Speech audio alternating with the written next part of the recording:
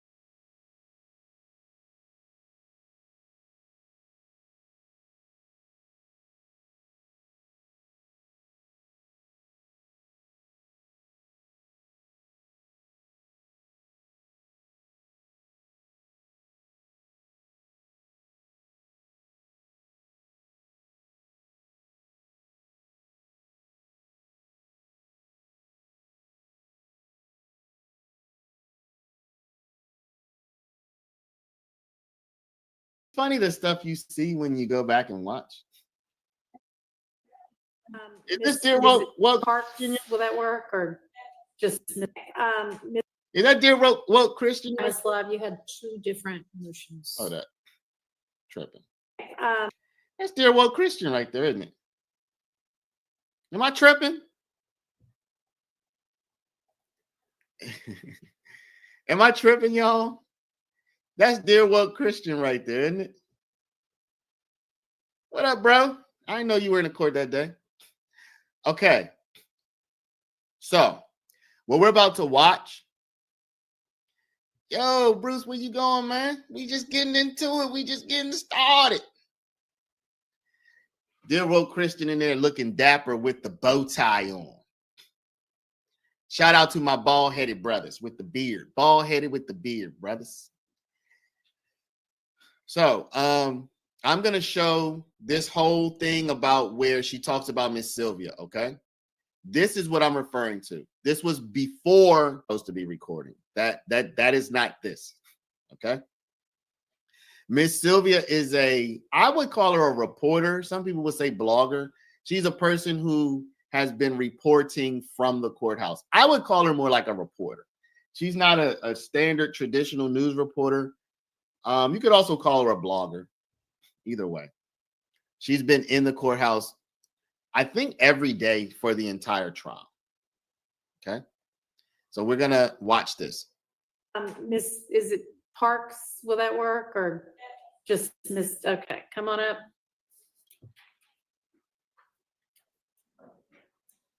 Oh, he's getting approved. All right, so I know that you have been live streaming pretty much this entire trial, and I'm sure probably the pretrial proceedings as well. And it came to both the court's attention and defense counsel's attention recently that you had been on your, what do you call those things that you do? It's not a podcast, or is it? Do you still call it that? It is a podcast, Okay. but it's A video podcast. Video Okay. podcast. Anyway, we'll call it a podcast. That you had been, and I know that you say in your letter that you didn't reveal any personal identifying information. And I think that you did not reveal enough to actually identify any of the jurors, but you were referring to where different people sat and their race and gender. And that is personally identifying information. And then you were giving them derogatory names. And you say in the letter that you provided to me this morning that you have always operated with great integrity, that the content you share represents factual reporting, and that you do your reporting with these are all quotes from your letter, the utmost respect and integrity for all involved. Do you believe that any of those three statements that you made to me this morning is actually true about the names you were given those jurors? I just want to give you the names or movies that I like. And, SpongeBob is my daughter's favorite cartoon. Do you think that those showed respect and integrity to the jurors? Well, I didn't think it were bad names at all. Glasses, nose. No, I didn't think it was bad names. I showed all the names. The utmost respect and integrity? Y'all, let's be respectful of Miss Sylvia. I'm not showing this. I am not showing this to throw shade at Miss Sylvia, y'all. Okay, so please do not say anything disrespectful about Miss Sylvia. If you don't like her, you can certainly, if you want to criticize her, fine, but let's not use any expletives about Miss Sylvia. I'm showing this more to investigate the deputy situation and show the context for talking about the deputy. I am not showing this as any shade toward Miss Sylvia. She's been nothing but nice and cordial to me. I know some of y'all have complaints. If you want to criticism, as long as it's respectful, y'all can criticize me respectfully if you like, but let's not do any expletives and personal attacks that's outside of legitimate criticism, please, people. All right, come on, Mikey B, please. I'm asking you and everybody to, if you have criticism, let it be legitimate and no name calling, please. You know what I'm saying? Or we could just go ahead and get rid of you. You know what I mean? So I'm showing this to help us understand the deputy situation that somebody's talking about from this morning. If you have a problem with Miss Sylvia, you want to say it, I'm not going to stop you from saying it, but we're not going to be calling their names. We're not going to be using racial or other types of calling people expletives. That's just not called for, okay? I think it's depend on the individual. Well, to me, I felt it was utmost respect. Well, I do not feel that. That seems like the kind of thing that a kind of mean person does on the playground in grade school. You think so? I do. I don't think that shows the least bit of respect or integrity to the jurors or to the court system.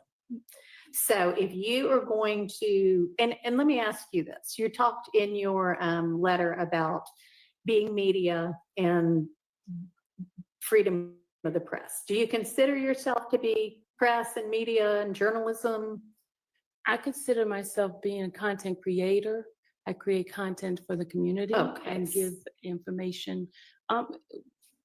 As far as journalism, I didn't go to school. I've taken some classes and things like that.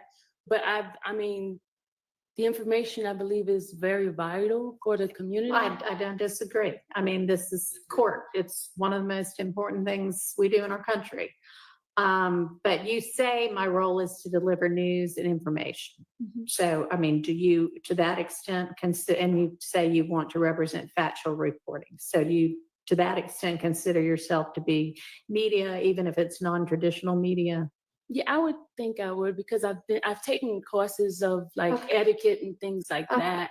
But as far as and then and the other thing too with my channel, it's more like some sort of like easygoing, friendly type of thing where people don't feel like it's just. I'd love for you to keep it friendly. Okay, that would be great. Okay, and I will never use the names anymore if it offend anybody, because that was never my intention to offend anyone. Okay, I was just using names of movies that I like, Twister, SpongeBob, well, Ghost, things like that. I mean, I realize that if you're trying to create content that fills, the entirety of every day, that sometimes you probably have to reach out somewhere to whatever pops in your mind at the time. But I would ask that before you do that, that you actually do keep in mind that this is a court proceeding. And I know a whole lot of people watching this is entertainment, but this is not entertainment for any of the people involved here. This is very serious. And it does a disservice, I think, to everybody when the coverage is flippant in the way that I think that was, okay? And I know you've got every right to do that if you want to. I would just prefer that you not. I won't. And I am gonna give you this, it's a code of ethics that the Society of Professional Journalists follows as a guideline. Okay. And I mean, you're not required to abide by it. It's not the law. But it might be helpful for you to take a look at it and just, use it as a guideline. I definitely will. Okay, so if you. Y'all, jury has a question apparently, but court has not come back on. Per Law and Crime, as you can see, we still have the same countdown. So if and when they do turn the cameras on, I will certainly pop to that. But there's nothing popping right now with the jury question. And just repeating, y'all, I'm showing this not as any shade to Miss Sylvia, okay? Again, somebody mentioned this morning that there's a deputy who is going to be arrested. So we're kind of going back and reviewing, because at some point, hopefully on this clip, we're going to see Judge Whitaker talk about the deputy was the one who brought this entire thing to her attention. So that's really the reason I'm playing this clip, so we can get the whole context of what happened and also see Judge Whitaker say it wasn't a juror who brought this up, it was a deputy. So that's why we're playing this. But again, any criticism of anybody is fine with me. People have criticized me. They tell me I talk too much, blah, blah, blah. As long as it's respectful. And once you said it, you know what I'm saying? Once it's out there, we also don't want to make the stream all about criticizing people. But I just want to make it clear that the reason I'm playing this is so we can get the context for the deputy comment. Try to be respectful and treat this with integrity, then you may come back in and continue to live stream.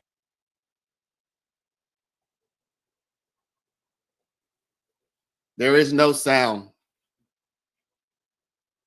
There is no sound, people.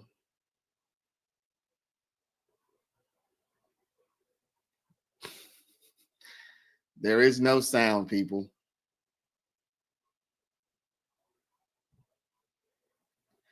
What the heck, man? Let me check some other channels.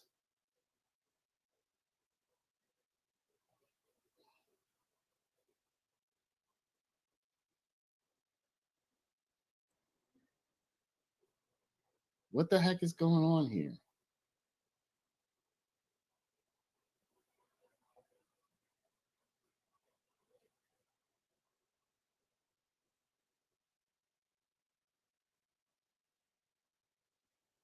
That's the appropriate response. Yes.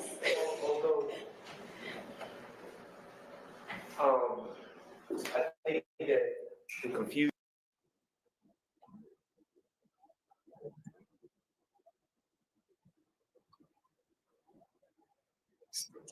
See, we needed Miss Sylvia, people. Correct response is,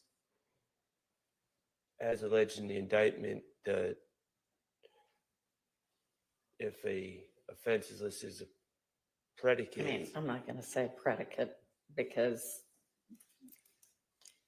maybe just say like if it's dependent upon or something like that. right? Yeah. They would have to prove out every element alleged in the count, including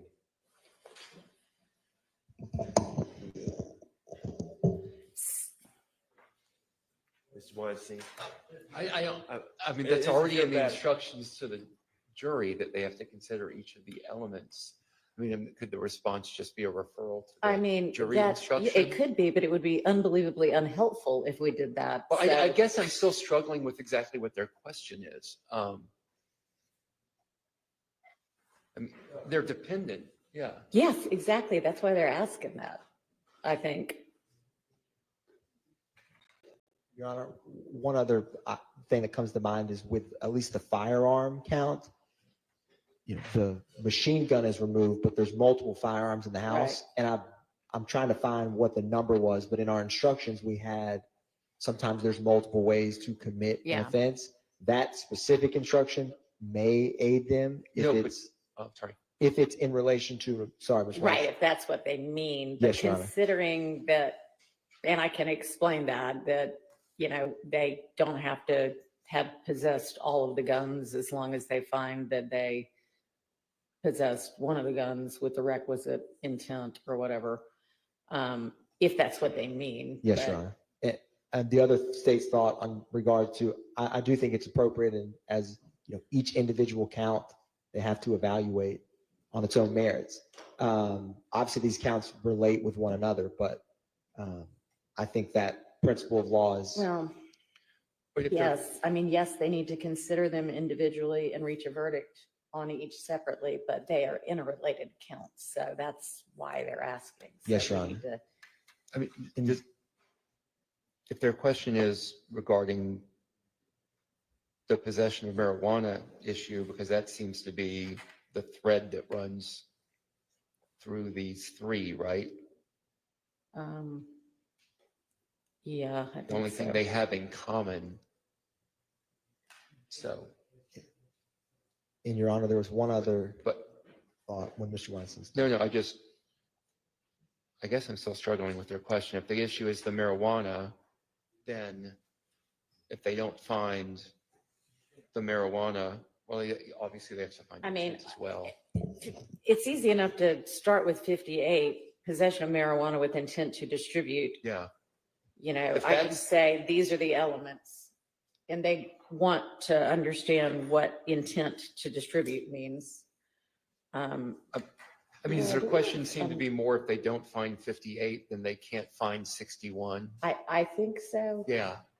And I think that would be maybe what they're looking at. Yeah. And then obviously 57, they have kind of two options there, as I see it. All right, I'm gonna. Yes, So they make it smoother in terms of the surveillance video. yeah, For the barbershop footage, there is 5 videos and really 4 angles. uh-huh, One of them captures the shooting, one of them captures inside the barbershop, and then 2 of them capture the street in front of McDaniel Street itself, but doesn't capture the shooting, and one kind of faces the Texaco.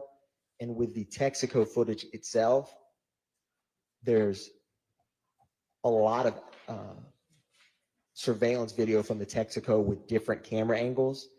I believe there's as many as 7 or more. So I have an idea in my mind. I don't want to assume which specific portions they want to watch. But for example, some of the vehicles at issue, like when they arrive, some arrive as early as 8:40 or 6:41. mm-hmm, And then they leave at 7:20 p.m. right. And so I'm working on, there's different softwares that play those, but the state's getting in a posture to be able to play those surveillance videos. But if we have clarity, at least with the Texaco, it can be a little cumbersome to pull up the different cameras on the fly. So I just wanted to, if there's any more clarity on what specifically with the Texaco, because it captures almost 2 hours worth of footage, some of which is irrelevant for purposes of you don't see any suspects. Well, I'm or sure that they don't want to see a part that they never saw to begin with. Yes, Your Honor, I agree, but there's also, there's a portion where there's many different portions that could be relevant. Like there's a portion where Mr. Kendrick walks in the store. There's a portion where different vehicles leave or arrive that captures 50 minutes worth of footage. And so there may be very specific events, so to speak, or times of that they want to watch. But I just wanted to highlight that for the court.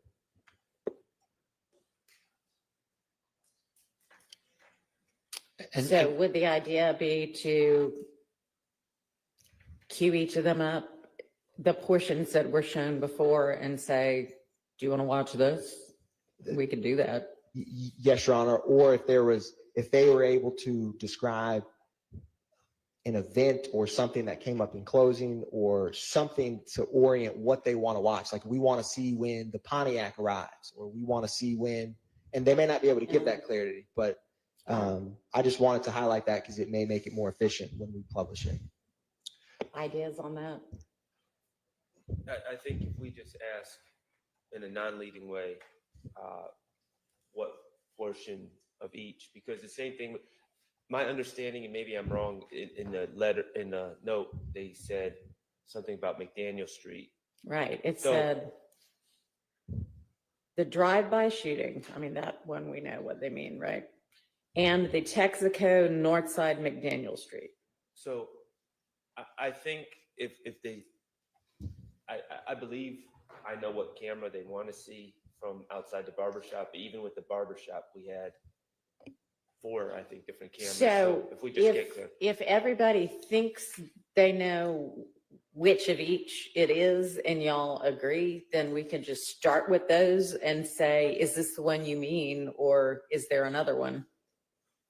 With the Texaco, though, I'm not sure which one they mean because there's so many different cameras at the Texaco. With the McDaniel Street barbershop, I'm pretty Well, I confident. don't think it's the one from inside the barbershop. No, That but one there's wouldn't be 2 helpful. outside the barbershop. Yeah. So, but I think it's probably the one that shows the actual shooting. I'm guessing. Well, we can start with that one. Yeah. And then say, is that the one? There's another one. Would you like to see that one too? And they probably will say yes, honestly, but. That's fine with that, with the Yeah. barbershop, but with the Texaco, Right. there's so many options. I think we have to ask them what they specifically want to see. I mean, do y'all want to put a description of each of them together and we can send it out and say, circle the one or ones you want to see? I mean, I don't know how else to. yeah, I get, because there's kind of an I inside mean, Texaco and an describe outside what you want to Texaco. see seems. Yeah.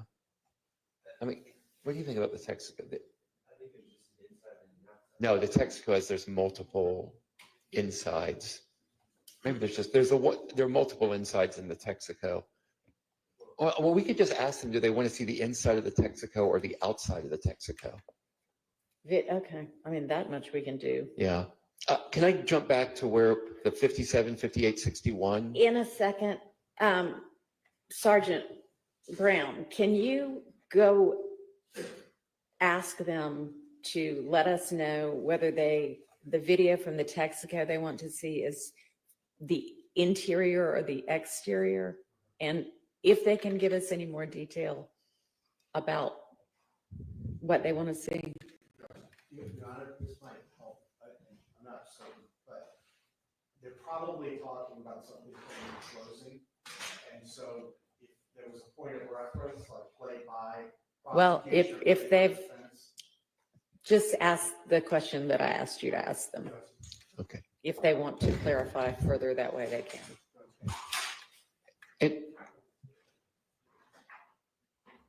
Okay. Don't want us talking while I the jury understand. door is open. Okay.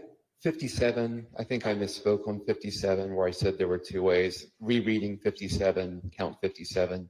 It looks like without the possession of the marijuana, they can't do 57, 58, or 61. So that may be what they're referring to. Because of the possession of a firearm during commission of a felony in 57, requires 58 and 61, which is the marijuana again. So that may be what they're talking about with 57, 58, and 61. Is the possession of marijuana with intent to distribute. Because wasn't there also a question regarding intent that came to us? Yeah, they originally said, well, no, I'm sorry. On their second one, they said, please clarify the wording intent to distribute and underline the word intent. So I'm looking for where I explained intent to distribute and intent right now, and we'll see.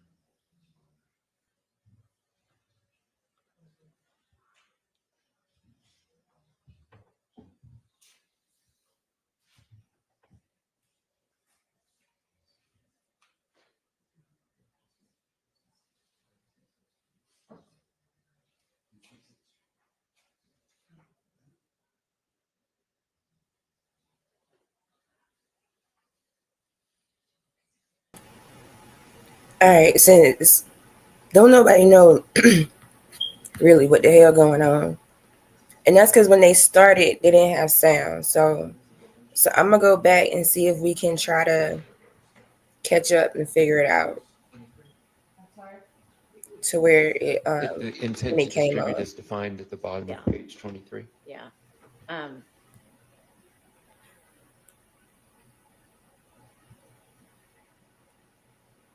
All right, so this is when it came on. Paige is clearly talking. She's probably telling the question right now, but we just can't hear it, which is lame.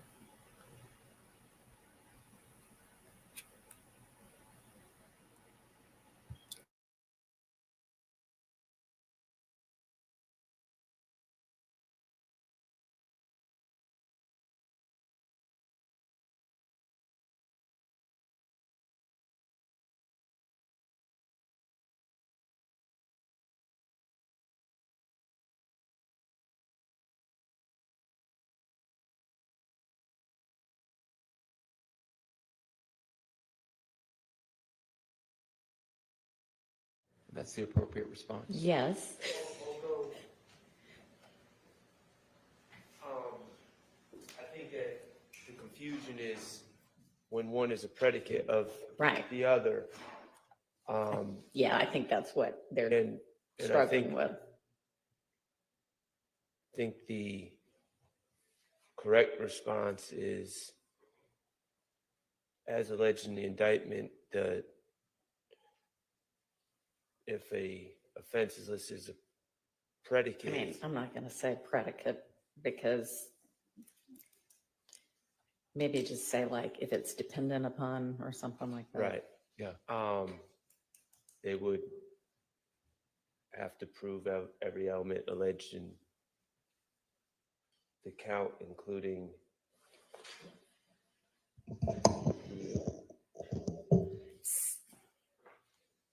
Mr. Weinstein. I mean, It that's is already your in the bad. instructions to the jury that they have to consider each of the elements. I mean, could the response just be a referral to the I mean, jury that instruction? it could be, but it would be unbelievably unhelpful if we did that. Well, So- I guess I'm still struggling with exactly what their question is. I mean, they're dependent. Yeah. Yes, exactly. That's why they're asking that, I think. Your Honor, one other thing that comes to mind is with at least the firearm count, you know, the machine gun is removed, but there's multiple firearms in the house. Right. And I'm trying to find what the number was, but in our instructions, we had, sometimes there's multiple ways to commit an Yeah. offense. That specific instruction may aid them if No, but- it's, Oh, sorry. if it's in relation to, sorry, Ms. Right, Weiss. if that's what they mean. But Yes, Your Honor. considering that, and I can explain that, you know, they don't have to have possessed all of the guns as long as they find that they possessed one of the guns with the requisite intent or whatever, if that's what they mean. Yes, But- Your Honor. And the other state's thought on regard to, I do think it's appropriate, and as you know, each individual count, they have to evaluate on its own merits. Obviously, these counts relate with one another, but I think that principle of law is. Well, But if they're- yes, I mean, yes, they need to consider them individually and reach a verdict on each separately, but they are interrelated counts. So that's why they're asking. So Yes, Your we need to- I mean, if their question is regarding the possession of marijuana issue, because that seems to be the thread that runs through these three, right? Yeah, I The only think thing so. they have in common. So, In Your Honor, there was one other but thought when Mr. Weinstein. no, I guess I'm still struggling with their question. If the issue is the marijuana, then if they don't find the marijuana, well, obviously they have to find I mean, intent as well. It's easy enough. They're probably talking about something from closing. 861. In a second, Sergeant Brown, can you go ask them to let us know whether they the video from the Texaco they want to see is the interior or the exterior? And if they can give us any more detail about what they want to see. Your Honor, this might help. I'm not certain, but they're probably talking about something from closing. And so if there was a point of reference, like play by. Well, if they've Cavell, do you just ask the question that I asked you to ask. you understand it Okay. If they want to clarify further, that way they can. at this point? I don't. Okay. You don't want us talking while I the jury understand. door is open. Okay. 57, I think I misspoke on 57 where I said there were two ways. Rereading 57, count 57. It looks like without the possession of the marijuana,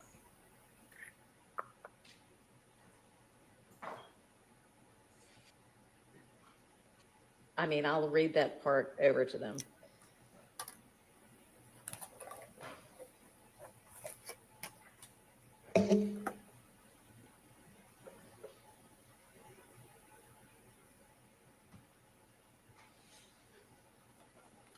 of course, I think that's another one of our circular definitions that ended up in here. Or recursive definitions. So on that, I would propose to say that for, which count is it? Is that count 58 for count?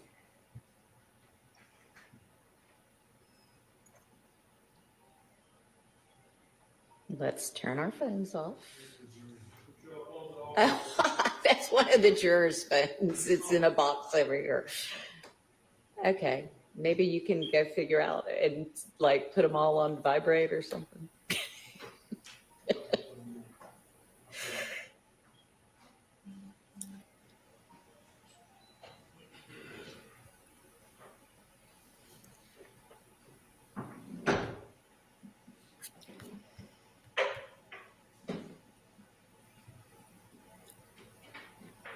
Right. This is too complicated. It's too complicated, which should have been expected with a trial so big. They should have never brought this case the way they brought it.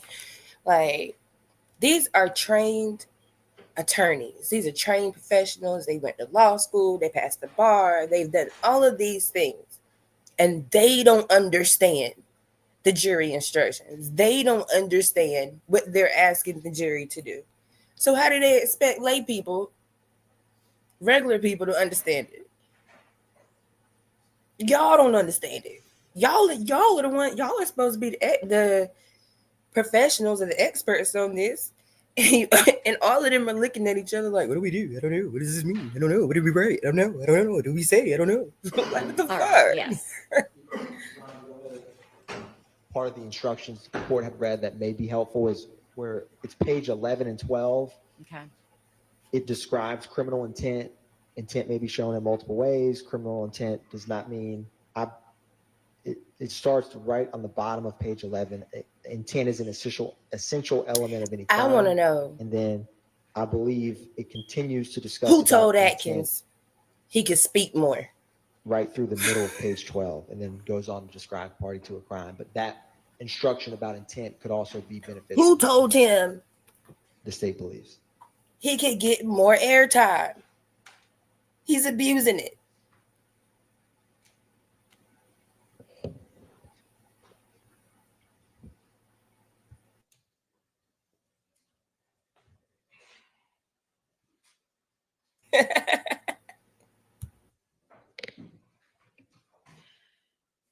I mean, the most helpful part of that is it means the intent to commit the act that is prohibited by a statute, which is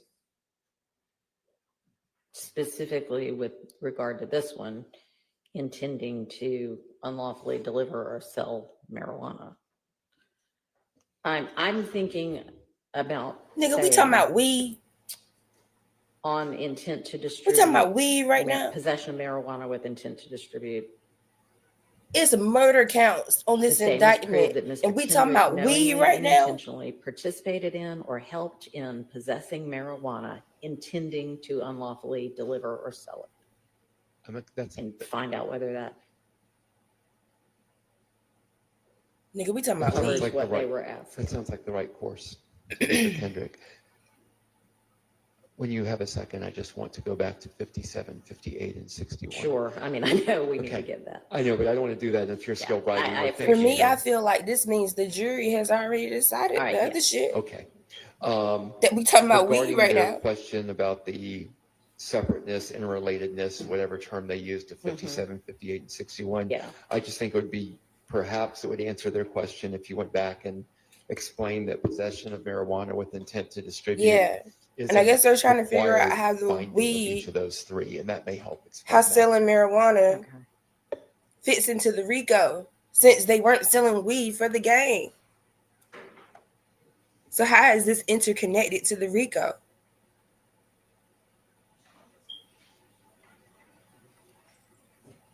And they have all these counts like interlocked and stuff. And so, yeah, the jury's fucking confused. Your Honor, with the court's permission. when the Oh, jury here is she allowed to go. have a question. Oh, Hang on. we thought we was gonna be safe.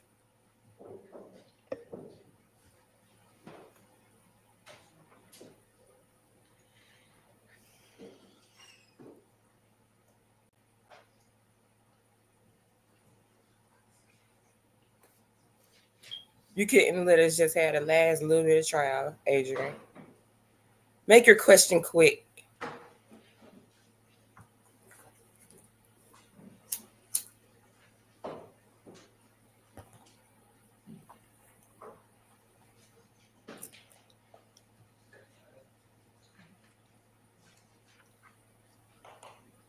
All right. Yes, ma'am. The court may have already answered this question, but I don't know whether what Mr. Atkins just referred the court to was the part about intent may be inferred from the proven circumstances or by acts and conduct. Did the court respond to that? I'm not planning to read all of that unless when I read the first part and ask them if it covers what they were asking. If they say no, then I'll circle back and read that whole part.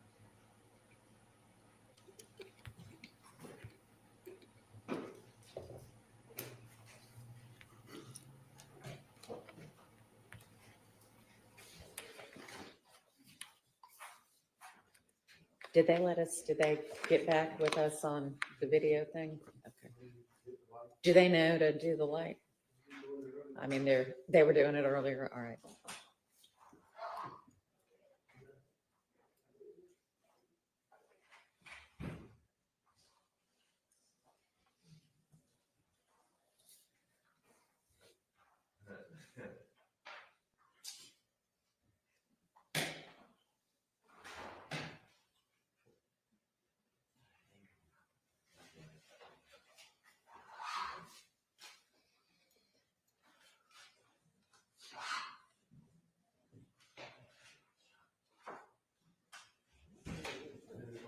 It didn't come on. That's not going to be very helpful.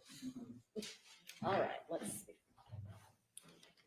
Please provide the videos of the following: the gas station when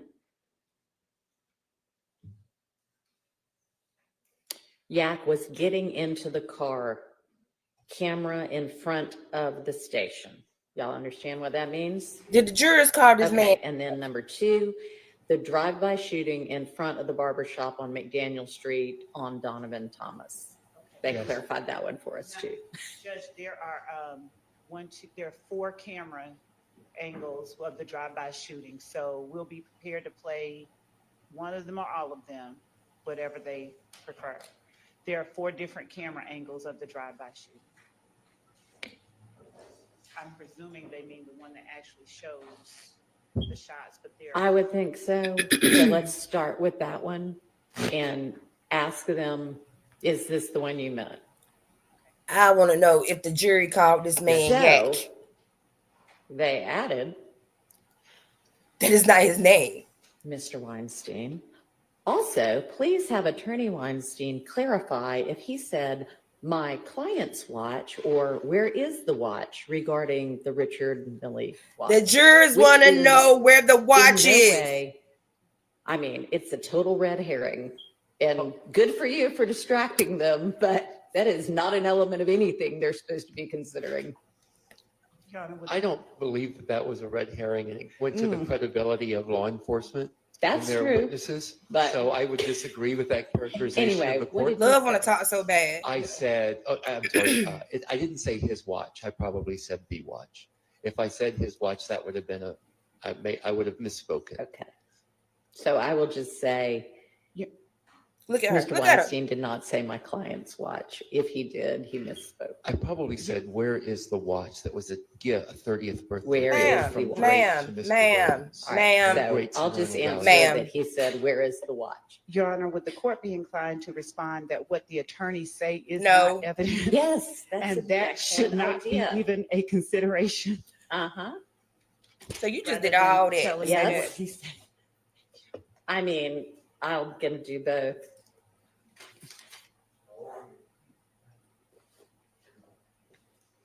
It was definitely the watch.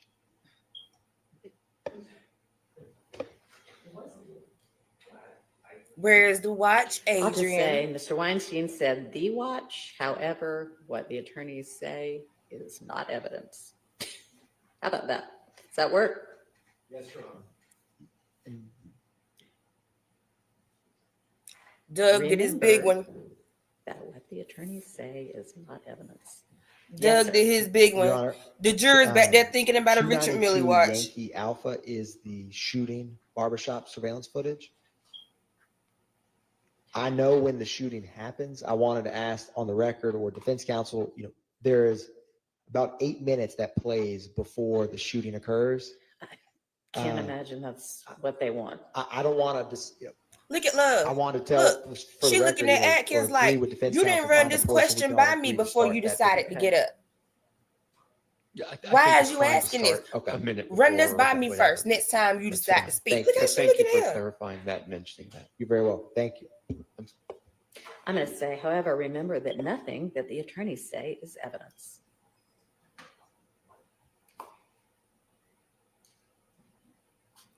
Whatever Atkins just said, Love wanted it played. She was gonna let them see all the videos. And Atkins just screwed it up for her.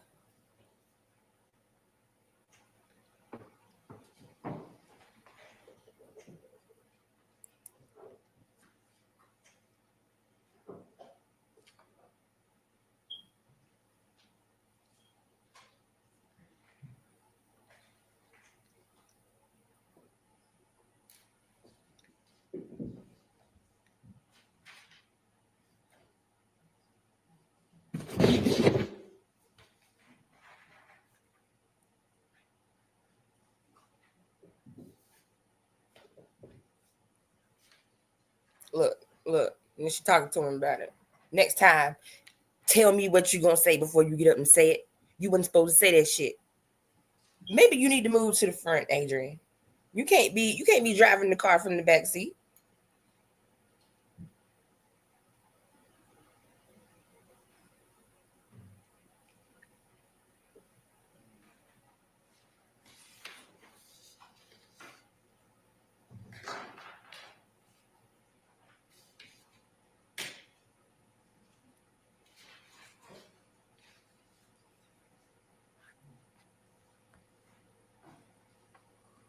Doug did his big one, y'all. Doug did his big one. The jury back there thinking about a Richard Millie watch.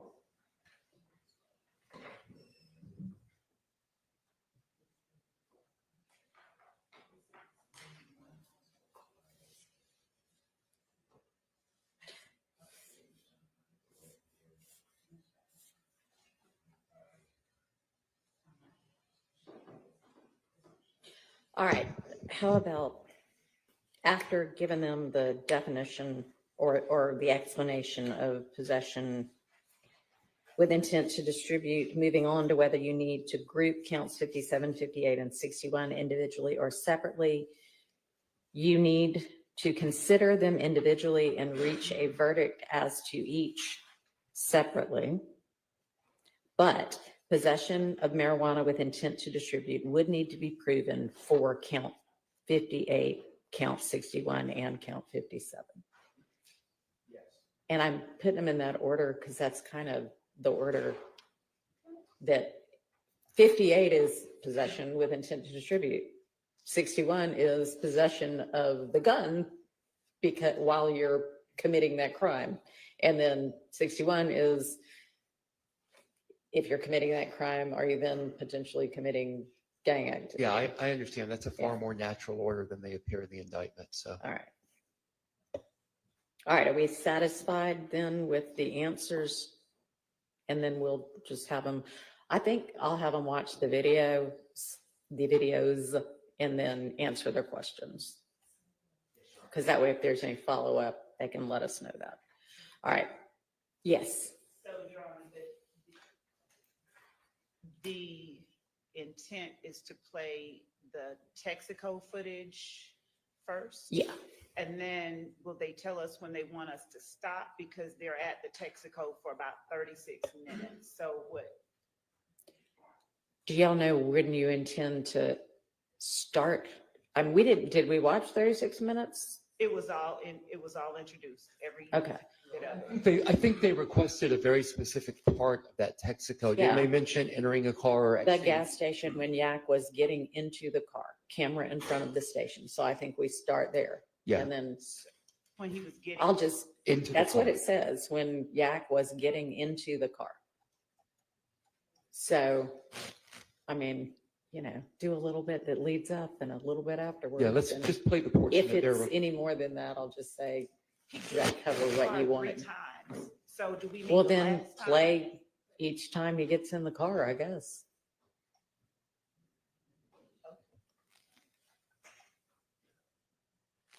Okay, so that's gonna be on camera 10, just for the record. Okay. And I'm gonna, if the court will give me 1 minute, I'm gonna Sure. pull it to the first part. All right.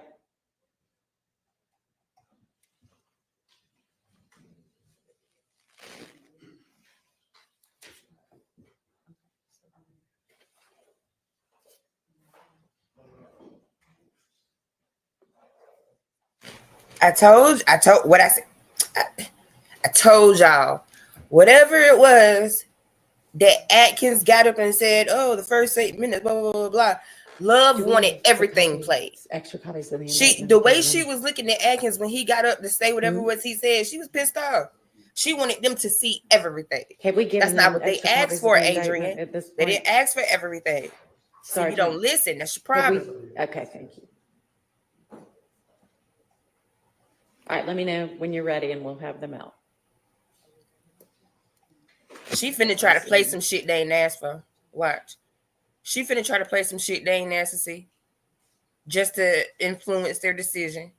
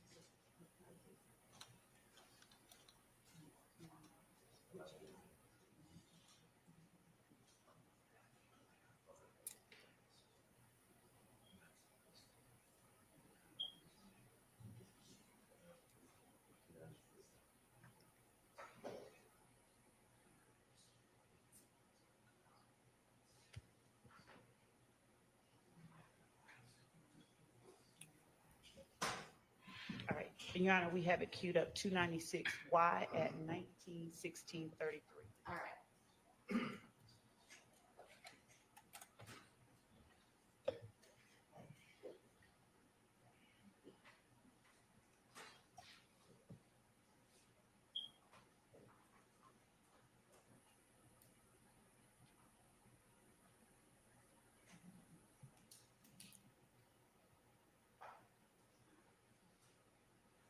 All right, let's get the jury in.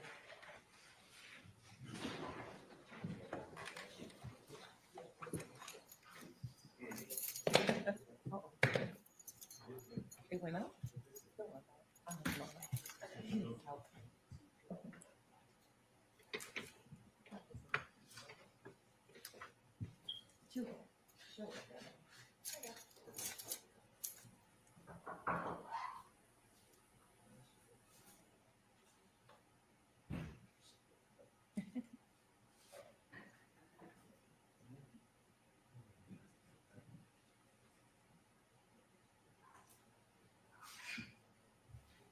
All rise for the jury.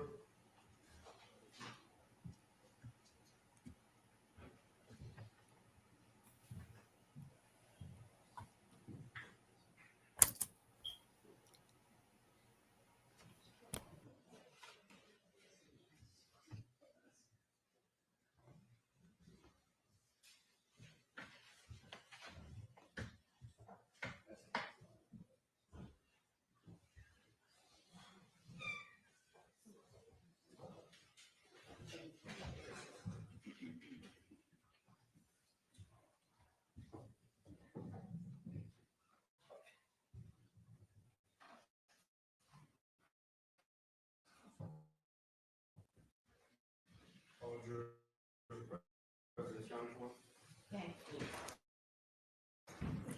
Good morning, ladies and gentlemen. Move on to answering the questions. All right, go ahead with the first one.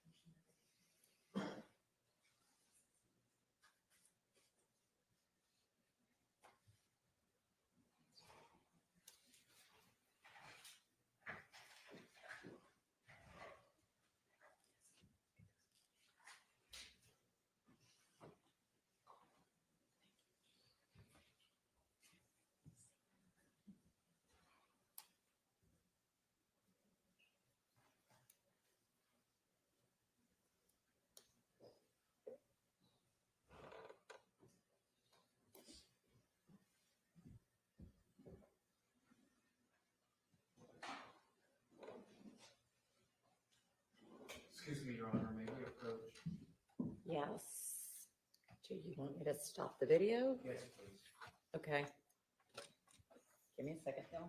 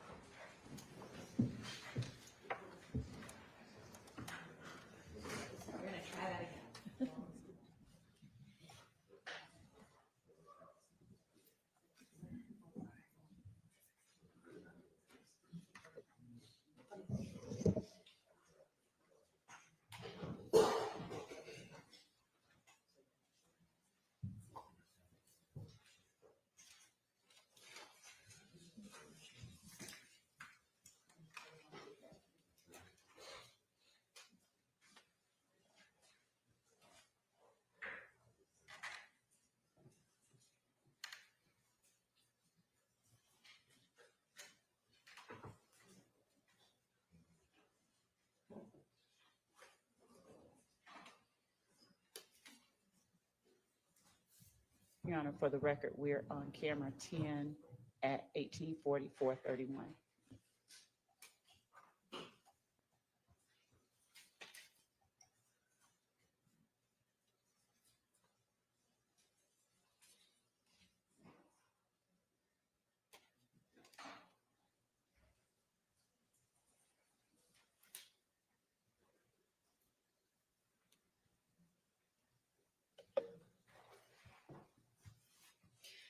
We're not sure exactly which getting into the car you meant, so we're just trying to show all of them for y'all, okay?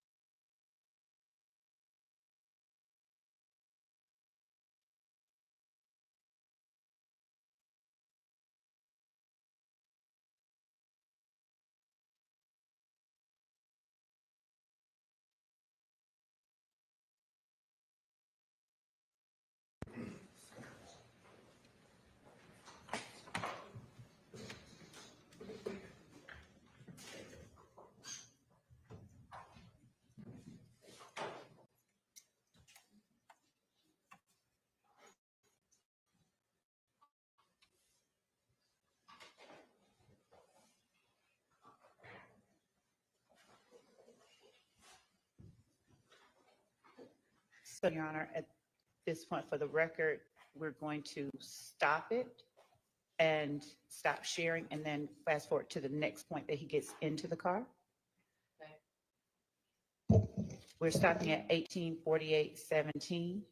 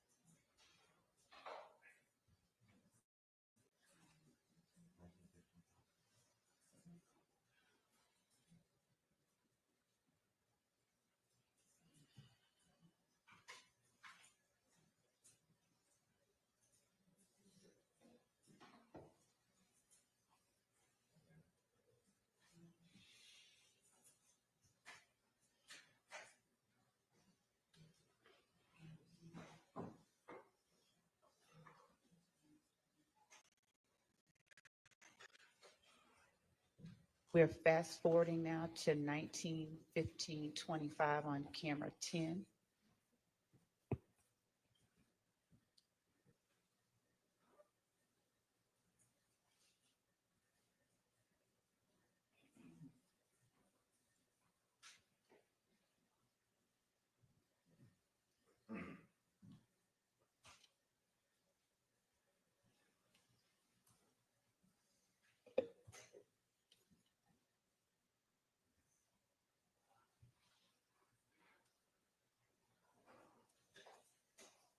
So that was the second time he got in the car. Now we're going to fast forward to the next time he gets in the car.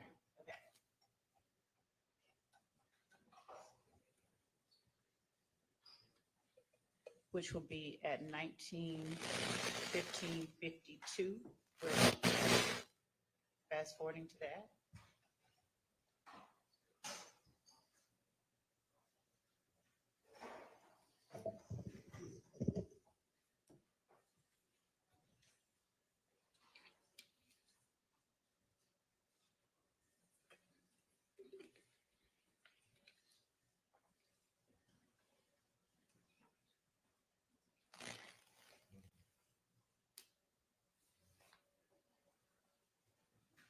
Reach a verdict as to each of them separately, but possession of marijuana with intent to distribute would need to be proven for count 58, count 61, and count 57. Does that cover what y'all wanted to? Okay. All right, then I will excuse y'all to continue deliberations. Thank you.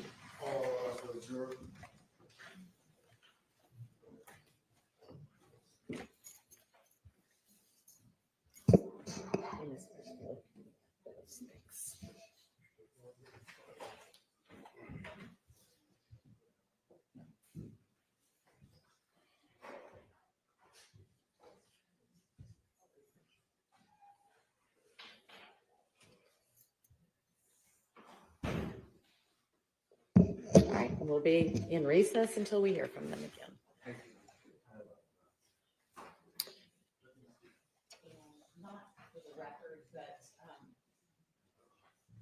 Would it work for, this is not for the record, I'm just asking you as the cameraman, would it work for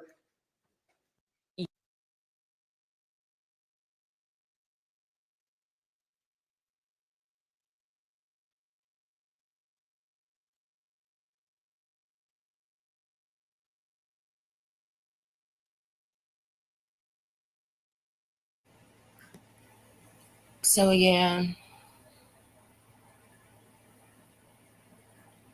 I don't know, y'all. I think they might come back today. So yeah, sorry, they might come back today just because they don't want to be worried about it over Thanksgiving. But I think if the jury sat with this over the holiday, it would definitely be a not guilty, because like I think Hilson pointed out, they would have time to talk to people over Thanksgiving dinner. You know, Cousins is going to be pulling up videos. I don't know, Thug might drop a song. Like, you know, they're going to start there. We already know that they're watching and they're looking at stuff they shouldn't be. But I think if they have the Thanksgiving holiday to ponder over this, it's going to be not guilty for, I don't know. I've always said I don't think Shannon's coming home. Like, I don't think Shannon's coming home at all. Shannon might not get the time that he's facing. But personally, I don't think Shannon's coming home. I mean, obviously, I don't know shit. I could be wrong, but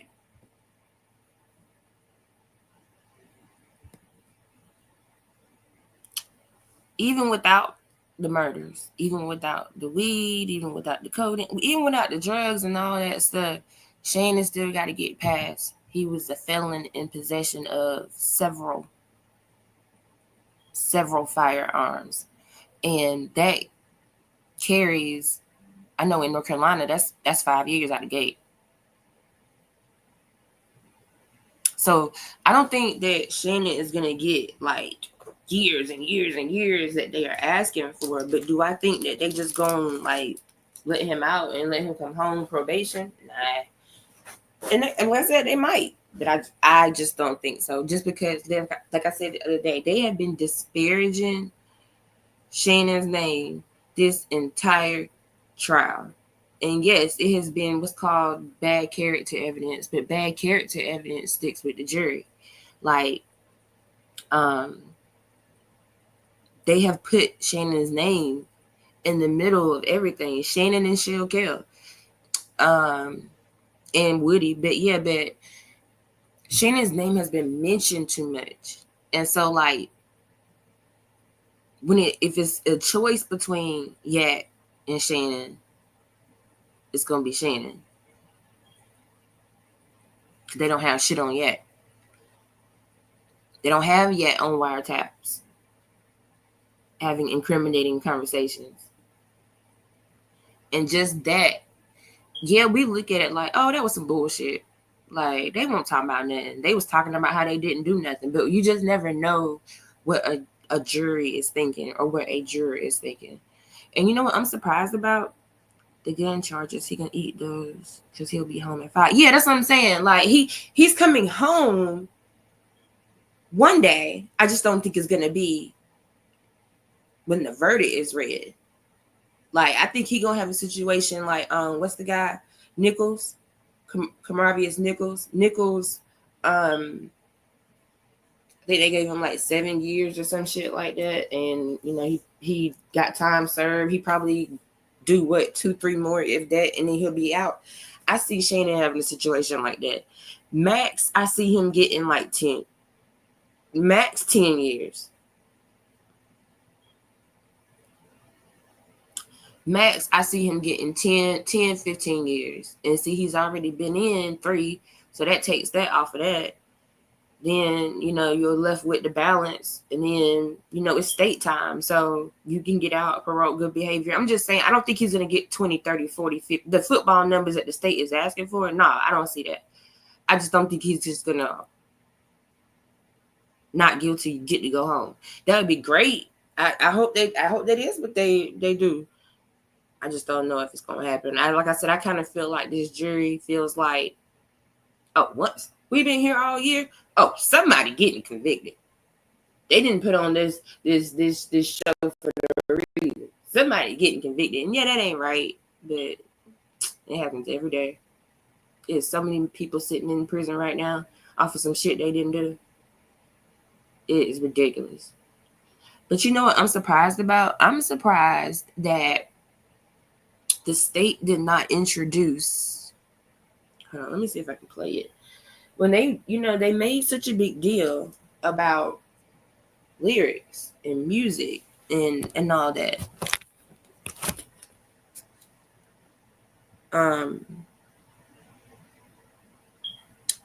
The lyrics were confessions, and a lot of the lyrics weren't confessions. They were just lyrics that sound bad. So when they were introducing the songs and stuff, I was just really surprised that they didn't play as evidence. I'm surprised they did not. In the shower, like how the fuck you growing up and baby say you child. I just put my young bitch up watching that she wild, style and profile, and you bitches can't devour. And I'm flip dollar smiling, we somewhere on the island. Driving, balls smell like powder. Fuck it, take it to trial. Take this shit to motherfucking trial. Take this shit to the motherfucking trial. Take this shit to motherfucking trial. Take this shit to motherfucking trial, yeah. Shine green, AP look like herpes on my wrist. Cook, I'm sure shop work you with that bitch. I don't know you, bitch. Don't try to tell me, tell my kids. Tell my kids. I ain't Say my baby mama tripping, she don't get it. I'm on a mission to get the millions. I'm on the grind, hey, no cap, no kisses. Go baby, go baby. My baby is dancing. My baby's getting it, y'all. Hey, hey, hey. Go just stick. Go just stick.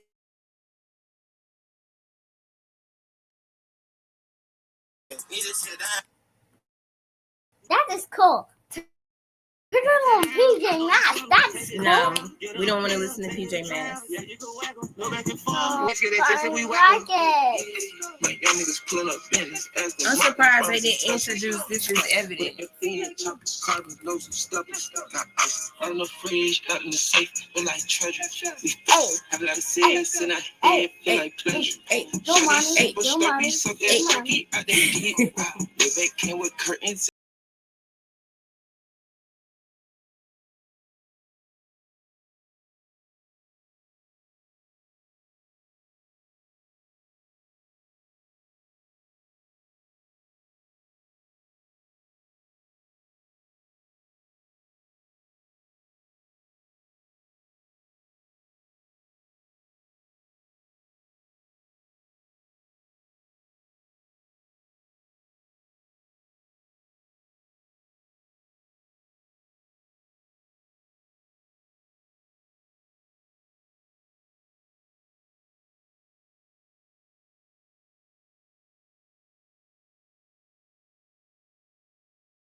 I'm surprised they didn't introduce that song as evidence.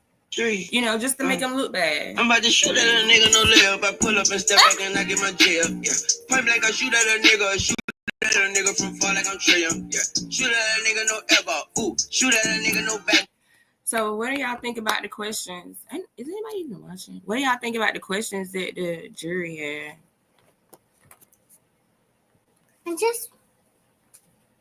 I'm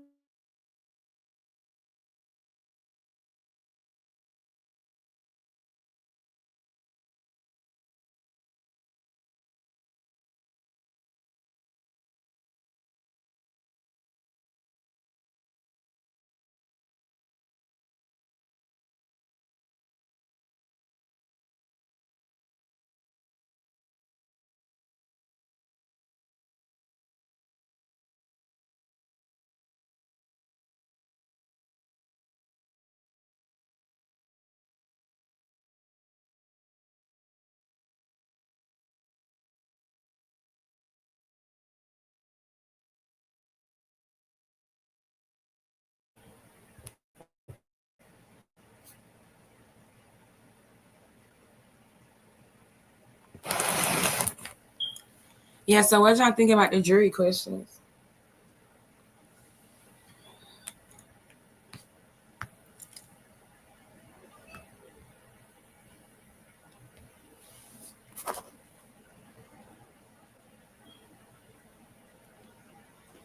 boy, I break a full court press up at half court.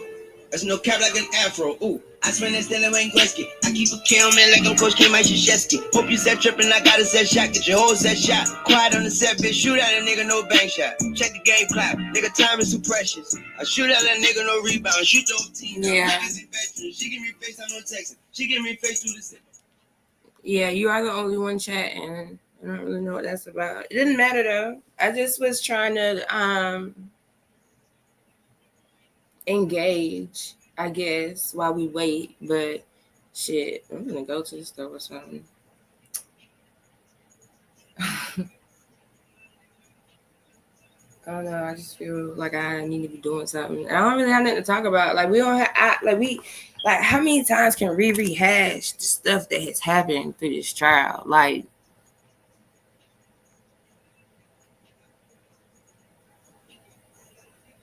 the trial being some bullshit from the beginning.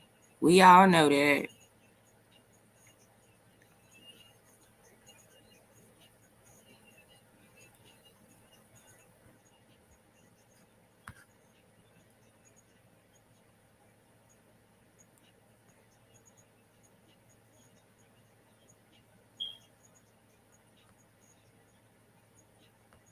So, I mean, we can if y'all want to. Like, if y'all want to talk about the stuff we've already talked about, we can do that. Y'all think Thug's watching?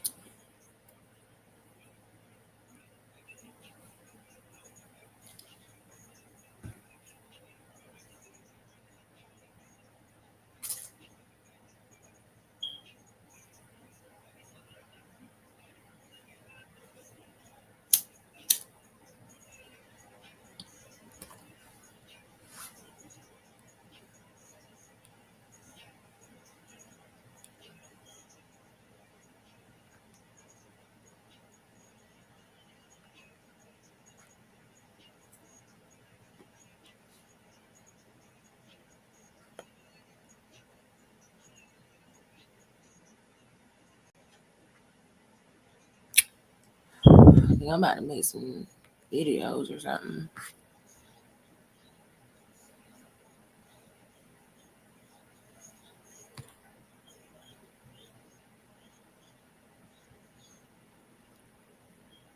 Oh, I did want to talk about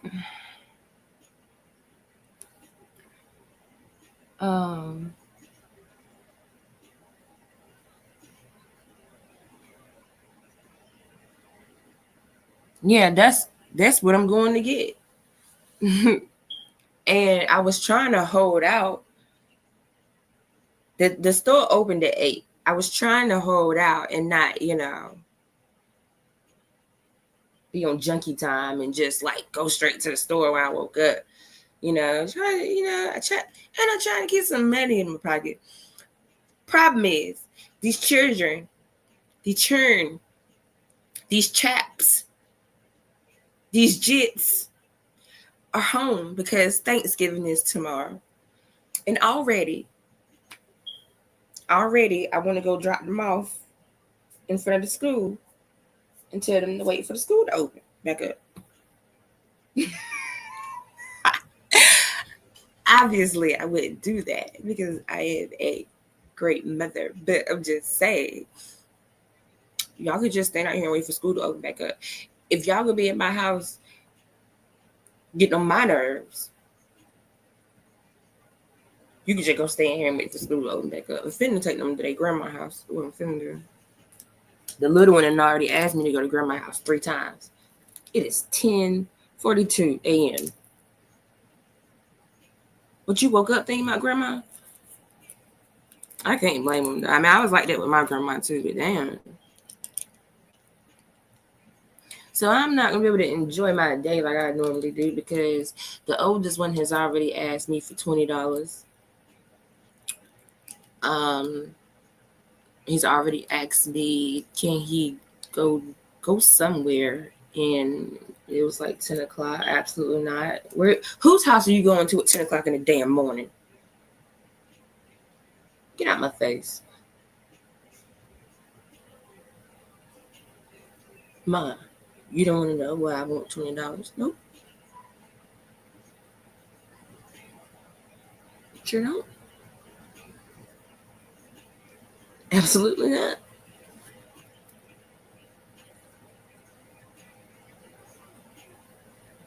So yeah, I need to calm my nerves.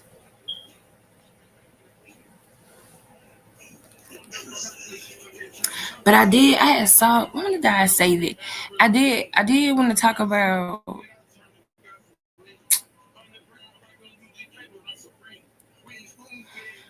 the Drake and Kendrick thing. I guess we could talk about it here because it's not a crime, it's a lawsuit. But still, I think that I think this whole lawsuit is giving sore loser. It's giving nobody's listening to my music anymore. So I'm going to sue the people that made people not listen to my music no more. Which is legal, I guess. It just comes off bad. It comes off as you can't take an L. In the hip hop world, Drake, you supposed to get your ass in that studio and you supposed to make some shit that make us forget everything Kendrick said about you. That's what you supposed to do. Personally, I think that because Drake was, to me, Drake was better when he first came out. Mixtape Drake. He need to go make a mixtape with Wayne, the GOAT, and come back better. But in this lawsuit stuff, and he doing all this light skin stuff that he doing, I ain't with all that. The best recourse, you should have gotten that studio and made some music that made us forget all about what Kendrick said about your ass.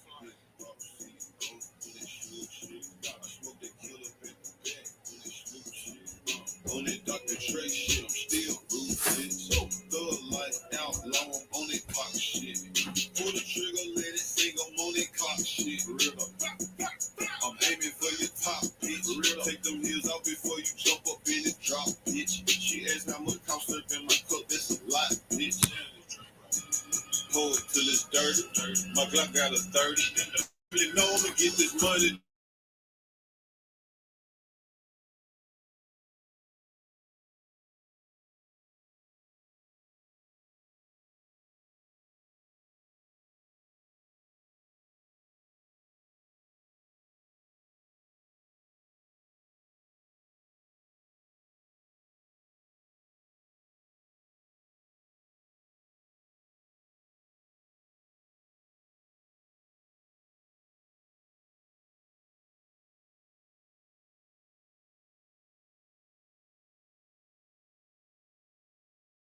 On that Snoop shit, strong. Still ruthless.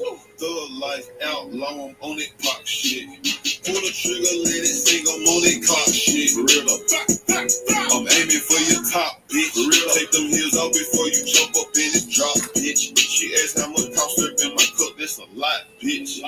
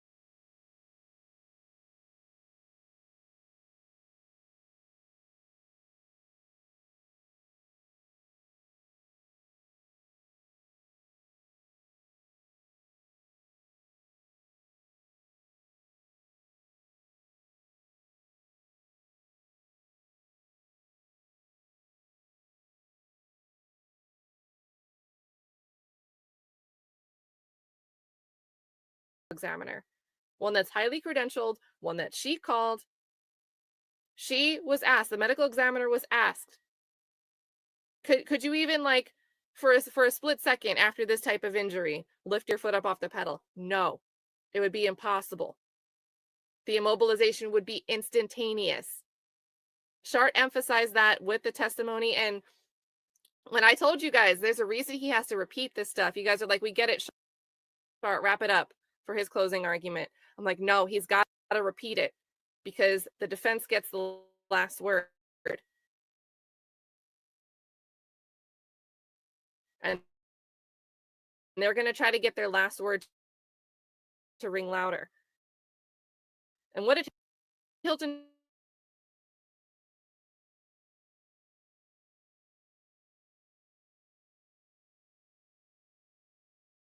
do? So it was a complete misrepresentation of key testimony. And it really pissed me off. And think about if that video wasn't there for us to see the brake lights.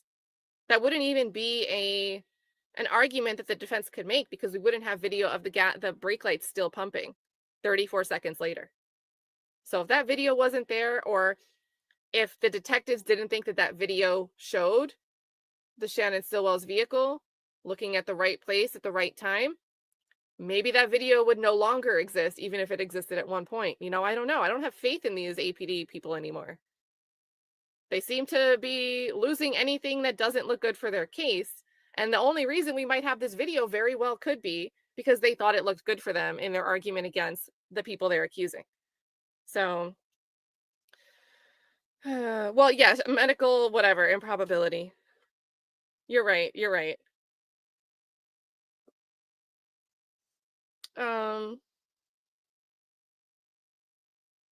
But yeah, so there were my rants. I just can't stand it. I just can't stand it. And yet they want to emphasize that, you know, with this watch thing, with the telling the jurors that he said the watch, not my client's watch. Oh, make sure to remind them that what the attorneys say isn't evidence. Well, yeah, you know, that goes for you too, state, probably to your dismay, but all right. We have the opportunity to emphasize it when they're thinking about Doug Weinstein. State's ready to make that reminder. Okay.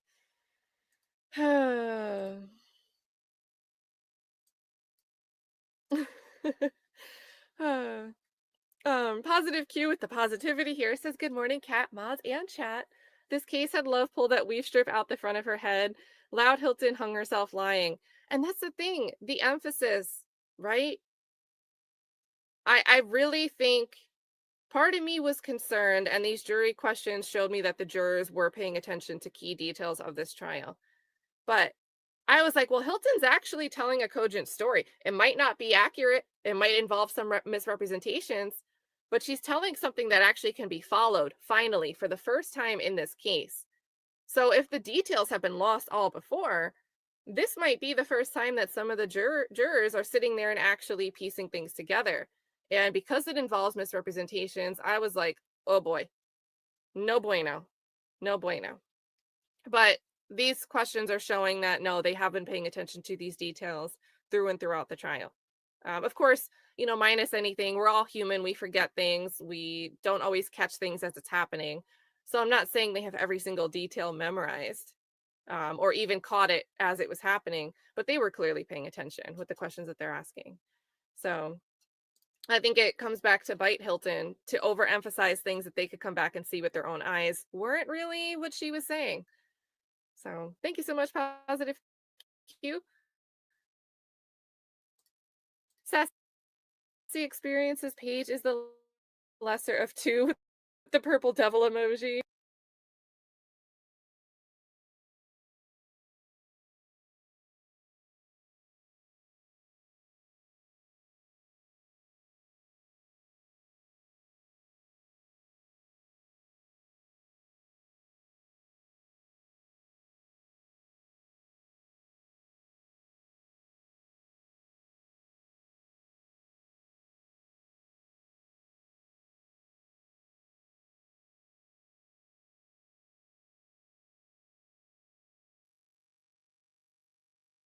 And as careful about what we play, what we ask them, any commentary.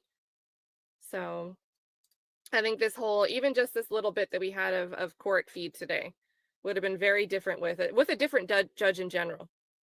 I think Whitaker is very careful not to say more than necessary. So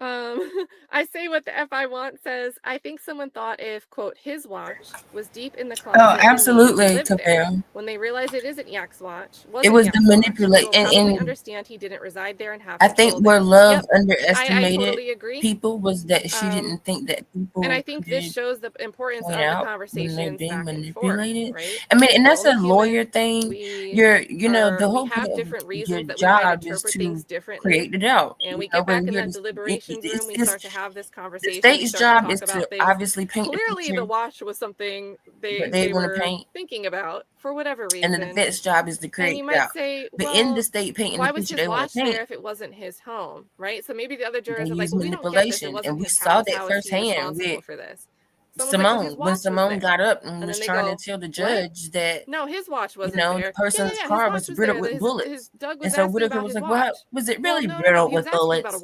Really? Well, just one judge. Okay, then shut up, girl. And they're like, no, why would he be asking about someone else's Like watch?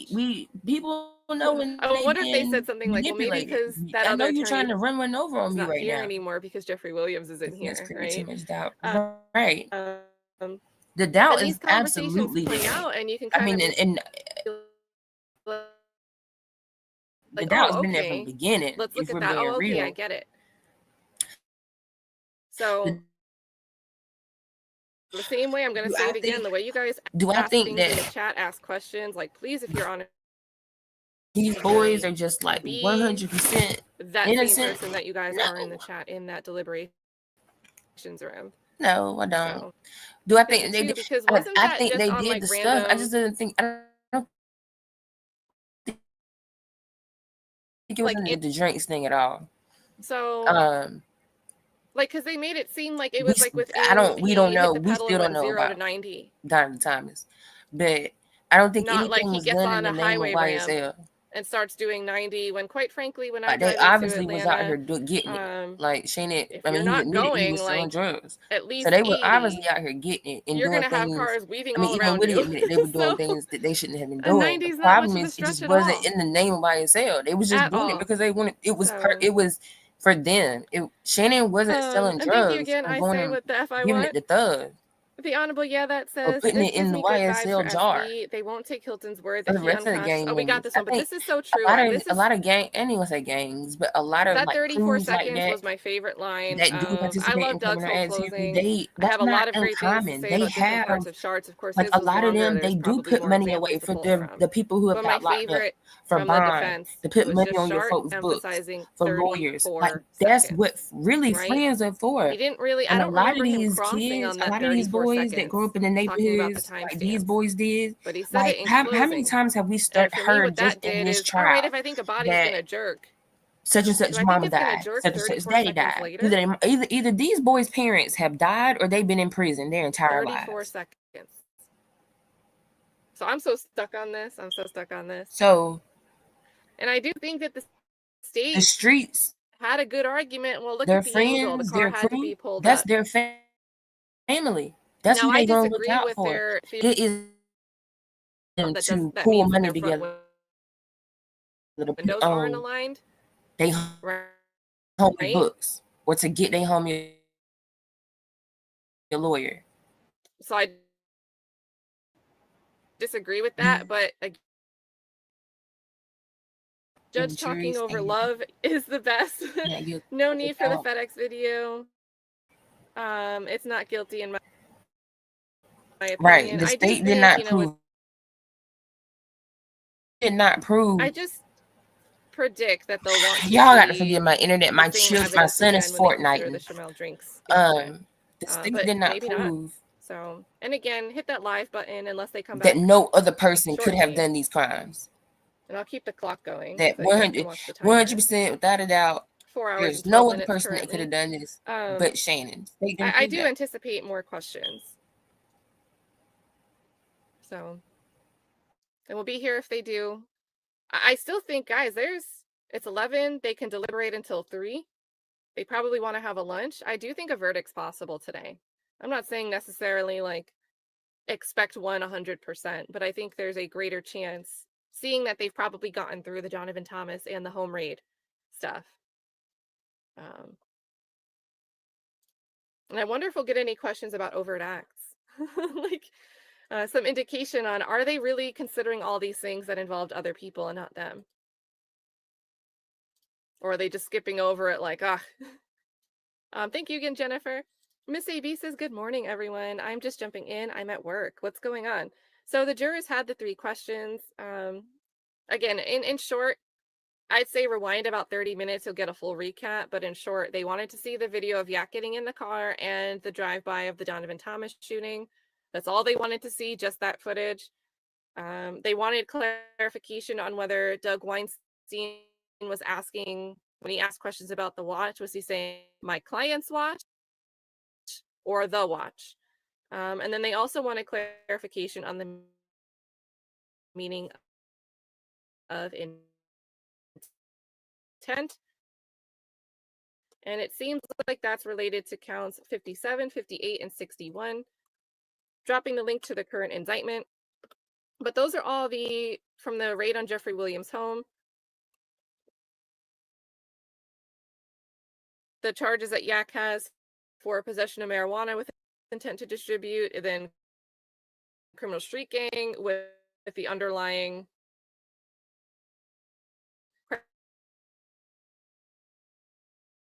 predicate. If they find not guilty on count 58 and then come back with guilty on 57 and 61, it would be inconsistent as a sheer matter of law. So, and don't, just to say, there are certainly times where jury verdicts come back and they end up saying, oh, not guilty on 58, but guilty on 57. Or 61. They had a gun, and they forget that they're supposed to also find the element of the possession with intent to distribute, which they just found not guilty on. There are times when verdicts are returned that are inconsistent. So it's not outside the realm of possibility. And that might be where you see, the JNOV, the judgment notwithstanding verdict. I always forget the acronyms. So that could be an instance where Judge Whitaker would, through a JNOV, like set aside the inconsistent guilties that are incompatible with something they found not guilty on. So, but good to see you, Miss AB. FFS says, I got sort of chewed out for putting my head down in court. I think Judge has sympathy for him with everything going on. I agree, especially, I know it's like Shannon Stillwell that's putting his head down to rest, but she's still heard, she's gotten wind because of Diamante Kendrick, waking you up at 2 a.m. to transport you, right? So she might just infer that same context to Shannon Stillwell and just be like, oh, jury's not here, it's okay, they've got to be here all day anyway. So, but this is true, like, even when the jury's not present, sometimes judges will be like, sit up straight in my courtroom. Don't yap your mouth, don't chew gum. So don't go into court trying to make a bad first impression. I would not advise that for anybody. Heather M says, thank you to Classy for his high opinion of you. Loved Classy. That's how I found you. Good to have you here, Heather. I appreciate you. Smart, entertaining, and with humor and snark. Second, was late and don't want to miss a thing.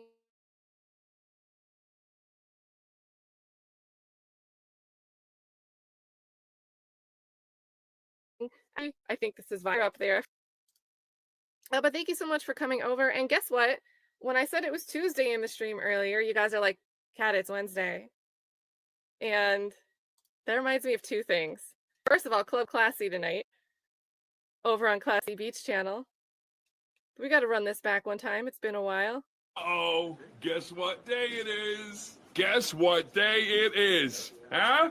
Anybody? Mike. So there we go. Good little Wednesday throwback there with the old Geico commercial. Thank you so much again, Heather M. Maybe see you over at Club Classy tonight. Ashley Linnell says, they stalked these guys for years and built a RICO to prove this unaliving. They will not believe them on Drinks or Detective V. And I really think Detective V is a problem. And I think her confidence is a problem. I think her confidence is exactly the mess that would say, like, hey, this video shows something else. And then when we start saying, no, it doesn't, because I've already determined what it says. Or I would represent that it's the same thing next time I fill out an affidavit for a search warrant. Just not good, Ashley. Keisha says, Kat's Hilton voice took me. Hilarious. Love it. I don't even remember it. Very different. I know her shore.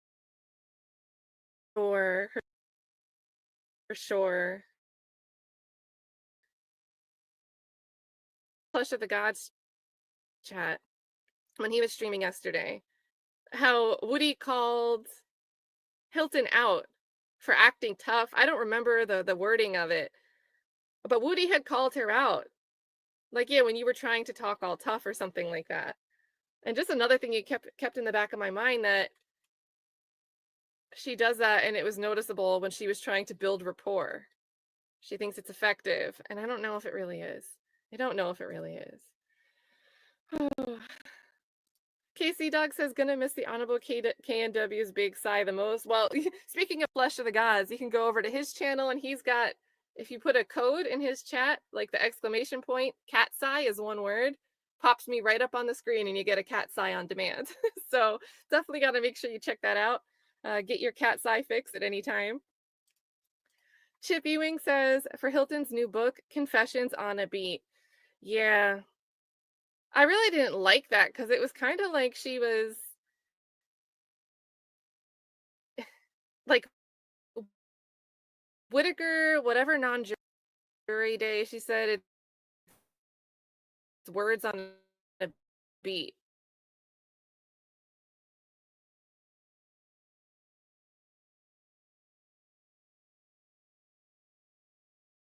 Hilton kind of embraced it.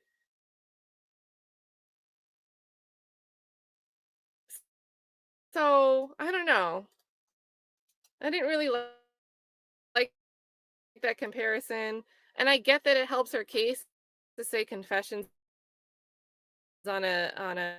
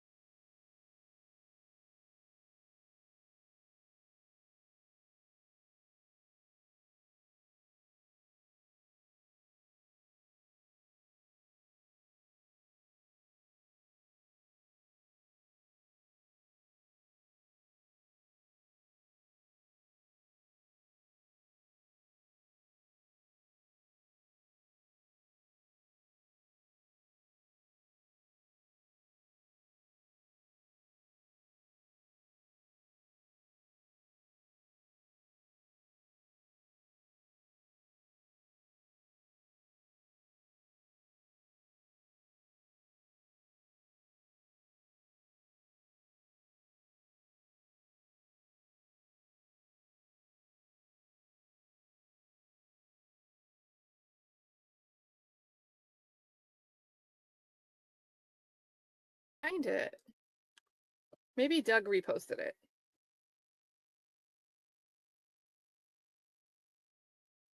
Aha. Okay, so Doug reposted one that crops bots out. Bots in a, there was like a more landscape shaped one where bots was visible over here. So bots is missing, but there's been these stills of this moment. And I think it's really important because everyone's just like, jury, this is on you now. But altogether, you've got two different co-defendants who in theory could go against each other, who could hate each other, who could be trying to throw each other under the bus. They're standing strong. So really important.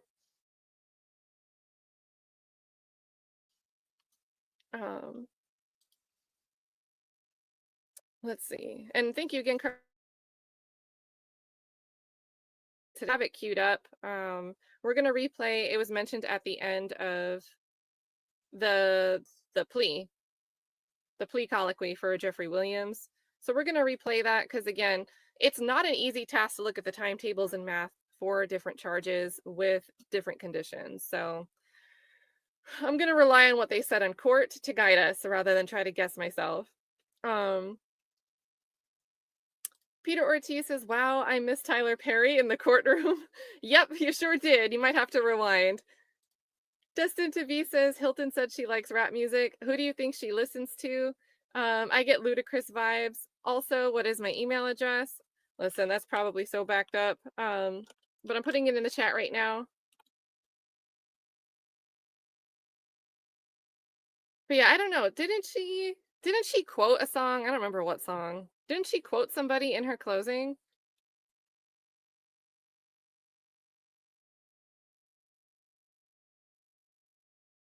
So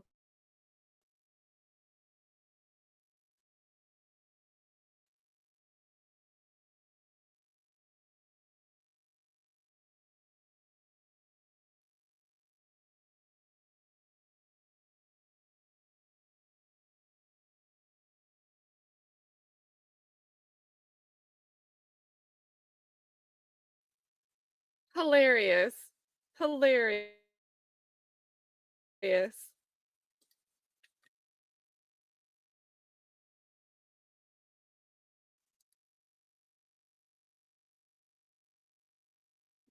Probably what got her amped up. One of my favorite days in this chat, you guys, was, what music do you think Atkins listens to on his way home from court?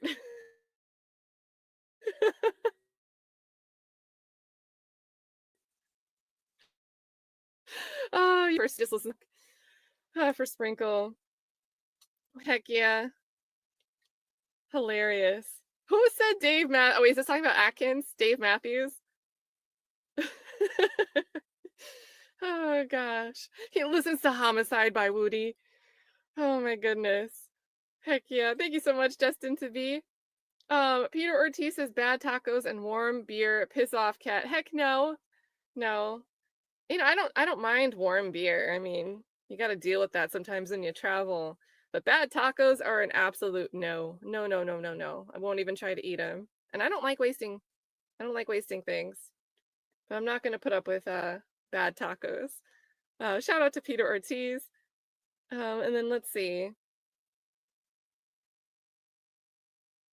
Let's get this timing up.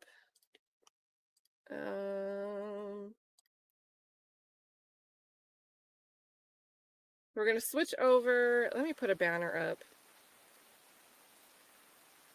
Rewatch and a plea colloquy.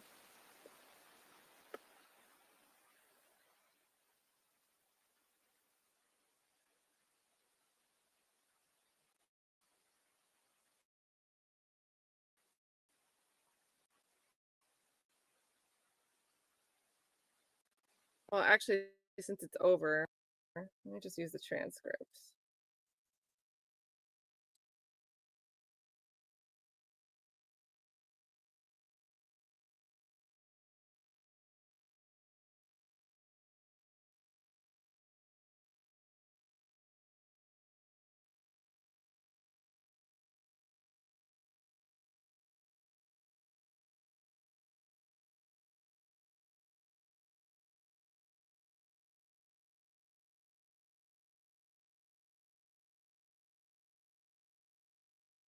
All right, so I think like from right around here, let's see.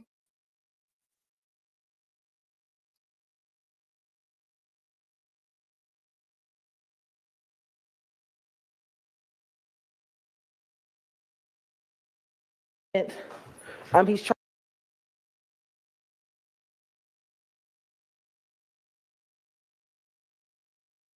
Oh, I guess, yeah, this must be one of those moments where the court mic just cuts in the middle of them speaking. So, but yeah, we're going to get a gauge on the time that Kendrick and Stillwell were facing and how that might have played into their plea negotiations. And remember, we did have a directed verdict on 3 counts, so that happened after this plea colloquy.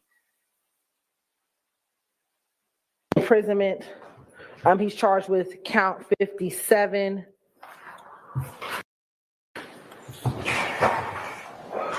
Which was participation in criminal street gang activity, which carries a sentence of 5 to 20 years. He was also charged with count 58, which is violation of the Georgia Controlled Substance Act. That is for the possession. Right, marijuana. Of marijuana, which carries a sentence of 1 to 10 years. As to count 59, I believe that's the possession of codeine with the intent to distribute, which is 1 to 5, which is 5 to 30 years, and count 59, which is the possession of cocaine, which is 60 is possession of cocaine. So 59 was the codeine, 60 is the possession of cocaine, which was 1 to 5 years. Possession of a firearm during the commission of a felony, which was count 61, which is 5 years to serve consecutive to any count indictment. Possession of a machine gun, which was count 62, which was 10 years to serve consecutive. And then he was charged with count 63, which is possession of a firearm by convicted felon pursuant to 1611-133. I know my math isn't the best, but that's life plus some years. The state's recommendation, Your Honor, was for Mr. Kendrick to plead to count 1, conspiracy to violate the Racketeer Influence and Corrupt Organizations Act, which was 20 to serve 15. Count 2, the murder reduced to voluntary manslaughter, 20 years to serve 15. 20 years to serve 15. And then to the gang count 57, also 20 years to serve 15, all to run concurrent, and the state was willing to null pros all the other counts in the indictment. All right, and Mr. Kendrick and the attorneys associated with you, I want to make sure that y'all know that unlike what happened with Mr. Williams,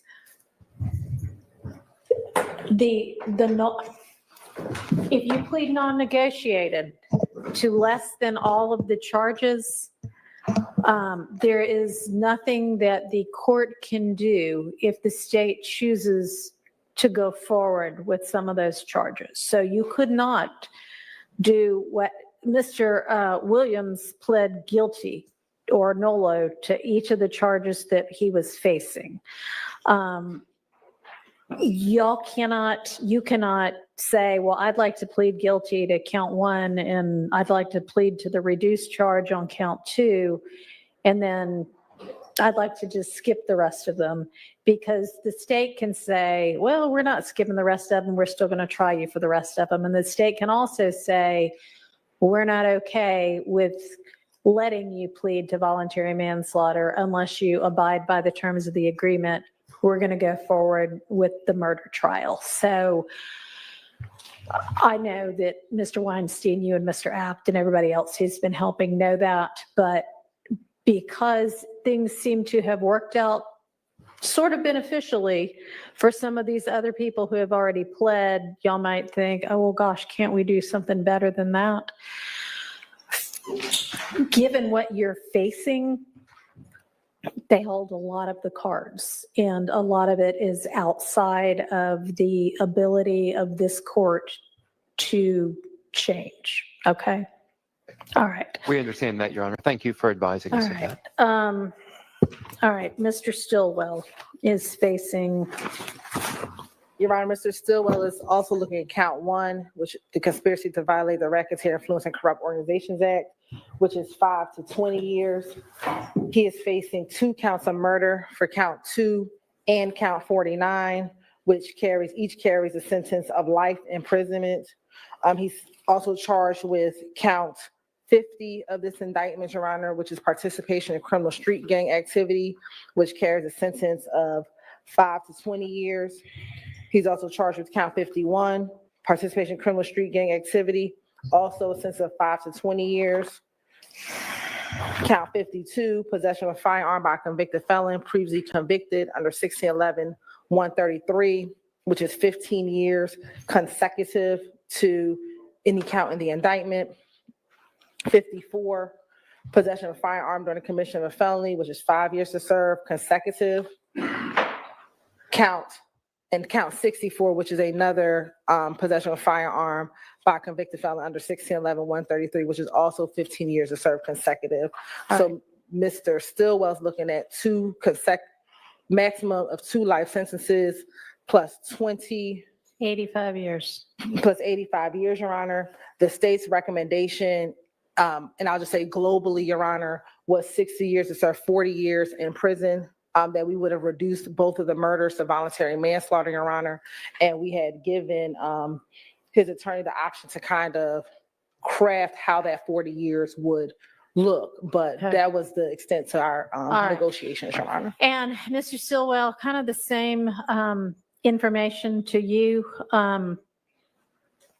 If the state does not want to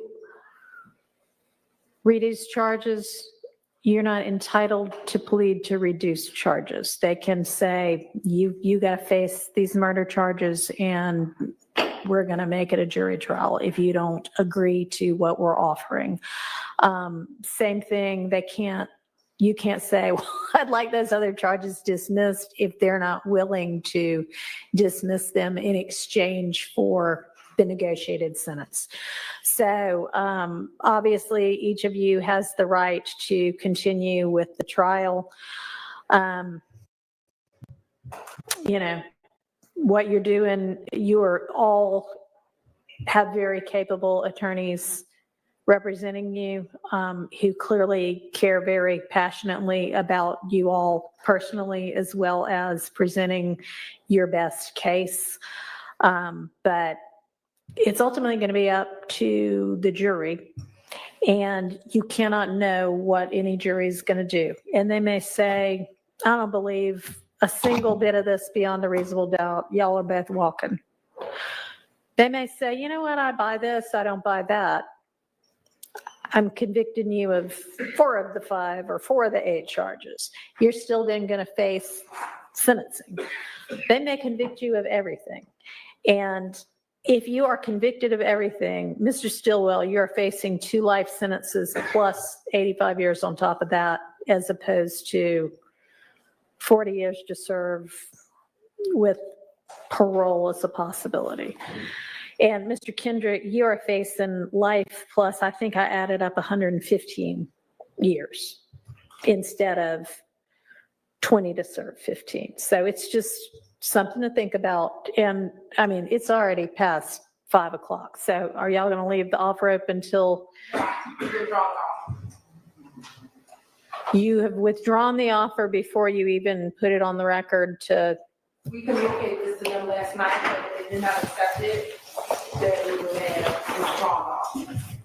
All right, well, given that the state spent the entire day negotiating Mr. Williams' plea, ultimately unsuccessfully, I don't know if either Mr. Weinstein or Mr. Sharp would have been able to negotiate with you during today.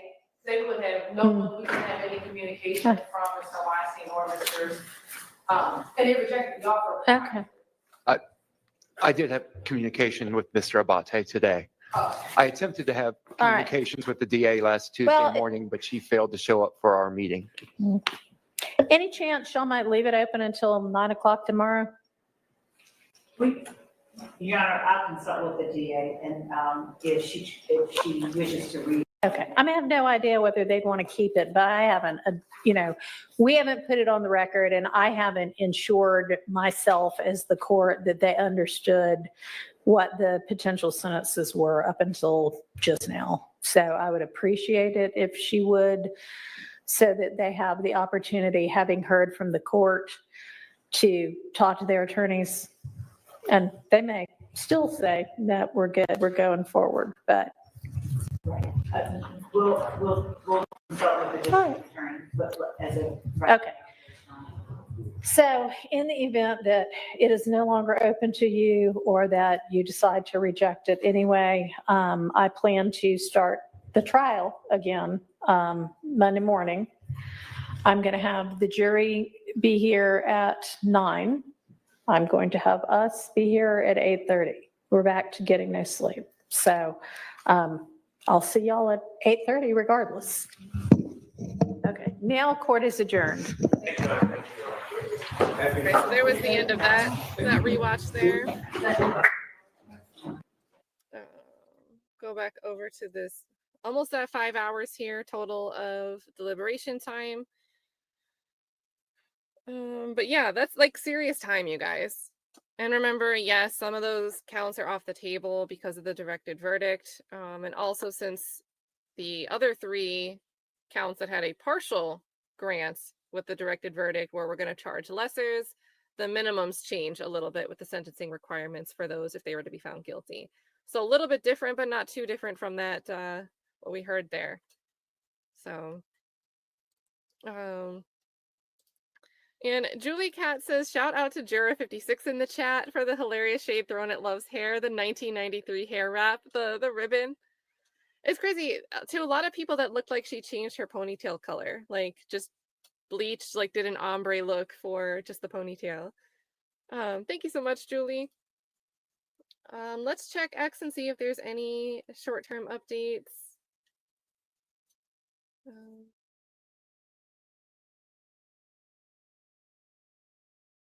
I don't see anything new from Joseph Papp. So they're just back deliberating. If you guys want to, let me get a link. If you want quick updates over on X, Joseph Papp is the guy to follow. Here's his thread from today. And if you're listening, it's Joseph for his first name, and Papp is Papp. P is in Papa. So that's his name if you're listening and want to be able to find him on X. I will be back on if we get more jury questions or a verdict today. Remember, they're going until 3 p.m., so they've got about 3.5 hours, including or not including lunch, depending on whether they work during their lunch. So I'm going to jump off of here. We'll wrap this up here. Make sure you hit that bell if you want to get a notification from YouTube when I go live, because it's not, there won't be really a scheduling window, right? I'm going to schedule the stream and go live right away. So there's not going to be that, hey, 30-minute notice that YouTube usually sends out. So hit that bell if you want to get notifications, at least for today and Monday, if necessary, for these jury question or verdict pop-up streams. You guys, I'll take care in the meantime. And, you know, if we don't connect back on a live, everyone have a good holiday if you're getting together with friends or family or just eating good food tomorrow. So love you guys. You all have a good holiday, and maybe see you again later today. Take care. Wait, they're calling the jury back? You're lying. Don't do it. Don't troll me. Hold on. Who said they're calling the jury back? Don't do that. If the jury comes back in a minute, I'll go live in a minute. All right. See you guys then.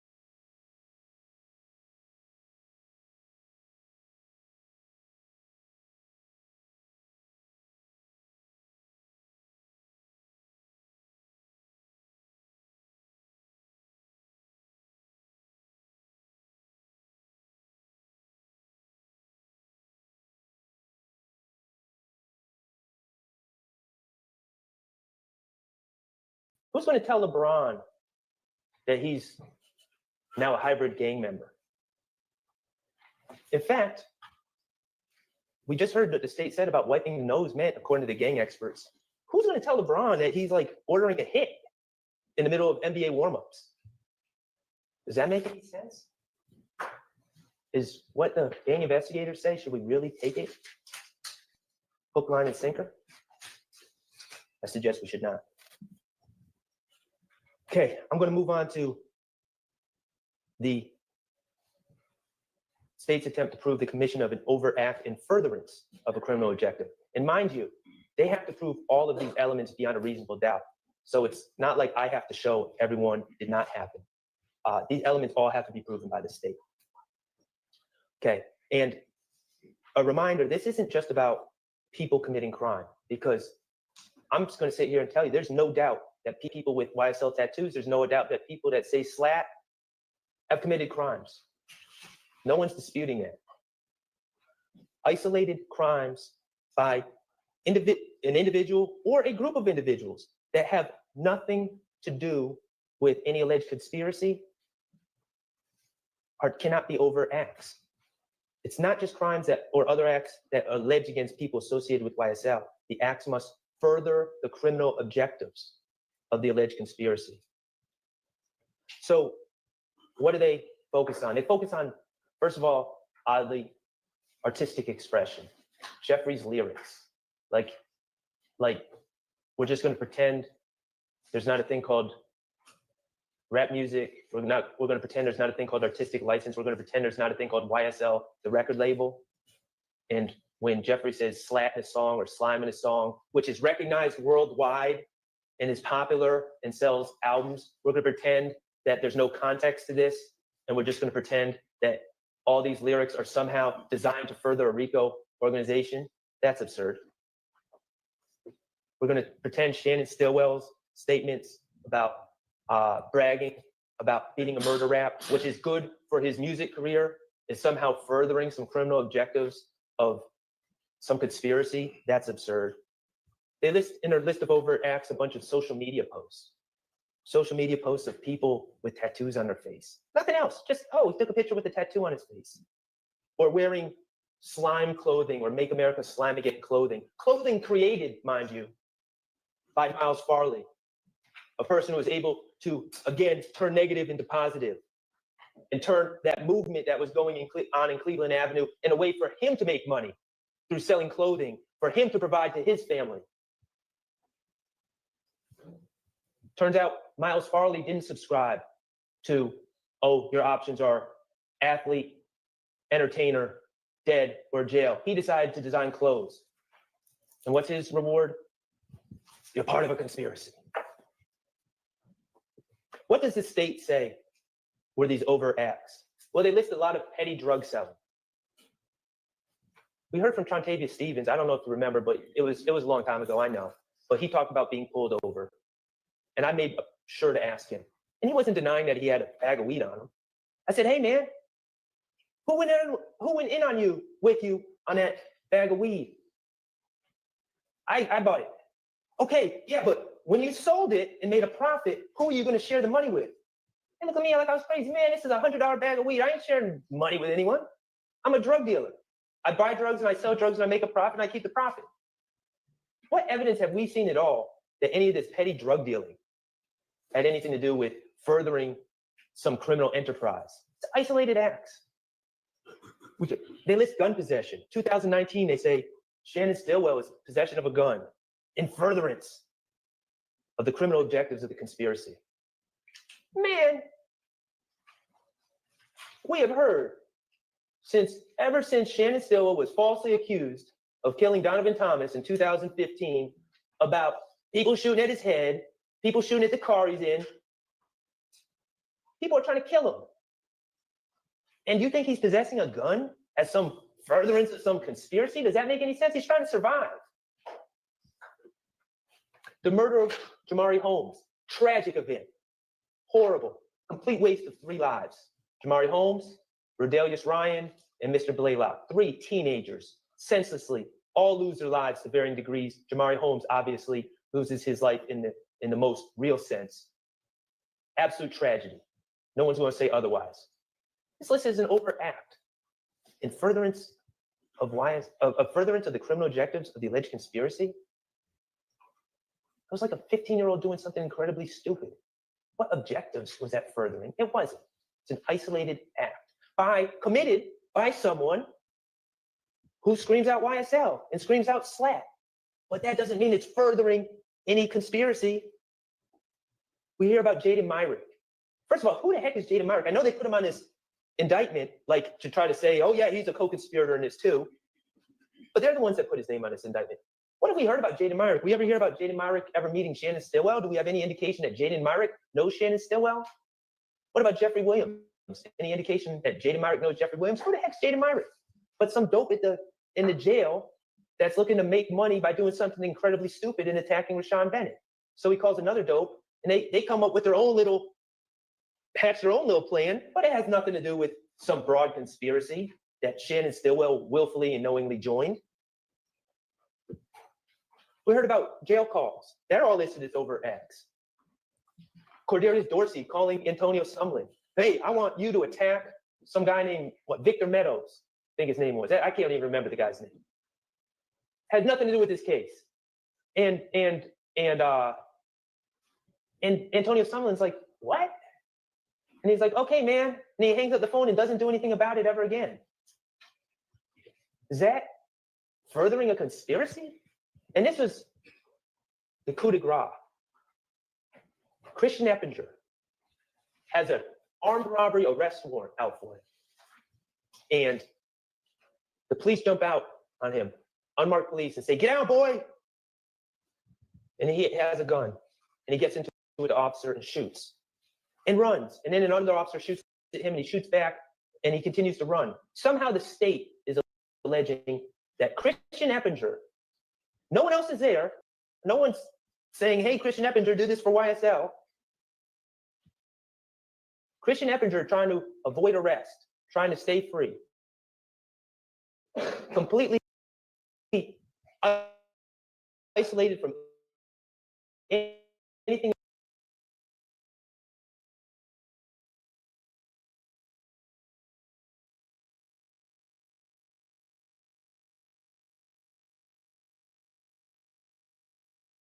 else going on in this case. Somehow Christian Eppinger doing that making an idiotic decision to shoot an officer to avoid being arrested. Somehow that is in furtherance of some conspiracy that Shannon Stillwell knowingly and willfully joined.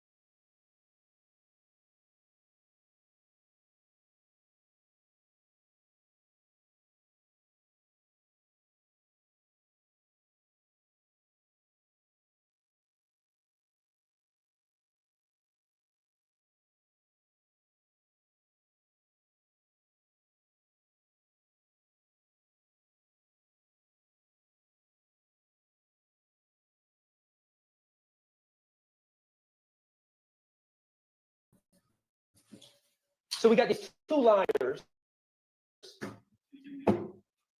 who were strategically interviewed at the very time they're most likely to lie. Wouldn't it be cool if we had some corroboration of what these two no liars claim? Phone records. The state has repeatedly claimed that there's some corroboration in these phone records, and I give Agent Bernie some credit. That was the FBI cast agent that talks about the phone records and plots them. He was very careful. He was very clear. This does not give exact locations. First of all, it's just devices, not people, but it doesn't give exact locations. It doesn't tell you where people were. It gives a general area. It tells you what cell phone may have been closest to the device when it was being used. And these cell phone towers have all different radiuses and all different signal strengths. So you just get a general idea. You got to be very careful about what you read into these cell phone records. That's what he said, the expert. And yes, he talked about different people calling different people that know each other calling different people on January 10, 2015. Shouldn't be that surprising. And yeah, he put Kenneth Copeland, as did 88 Sprinkle, Kenneth Copeland at the Green Store, in the general area of the Green Store around the time of the homicide. The Green Store, that is what? A minute away from the barbershop? What did the phone records corroborate again? That Kenneth Copeland was right there at the time of the murder? That people were generally going north and south on a highway? What did they say about Shannon Stillwell? Where did they say he was? Go look at those phone records. Did they provide any cell phone records for Shannon Stillwell? How about Diamante Kendrick? What is the power of those cell phone records again? What did they corroborate? Did they have Kenneth Copeland wear a wire? Remember when he was so desperate to get out of jail, I'll wear a wire, I'll wear a wire. That would have been an idea. Prove what you're saying, Kenneth. You're a liar. You're a known liar. Don't just tell us stuff. Prove it. Nope, they didn't put a wire on Kenneth. What about wiretapping phones? We know they know how to do that. Did they wiretap anyone's phone to corroborate anything Kenneth Copeland and Quindaria Zachary said? Nope. So then we get to surveillance video. And this is where this gets kind of ugly.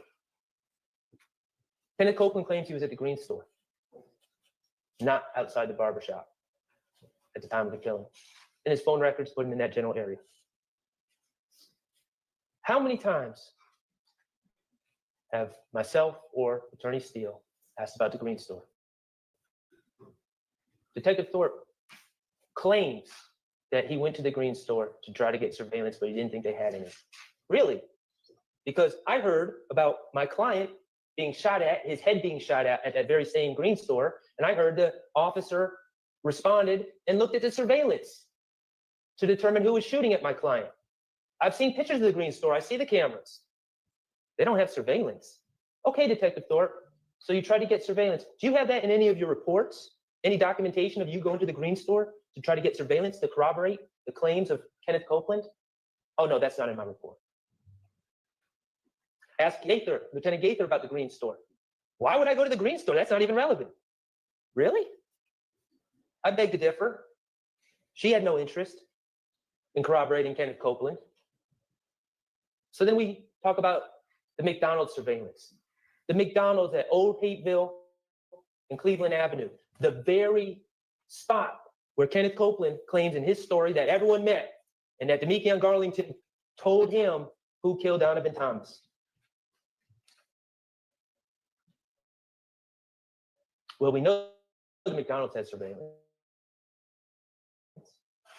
We know we don't have the McDonald's surveillance for January 10th, 2015.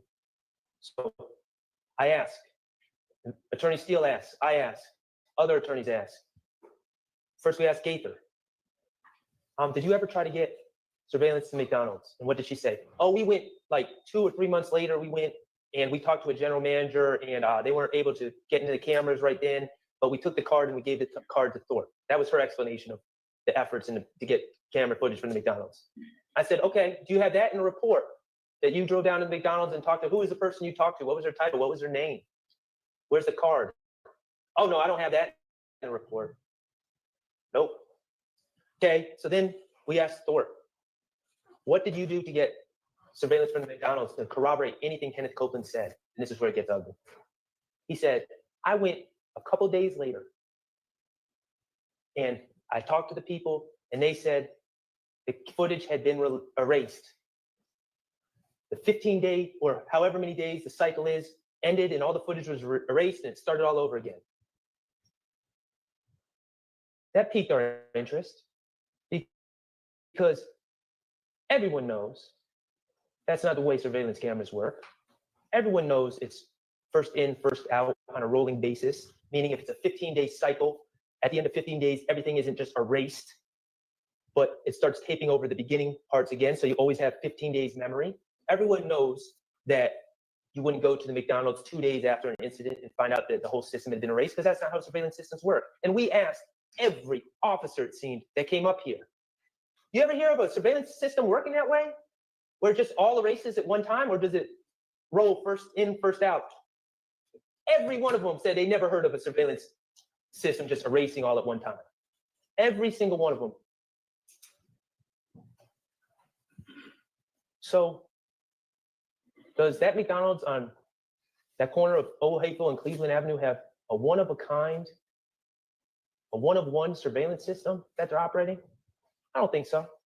But what does that mean? It means Detective Thorpe lied to us. He lied to y'all.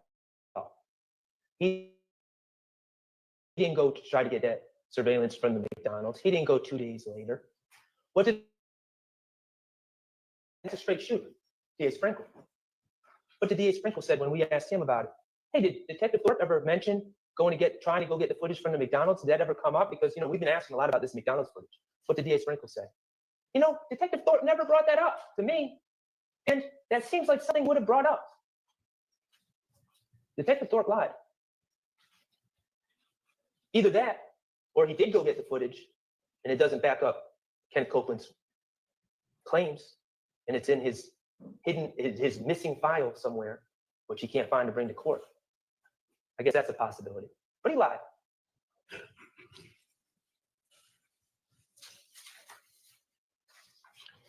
All right, so the elephant in the room.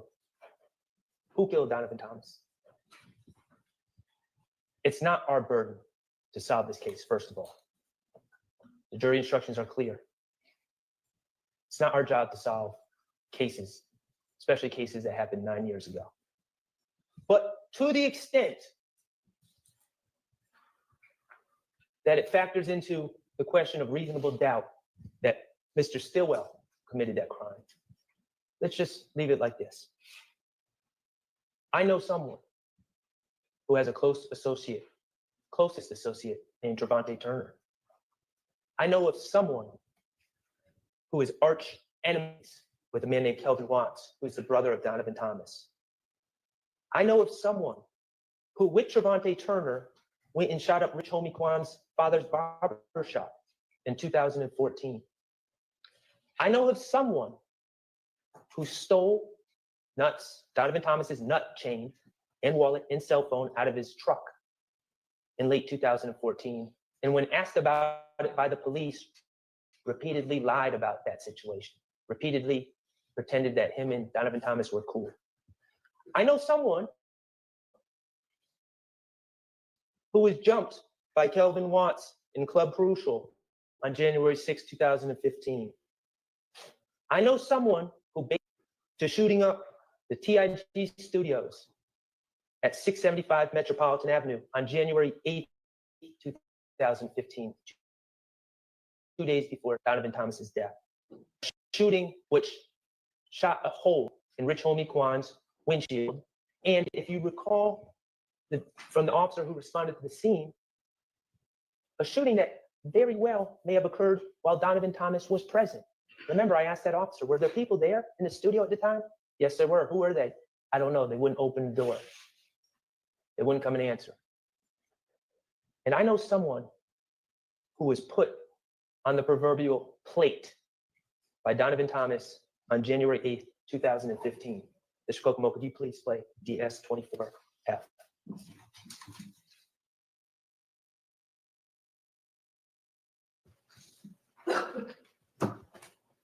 I got somebody, I don't know his name. He was there. He ill there.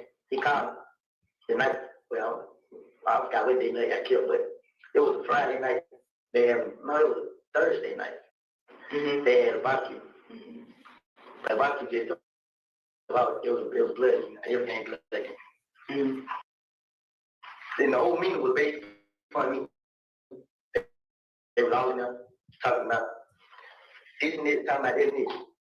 So the nigga Mo was on the phone. So Mo told everybody, I mean, every last one of y'all, whoever 90s scraps here, whoever that was the nickname, supposed to kill me. They gave all of them guns. The same night, they gave every last one guns. Say, treat me to a gas station and kill me. I forgot whatever. But he called me, he told me everything he said. Is this person in front of yours? The whole meeting was based on me. Gave all of them guns. They were instructed to trick me to the gas station. This wasn't some universal Donovan Thomas after everyone. This wasn't Donovan Thomas after YSL. It certainly wasn't Donovan Thomas after Shannon Stillwell. They were after Kenneth Copeland. I know somebody who had the opportunity. Not only does cell phone records put him right in the area, but we know the car was, we know the shooting, the murder was perpetrated using a certain Infiniti, an Infiniti that was rented for Kenneth Copeland by Jeffrey Williams, because Kenneth Copeland needed a car. An Infiniti that Kenneth Copeland was in possession of the day before the Donovan Thomas shooting. An Infiniti which was last known to be in the hands of Kenneth Copeland and Quindarius Zachary before, according to Kenneth Copeland, he handed it off to his good friend, closest associate, partner in shooting up Rich Homie Kwan's father's barber shop, Trevante Turner, also known as Threat.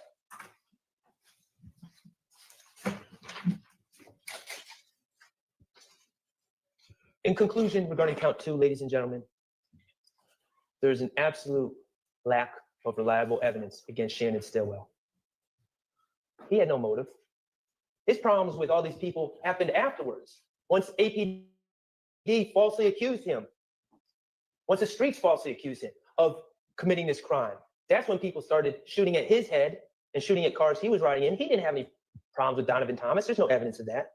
There's no forensics, no DNA. No cell phone records putting Shannon Stillwell at any scenes. He's not on the Texaco video. It's just 2 witnesses, both proven and admitted liars who changed their stories repeatedly on tape, right in front of all of us. Both people who had every reason to lie when they gave their stories. 2 people that were chosen by the state to be the key witnesses in the case. But 2 witnesses, to their credit, who at least came in here and owned up to the fact that they were weak. They chose themselves. They chose to lie on others to save themselves, and at least they came in and told you. All right, we got a little more to go, okay? That's it. That was my hint. I think all right, everyone, let's take it out.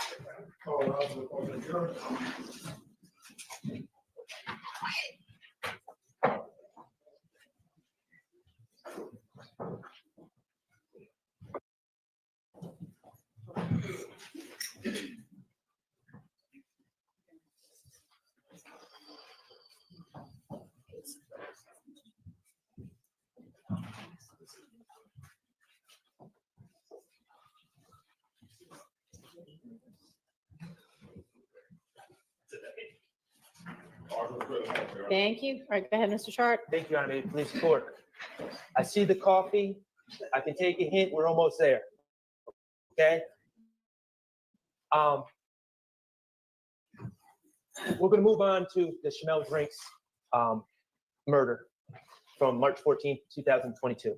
And there are several counts regarding this case Count 49 charges my client, Mr. Stillwell, with murder. Mr. Kokomo, if you could show 50. 50 charges participation in criminal street gang activity based on the murder. 51 charges criminal street gang activity based on murder. And 52 charges possession of firearm by a convicted felon for March 14th, 2022, based on the belief that if a murder was committed by Mr. Stillwell, he must have had a gun. And count 54 is charged possession of firearm during commission of a felony, being the murder. My point is all of these counts are predicated on the murder charge. And so I'm not going to focus on any of the other counts. I'm just going to focus on count 49, which is the murder charge. Okay, so turning the page to the March 14th, 2022 Jamal Drinks murder case. Let's start out by just reviewing kind of the basic evidence, standard evidence, and then we're going to get into some of the more complicated matters that came up during trial. There's no eyewitnesses. There's no DNA. There's a fingerprint that was briefly alluded to that was found on Shamel Drinks' car that does not belong to Mr. Stillwell or anyone else in this case. There's no ballistic matches. We know that the projectiles or the bullets that hit Mr. Drinks twice, once in the neck, once in the arm, we know that they were .40 caliber bullets. Okay? That's what we know. What else have we heard through trial? We heard about a phone that Mr. Stillwell had. We heard a lot of his songs off that phone, and we also heard about some other things. We heard about a article that Mr. Stillwell or someone with Mr. Stillwell's phone, we'll say Mr. Stillwell, clicked on March 17th, 2022. Okay, it was a Fox News article about a shooting on Windsor Street. Okay, that's 3 days after the homicide. That is after Mr. Stillwell's girlfriend at the time, Miss Alexander, alerted him to the fact that there was a shooting on Windsor Street. It's after the fact, it's after she sent a post posted by someone else on Instagram about this shooting on Windsor Street. It's after his grandmother, Miss Jackson, reached out to him to check if he was okay because she saw the news report about this shooting on the news. All that happened on the evening of March 14th. That's how quickly news traveled. It should be of no surprise that by March 17th, probably sooner than that, there was an article about this incident on the internet, on the Fox News website, the local Fox 5 website. Mr. Stillwell clicked on an article 3 days afterwards. Additionally, we heard about Mr. Stillwell being we know that he's in the rap, or he's trying to make his way in the rap game. And we know that on the evening of March 14th, going into March 15th, Mr. Stillwell was in the studio. And we know there was a note in his phone that talked about a very standard, very common, not a particularly unique line at all, not unique at all, to be quite honest, from drill music, about ops. That was put in his notes while he was in the studio making drill music. So we have that. Neither of those two things in his phone are particularly noteworthy. They're not strong evidence of anything, but they were brought to your attention by Investigator Viverito, who searched his phone far and wide for any information she could find, and that was what she found. We heard about social media posts. And we heard that those social media posts were collected by Investigator Viverito. And we went back and forth with Investigator Viverito, we being me, about her work collecting those posts. There's no reports on who she was following, what she was looking for, who she was checking out on Instagram, who she wasn't checking out on Instagram.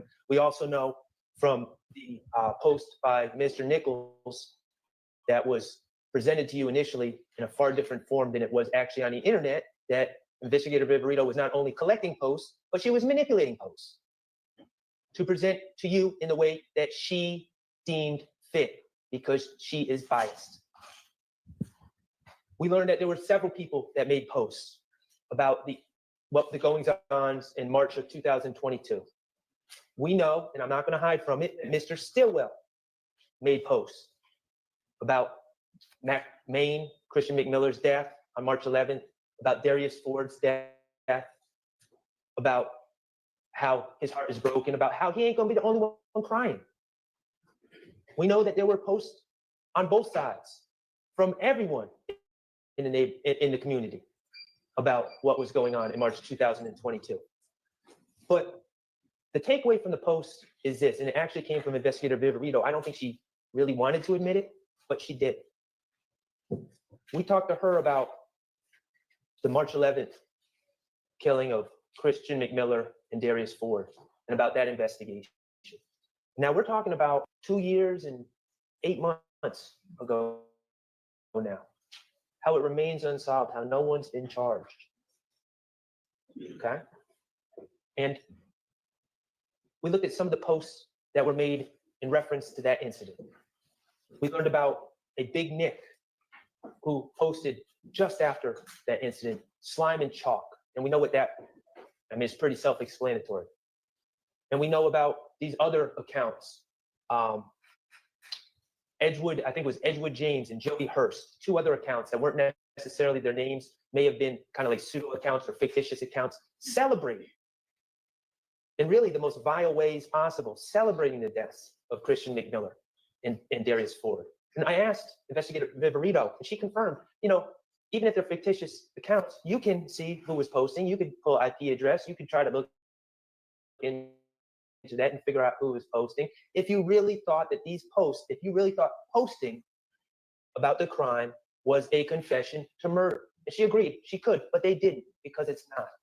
We learned about Kelvin Watts, also known as Shell Cow, and we saw the posts that he made right after the murder of the double homicide of Christian McMiller and Darius Ford, about him putting 2 shells under Donovan Thomas's eyes, about him looking in the camera and putting 2 shells under his eyes, 4 different posts. Another post about with 2 shells and lips sealed.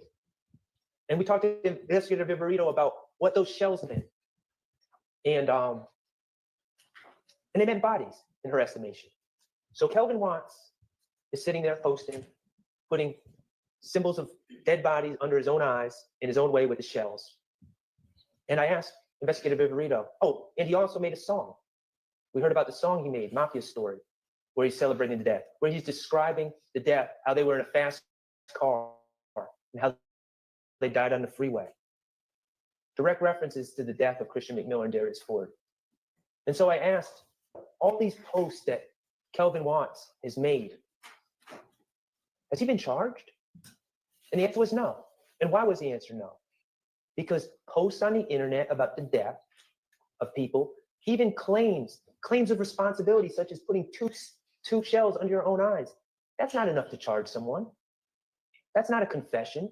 Investigator Viverito said the reality is, in this day and age, under these circumstances, dealing in this situation with the drill music and everything else, there's false claiming going on all the time. We can't go by what's on the internet. We can't go by what people post.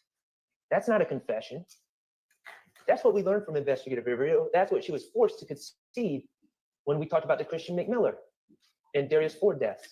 So when we're analyzing crude, inappropriate, idiotic posts that are made by Demekion Garlington, or even my client, Mr. Stillwell, let's keep that in mind. Those aren't confessions. Those are posts, and they're common. And even Investigator Viverito, who I have maintained pretty clearly is not an honest broker, was biased, even she had to admit that.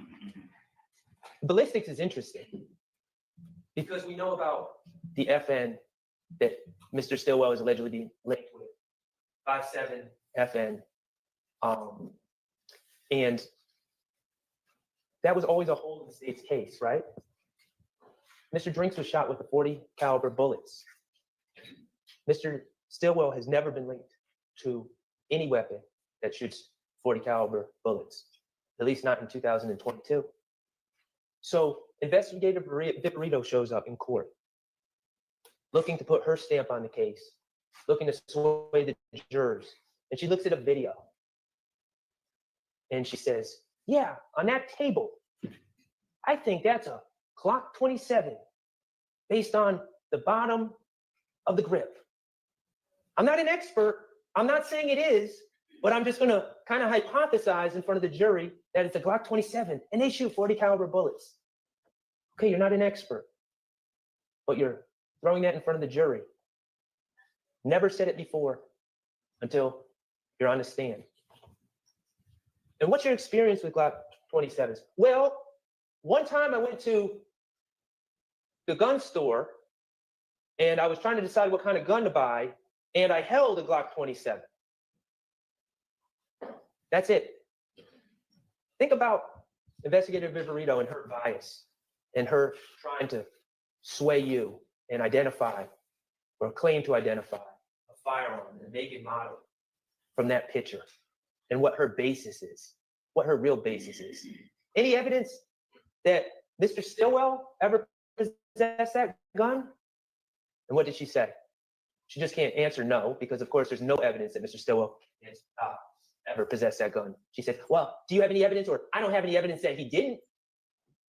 Well, geez, that's an interesting shifting of the burden of proof from the state's witness. She's biased.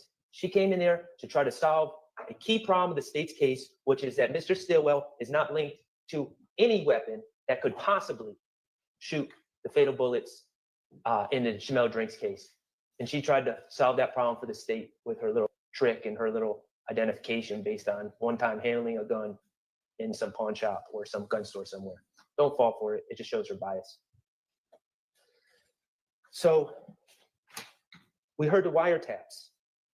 State brought on the wiretaps. And yes, the wiretaps do show Mr. Stillwell. We heard a call, Mr. Stillwell laughing about sneaking out when the police showed up and talking about taking a stick and his FN from the house after the police showed up. We own that. We acknowledge that. Neither of those guns could shoot the bullets that killed Mr. Drinks.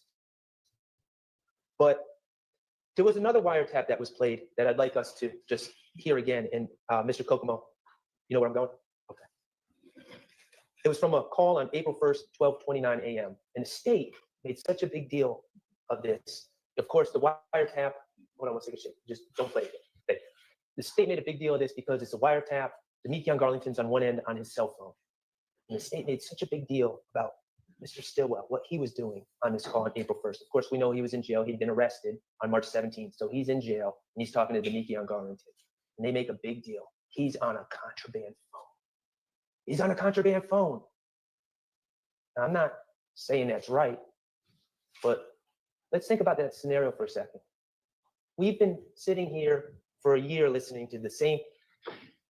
This call is subject to being recorded, right? Every time someone comes from the jail, because it is recorded. Mr. Stillwell's on a cell phone. He doesn't know Mr. Garlington's phone is tapped. Mr. Garlington doesn't know his phone is tapped. As far as they're concerned, they're having a private conversation. They have cut out the recording and are having a private conversation about March 14th, 2022. And what do they say? First, Mr. Kokomo, can you put 239 to 310? Yeah, that's what I'm saying. Like, that's what I'm telling folks. I'm like, shit, what the hell? They like, or like, they just saying about it. I'm like, bro, they good. I'm just like, they gonna assume some shit like that anyway. Yeah, I mean, did, man, kill him, so. That's what I keep telling look, I keep telling him, like, just chill. Like, I know. Yeah, like, yeah, this ain't nothing. Yeah, I'm like, this ain't nothing, bro. Like, they just doing it. It seems as they got gas. It's like, just chill. You know what I'm saying? Yeah. In this private conversation that they're having, they're not saying, oh, how can we cover this up? Oh, I think they're onto us. Oh, no, I think they got us. They're saying, we didn't do anything. They're just assuming we did stuff because we're the fact that we have never denied. And they're talking about how innocent they are and how the police got it wrong. And Mr. Stillwell is just saying, let's let it work itself out. So let's go to 1210 to 1225, Ms. Kokomo. Thank you.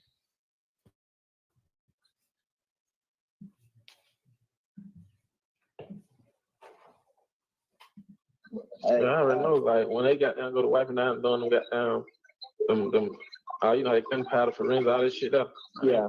Gonna come back clean. You know what I'm saying? So I ain't tripping on that. Uh-huh. Yeah. Okay, let's consider that comment. First of all, no one said the car has been cleaned. It's going to come back clean, is what was said.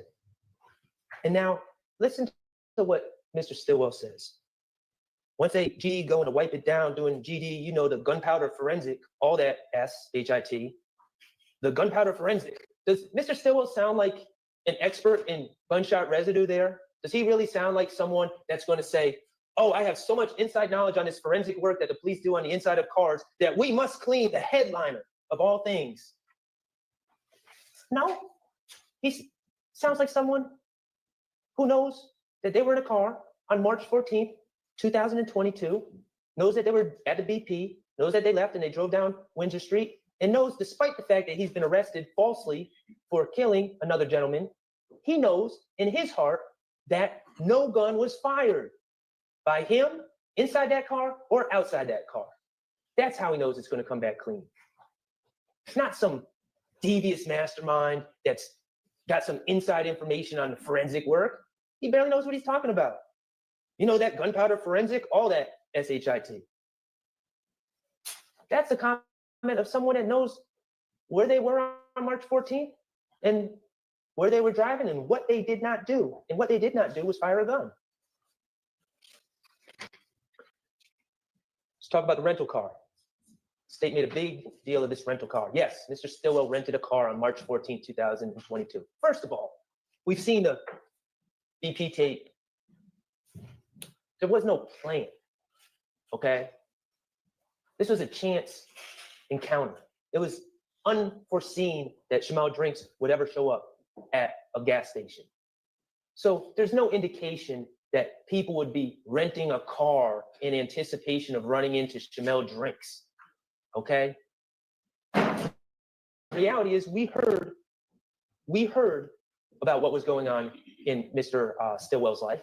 We know from his phone, we heard from Miss Alexander who testified. Remember what she said? March 9th, I was robbed. I said she's in the cash business. She said, no, I dance. Okay, that's fine. I didn't want to put it out there, but she did. She dances. She carries large amounts of money. And people ran up on her with their guns out and tried to rob her. Remember what she said? I said, you shot at them in self-defense. She said, no, I shot them.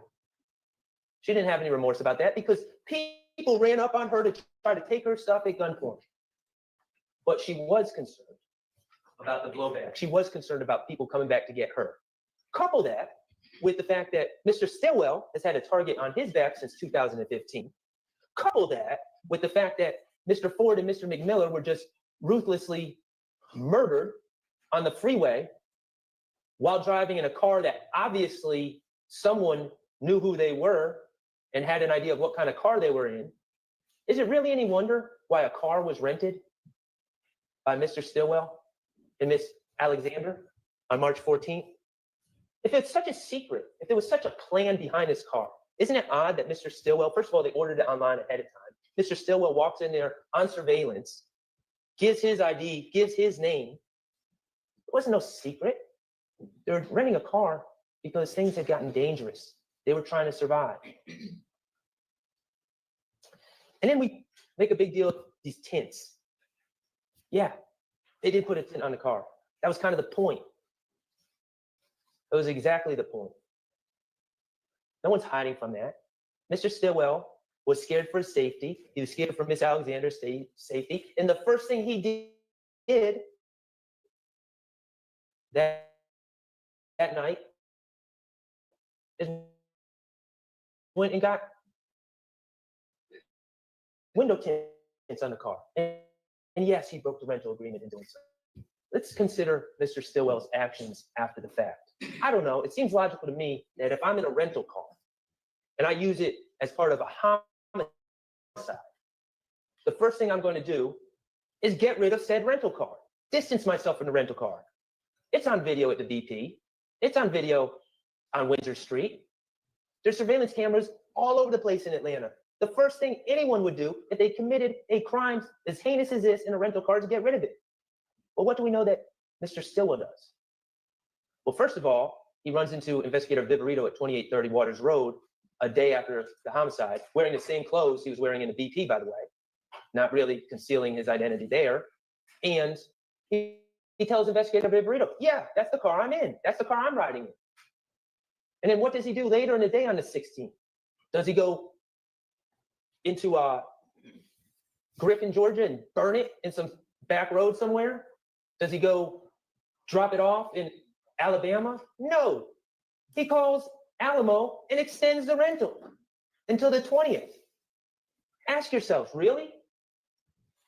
Are those the actions of someone with a guilty conscience? Are those the actions of someone who committed a crime in a rental car? Absolutely not. Why is he doing these things? Because just like how he knows the car's going to come back clean, he knows he didn't do anything in that car. He knows he's innocent. He has no reason to get rid of the car. Okay, let's talk about Dr. Melissa Sims Stanley. She was the medical examiner who performed the autopsy on Shamel Drinks. She was very important. We didn't realize how important she was at the time, but she was very important. She testified that there were 2 wounds to Mr. Drinks, one to his arm and one to his neck. We don't know which order they came in, but we know the shot to the neck was the fatal injury. It caused a massive injury to the base of his skull and the base of his brain. Dr. Sims Stanley testified about the effects of such an injury. Death would be immediate, and if not immediate, imminent. But more importantly, conscious control of bodily movements would be immediately lost due to this massive injury to the base of the brain. The ability to move body parts up and down would be immediately lost. That came out in her testimony. Now, the state followed up and said, is it possible if Mr. Drinks' foot was already on the brake when he was shot? Is it possible for his foot to remain on the brake? And Dr. Sims Stanley's answer was yes. And of course it is, because staying on the brake does not require any conscious bodily movement. But on cross, I asked a very simple question. Is it possible after being shot in the neck, that Mr. Drinks would be able to actively move his foot up and down off the brake? And unequivocally, with no hesitation, Dr. Sims Stanley said, no, that would not be possible. It would not be possible for Mr. Drinks, after being shot in the neck, to move his foot up and down off that brake. We're going to get to why that, I'm certain many of you know why that's important, but we're going to get to why that's important in a minute. Let's talk about gunshot residue. Detective Hogan was the lead detective in this case. We know, much like the video, he took out warrants without ever having watched the video in this case, the FedEx video. He relied on a FedEx employee to describe it to him. We also know that he didn't wait for any gunshot residue results to come back before taking out warrants either, before assuming the guilt of my client, Mr. Stillwell. He, in fact, when he testified, he seemed unaware that there was even any gunshot residue tests performed or anything had been collected. But then we talked to Antoinette Green, who was a crime scene tech, who processed the the white Audi. And she processed the red Versa, but she processed the white Audi. And she informed us that it was, in fact, Detective Hogan who requested that she collect the headliner for the purpose of testing for gunshot residue. And I asked the crime scene tech Green, did that seem like an appropriate request to you, collecting the headliner to test for gunshot residue within that car? And she said, yes, the location seemed appropriate, the location of the headliner seemed appropriate, and the fabric that the headliner was made of made it a very appropriate piece of the car to collect, to be later tested for gunshot residue. And so she collected it. In fact, she didn't just collect the part over the sunroof, she cut out around that part as well and collected it all and sealed it up, just like she does in every other case. She did her job, she collected it, she sealed it, and she sent it to GBI for testing. I asked scientist, Mr. Colvin, who tested for gunshot residue. I said, well, how about you? What is your thoughts? You ever test headliners before? Yeah, all the time. Right? Does that seem an appropriate part of the car to collect to test for gunshot residue? Absolutely. The fabric is the type of fabric that would tend to hold on to the gunshot residue, to maintain a gunshot residue as opposed to someone's hands or something like that. And also the location is very appropriate. So we heard what Mr. Colvin did. We heard about his process, which is all by the books, all by procedure, how he dabbed that headliner. And he didn't just use one tab, he used two. and he dabbed that headliner again and again and again until one tab lost stickiness, and then he moved to the other tab and continued to dab. And what is he dabbing for? Microscopic particles of gunshot residue that are emitted from a gun when it is fired. And he takes these tabs that he's been dabbing on a headliner, and then he looks at it under a microscope, under an electron beam, to look for microscopic particles, of which there are many emitted from a gun when it is fired. A plume of them are emitted from the gun when it is fired. And he looked under that electron microscope, and his results were negative. And what does negative mean? Negative doesn't mean, oh, it's under some threshold, under 5 per cubic foot or anything like that. Negative means 0. 0 particles collected off that headliner that was collected from the white Audi. So, of course, we're going to talk about the video. The video that Investigator Viverito couldn't wait to talk about when she was on the stand, and I wanted to ask her questions about other things. The video that Detective Hogan had not watched at the time that he took out warrants for my client.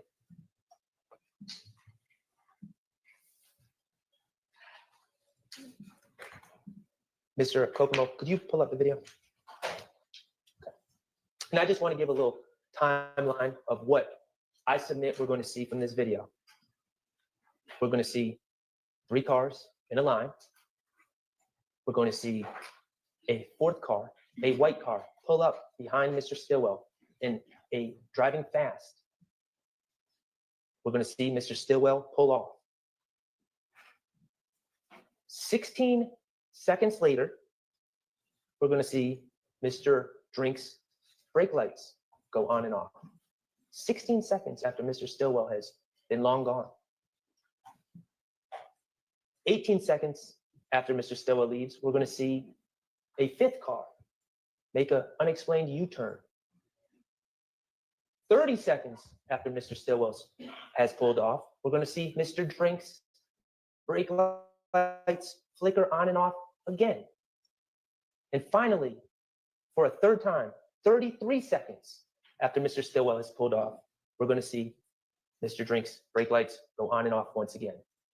Investigator Viverito wasn't correct. It doesn't happen one time. The brakes go on and off 3 different times in this video. And we're going to watch it.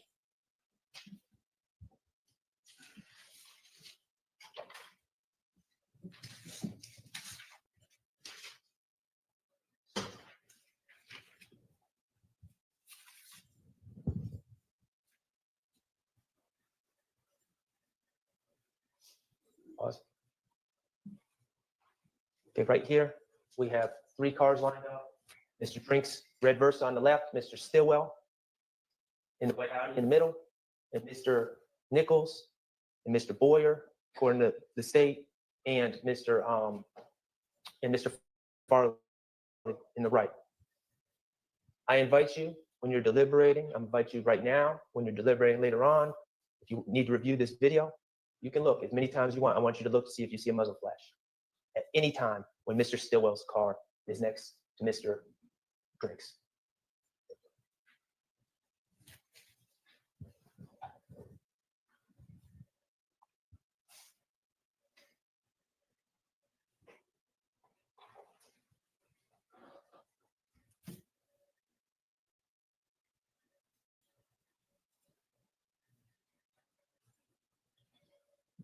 We see a 4th car speed up behind Mr. Stillwell.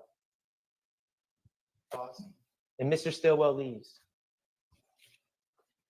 What's going through Mr. Stillwell's mind right now? Is it that common theme of drill music that he knows about? Red light? Is it Future's song, Red Light? Yet and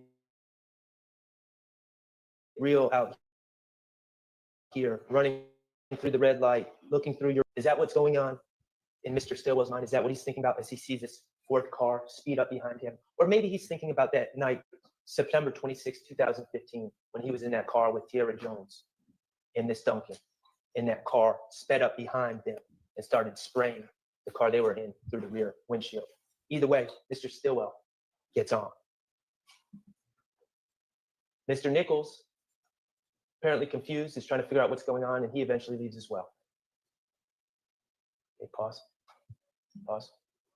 Okay. That fourth car, not Mr. Stillwell's car, that fourth car that has never been identified, has never been tested for gunshot residue, is now next to me, driving up. Stop. Okay, back up, Mr. Couple seconds. Okay, pause. Okay, I want you to look closely.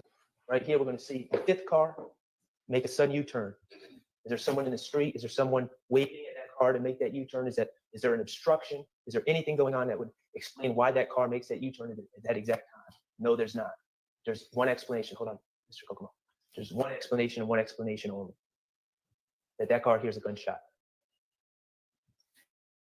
And while that car makes a U-turn, I want you to look at Mr. Drinks' brake lights. They flicker on and off. From Dr. Sim Stanley herself. What could be happening, I submit to you, because we don't know the order of the wounds, what could be happening, what makes the most sense, is that at this exact moment, that car that's next to Mr. Drinks fires a shot into the car. Remember, there's 2 wounds to Mr.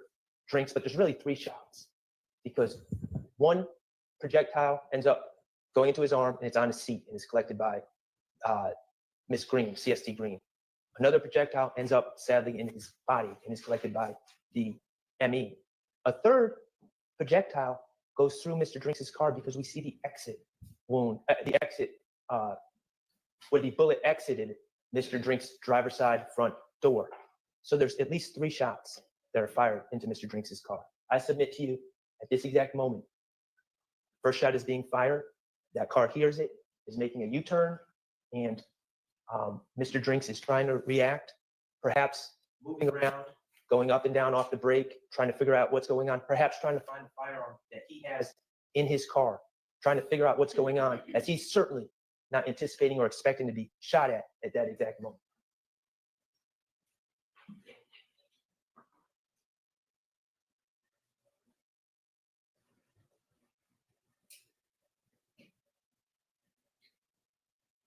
That car, that white car, remains next to Mr. Drinks. Up. Back it up, Mr. Kokomo. And before he leaves, we see a slight flicker of the brake light right there. And then if we play it again, and no more flickers. At that moment, tragically, the fatal shot was fired from that 4th car into Mr. Drinks' red Versa, going into his neck, causing him to immediately lose all bodily control and eventually leading to his imminent death. And that white car, that 4th car, leaves the scene.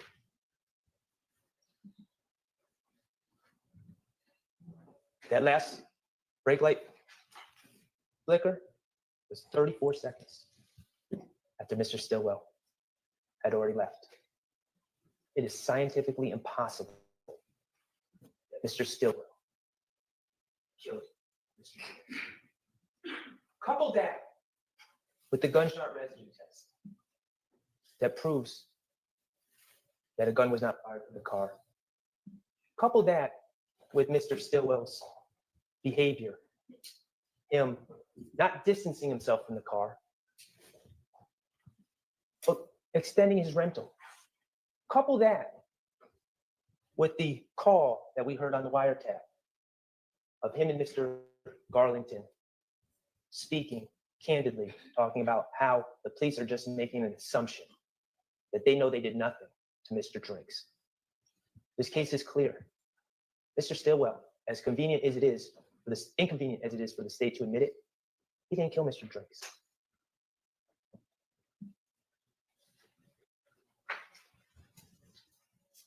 Ladies and gentlemen, I'm about to conclude. For nearly a decade, the prosecution, the police, the gang investigators, they have focused on this group of people, Jeffrey Williams, Shannon Stillwell, and many others. They're young men that grew up in hard times and had dreams of their own. They saw something different in Mr. Williams, a confidence, an ability to turn negative to positive, like so many hip hop artists before him.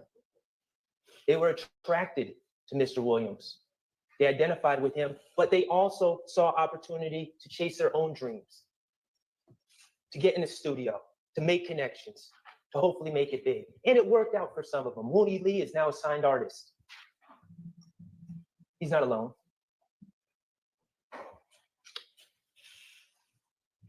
But for nearly a decade, these gentlemen have been followed on social media.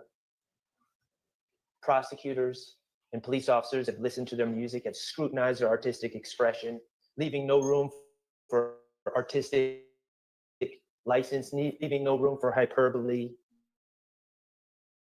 They've searched residences. They've taken jewel records. They've taken people's cell phones. They've extracted the contents of those cell phones. They've tapped phones. And most egregiously, they have systematically sought out people that are so weak, so scared of jail, so scared of the consequences of their own action, that they are willing to lie on others to save their own skin. And they have systematically sought out those people, and systematically sought out those people at the very time when those people were in crisis. And they've made threats to those people about how they're going to be locked up for decades, not get out till they're 48 years old. And they've made implicit promises to those people. Help me, help you. You're a small fish. We're interested in the big fish. I'll be on the phone with the DA as soon as we are done. This ain't 68 plus 1. I'm not going to do you and you owe me one. It don't work like that. You have to give information. You're an armed career criminal. You're going away for 25 years, no parole. It's all up to you. They're going to ask, what did he do to help himself out? That's the game, the sick game that has been played, that's built this case from its inception. It needs to stop. For over a year, the prosecutors and gang investigators in this case have had their hammer out, trying to bang that square peg, their evidence, into that round hole, which is their narrative. And it still doesn't fit. It never will fit. The album cover that they tried to bang on and make it be a gang declaration of war, it never was, it never will be. That video of Antonio Sledge that they claim is an overact, that they wouldn't, where Antonio Sledge is threatening another man because they're both having sex with the same lady, and he's upset and he's in his emotions. Remember that? How they wouldn't let Antonio Sledge enter a guilty plea. They wouldn't let him go home to his sick mother, go home to his kids, until he signed the plea deal that said that somehow that this is gang related, just banging, trying to make it fit. Of course it wasn't gang related. They're both having relations with the same girl. It was over a girl. It had nothing to do with gangs. But they tried to make it fit. 24M on the end's head. They say it's putting money on someone's head, ordering an assassination, and they bang and try to make it fit. Of course, it had nothing to do with that. We all know what that was about. And that gang investigators do it too. No rules, no initiation, no jumping in, nothing that is synonymous with gangs as we know it, letting whomever wants to be part of the group in on their own terms, out on their own terms, worldwide, people identifying with YSL, and they bang and try to make it something it's not, and label it a hybrid gang. Think about the FedEx video. How many different versions did we hear? How many different hypotheticals from the state? Oh, no muzzle flash, must have been shot inside the car. Oh, well, no GSR, must be shot from outside the car. Oh, well, the windows were just tinted, can't roll down the window, must have opened the door. Oh, no GSR, must have been cleaned. Oh, no evidence of it being cleaned, must have been vacuumed. Oh, or maybe scientist Colvin with the GBI, maybe he tested it incorrectly. Maybe he only dabbed on certain parts that didn't have GSR, as if GSR all accumulates in one little spot, as if it's not a plume, as if it's not all over an object where it's shot. These are all their theories that they try to use. Oh, the GSR must have fallen off in the bag, the sealed bag. bag that was sealed and protected from the elements, just like every other piece of evidence they use in prosecutions of other cases. Just throwing stuff out there, just continuing to try to bang, bang, bang, bang, bang. Just make it fit, make it look good. It's never going to fit because it's not the truth. They don't have an explanation of why that car did a U-turn. There's only one logical explanation. They don't have an explanation for that negative GSR test. They don't have an explanation of why their own witness, a doctor, the ME, said that upon that shot, all bodily control would be lost. And we see the brake light go on and off 3 times after Shannon Stillwell's gone. They don't have explanations, but they just want to bang, bang, bang and try so hard to make it fit. I've had enough of the hammering. I've had enough of the square peg. I've had enough of their narrative and their theory. It's been a year. It's time to put the hammer down. Let's follow the evidence and not the state's narrative. If we follow the real evidence in this case, not what they're trying to sell you,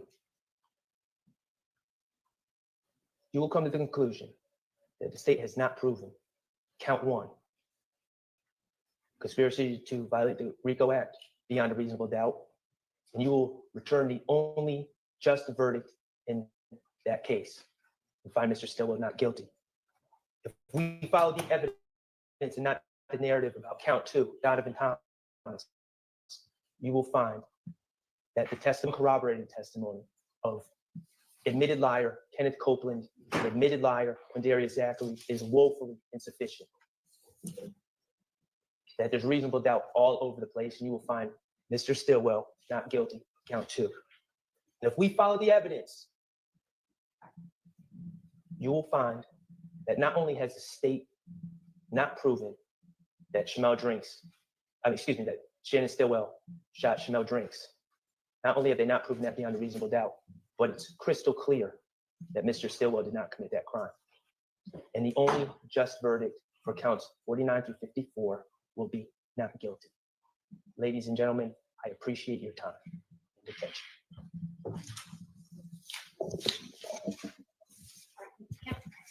Councilor Priddy.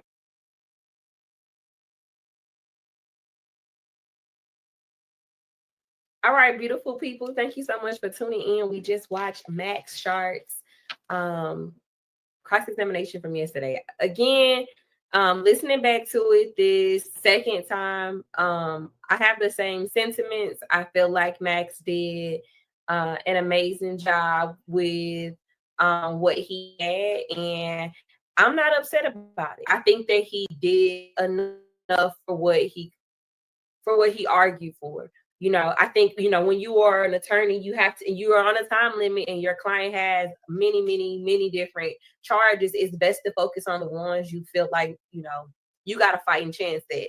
I'm not saying that Max threw in the towel on the other charges, but I think that he spent his time well. I think he gave alternative theories. I think he introduced enough doubt. I think he pointed out the credibility of the witnesses in a way that's going to make them think. And honestly, them coming back to ask again, like, let me see the video. Let me see the evidence that you showed me. I think that speaks to them wanting to have something a little bit more tangible than circumstances, or something more tangible than circumstantial evidence can provide. So I think that the jurors are going to do, thank you, Nene. I think the jurors are going to do the right thing. I think we're going to see a right, fair, and just verdict come through. If you are watching from YouTube, there is a poll out there. Do you think we're going to get a verdict today? Yes or no? I don't think I can check the poll yet. All right. So right now, 69% say yes and 31% say no. So I'm not sure if we're going to get a verdict today. I think that we may get one, but hey, that's just me being optimistic. Plus, it was a great day today. If you didn't know, I got my LSAT scores today and actually looked at it live with the people. It's not intended to do that. But I did, and I got a great score. So thank you. I got a score that I can work with. So thank you to everybody for their support, their kind words, and just everything. Just thank y'all. All right. So we are actually going to spin we are actually going to spend some time going through the next set of guys that are supposed to be in the upcoming trial. All right. Those guys have a hearing on December the 3rd. And so we are going to go through who's on that list, what their charges are, and if we're able to find any information on their attorneys, we're going to talk about that. But y'all know we've been live for like 4 hours, so I'm going to take a quick break. I'm going to come down, and I will be right back up, and we're going to talk about it. All right, so I'll see y'all in just a quick minute. I guess just give me about 5 to 10 minutes. You know, go take a break, leave, come back. All 577 of y'all, leave, come back, and we will get to it. Again, we're getting ready to. I just put a note up. I'll put a note up. If you want to watch my reaction, it's on my YouTube page.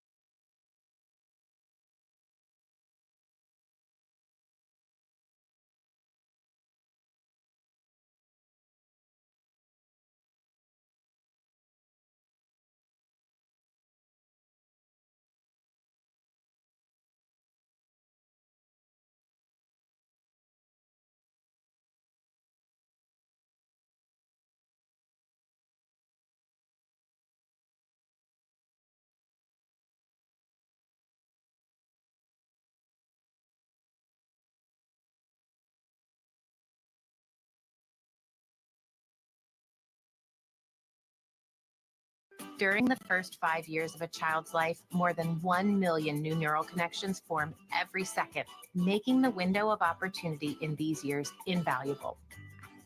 We know this is the beginning of something big.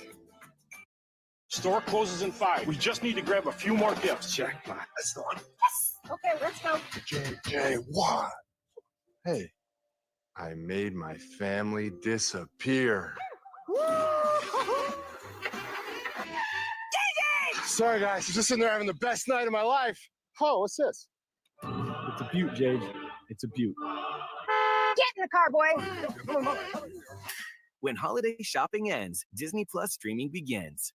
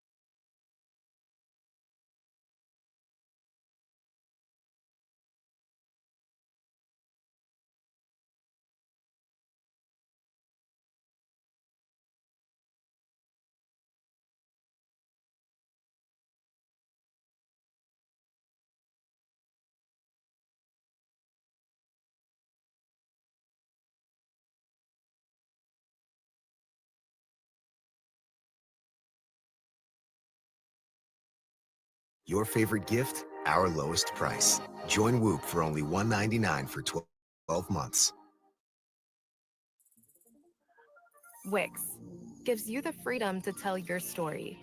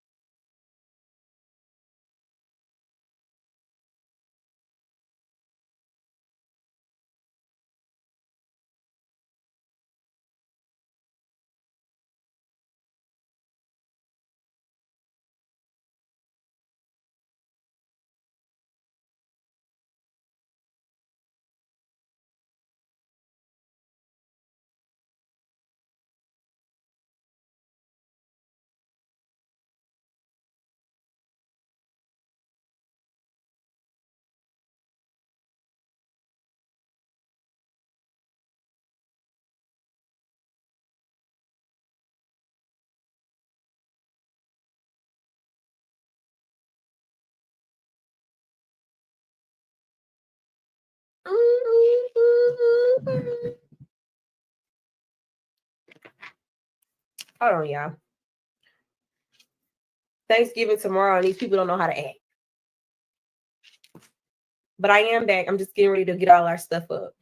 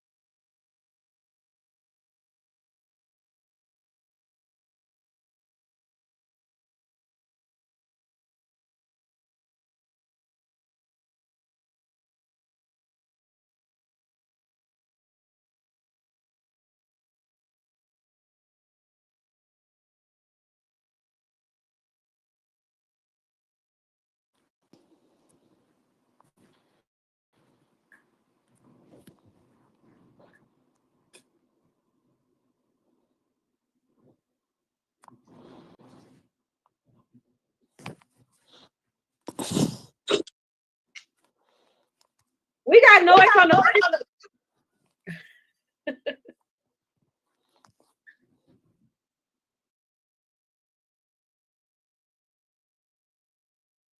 My name is Kenny Powell. I'm the managing partner of Or Powell no, Law was Firm. that It's you? very important to I us to get give nervous back for to the nothing. community. We partner with a lot of different organizations around town, both my fraternity, my wife's. Okay, Lo, that might have just been you, girl. I was just too excited. Dang, I didn't drink all my juice up. All right, y'all. So everybody that's tuning in, we are getting ready to go through the next set of guys who are going to be a part of the YSL Rico trial part 2. I got a couple of co-hosts coming up to assist with this because I know people are going to be asking questions, and we just want to make sure that, you know, we got enough hands on deck. So we are getting ready to. Can you hear me now?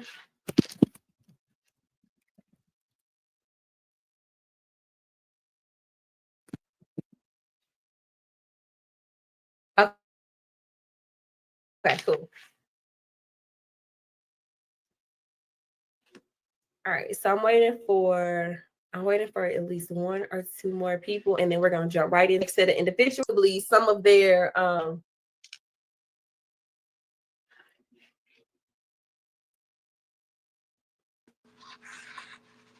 Hello.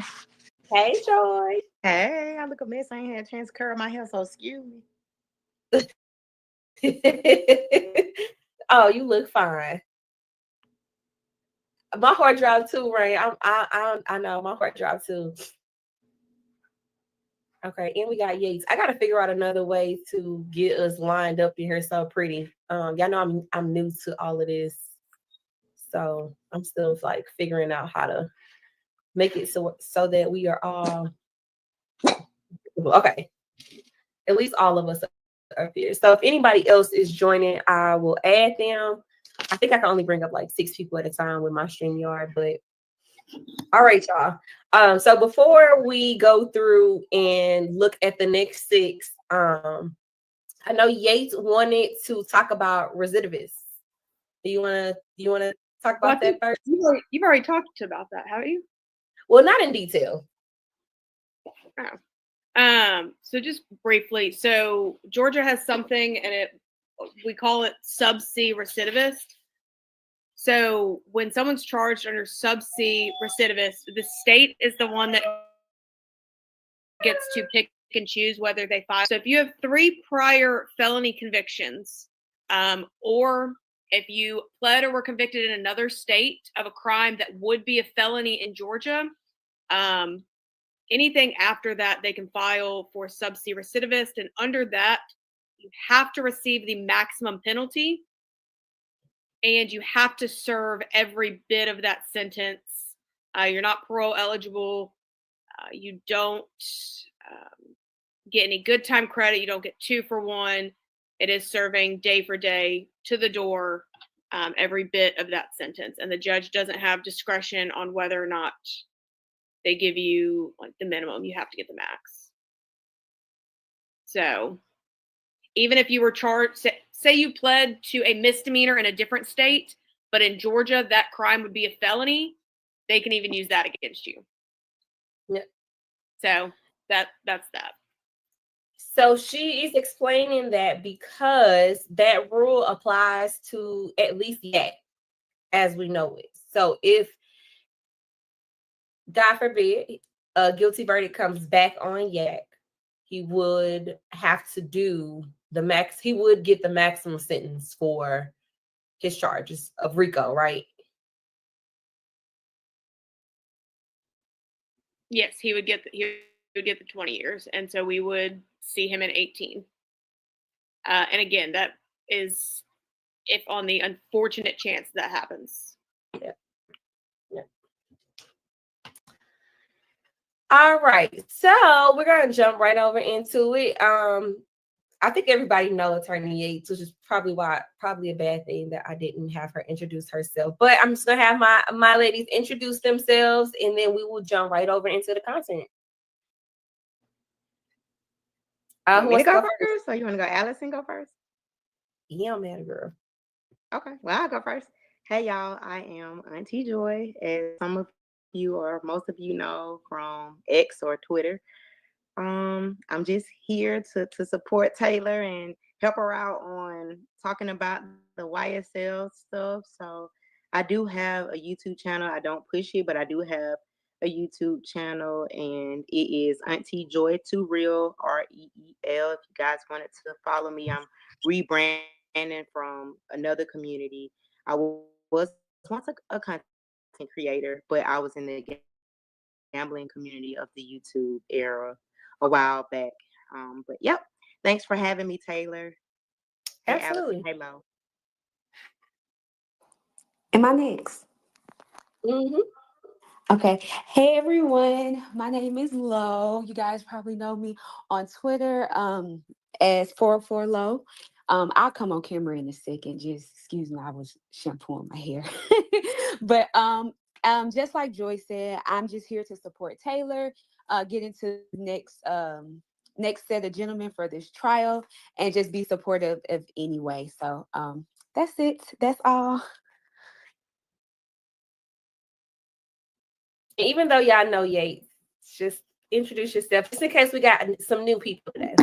Hello, my name is Allison Yates. I am a criminal defense attorney in Georgia, and I just adore Taylor. So I am also here to support Taylor and her channel in any way that I can. And I've also, I think both of the other people up here, I've been in their spaces, and I believe that I follow both of them on Twitter or X, because I think I've been in spaces with both of them. So just here to help support. Now that we got the uncomfortable part out the way, I will stop sharing, and then we will share the articles. So I'm going to read from the article that was released back in June. There are a few things in here that are outdated, but essentially we'll just kind of correct them as we go. Okay. So this is the article from back in June of 2024, where basically several of the remaining defendants rejected their plea deals. This was one of the best articles that I found, because it talks about everybody's charges and just kind of what happened at that time. So back then, these defendants who are going to be listed, they were severed from the trial that we're watching in right now back in December, in late December, because they either did not have legal representation yet, had not been arrested, or in some people's cases, they were severed during like jury selection because they were doing crazy stuff in the courtroom. And so again, we'll go through, we'll just continue to go through the article. And then if you guys have any questions or anything, just throw them in the chat. All right. So June 28th was the last day for the severed defendants to accept plea deals offered by the state. Those defendants appeared in the courtroom, in court on June 28th, and Fulton County Superior Court Judge Alfred Dempsey made it clear that Friday was their deadline for the defendants who had been offered pleas. All right, Alfred Dempsey was a retired judge who just really stepped in to help, but he is not and will not be the judge going forward. Now Judge Reese Whitaker, the lady that we see now every day, Paige, is going to be the presiding judge over this next group as well. All right, but in that court hearing, he said today is the last opportunity to make a negotiated plea. Anything after today is going to be non-negotiated, regardless of whether the state or the defendant has negotiated something. We put this on the calendar a good while back. This case has been going on since God created Adam. Shout out to Judge Dempsey, because period, since God created Adam, this case has been going on. And Taylor, yes. So Judge Dempsey, so I've actually argued bond in front of him before, because senior retired judges kind of travel. Some of them can pick where they're going to be located, but he has been in my county before, and I've argued bond in front of him. He is, when I heard that, I was like, sounds exactly like him. He is no nonsense, does not mess around. My bonds did not get granted with him.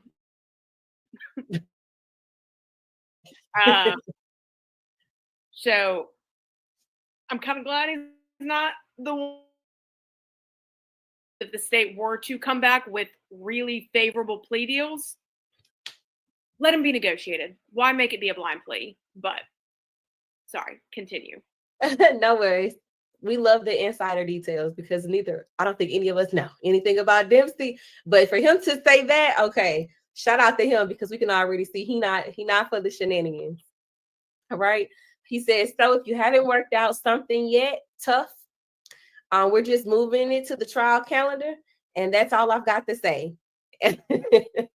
So during that Friday's proceeding, 5 of the defendants rejected the pleas offered by the state. That means their cases will proceed to trial. However, 3 of the defendants will have an opportunity to consider a plea because they did not have attorneys present or their attorneys was new to the case. So one thing that we also found out about these guys, right, when they indicted all these individuals, the public defender system was completely backed up. And these guys, or some of these guys, just were sitting in jail waiting for an attorney to be appointed to them. So when we got to this point, or when they got to this hearing, some of these guys had just met their lawyers for the first time.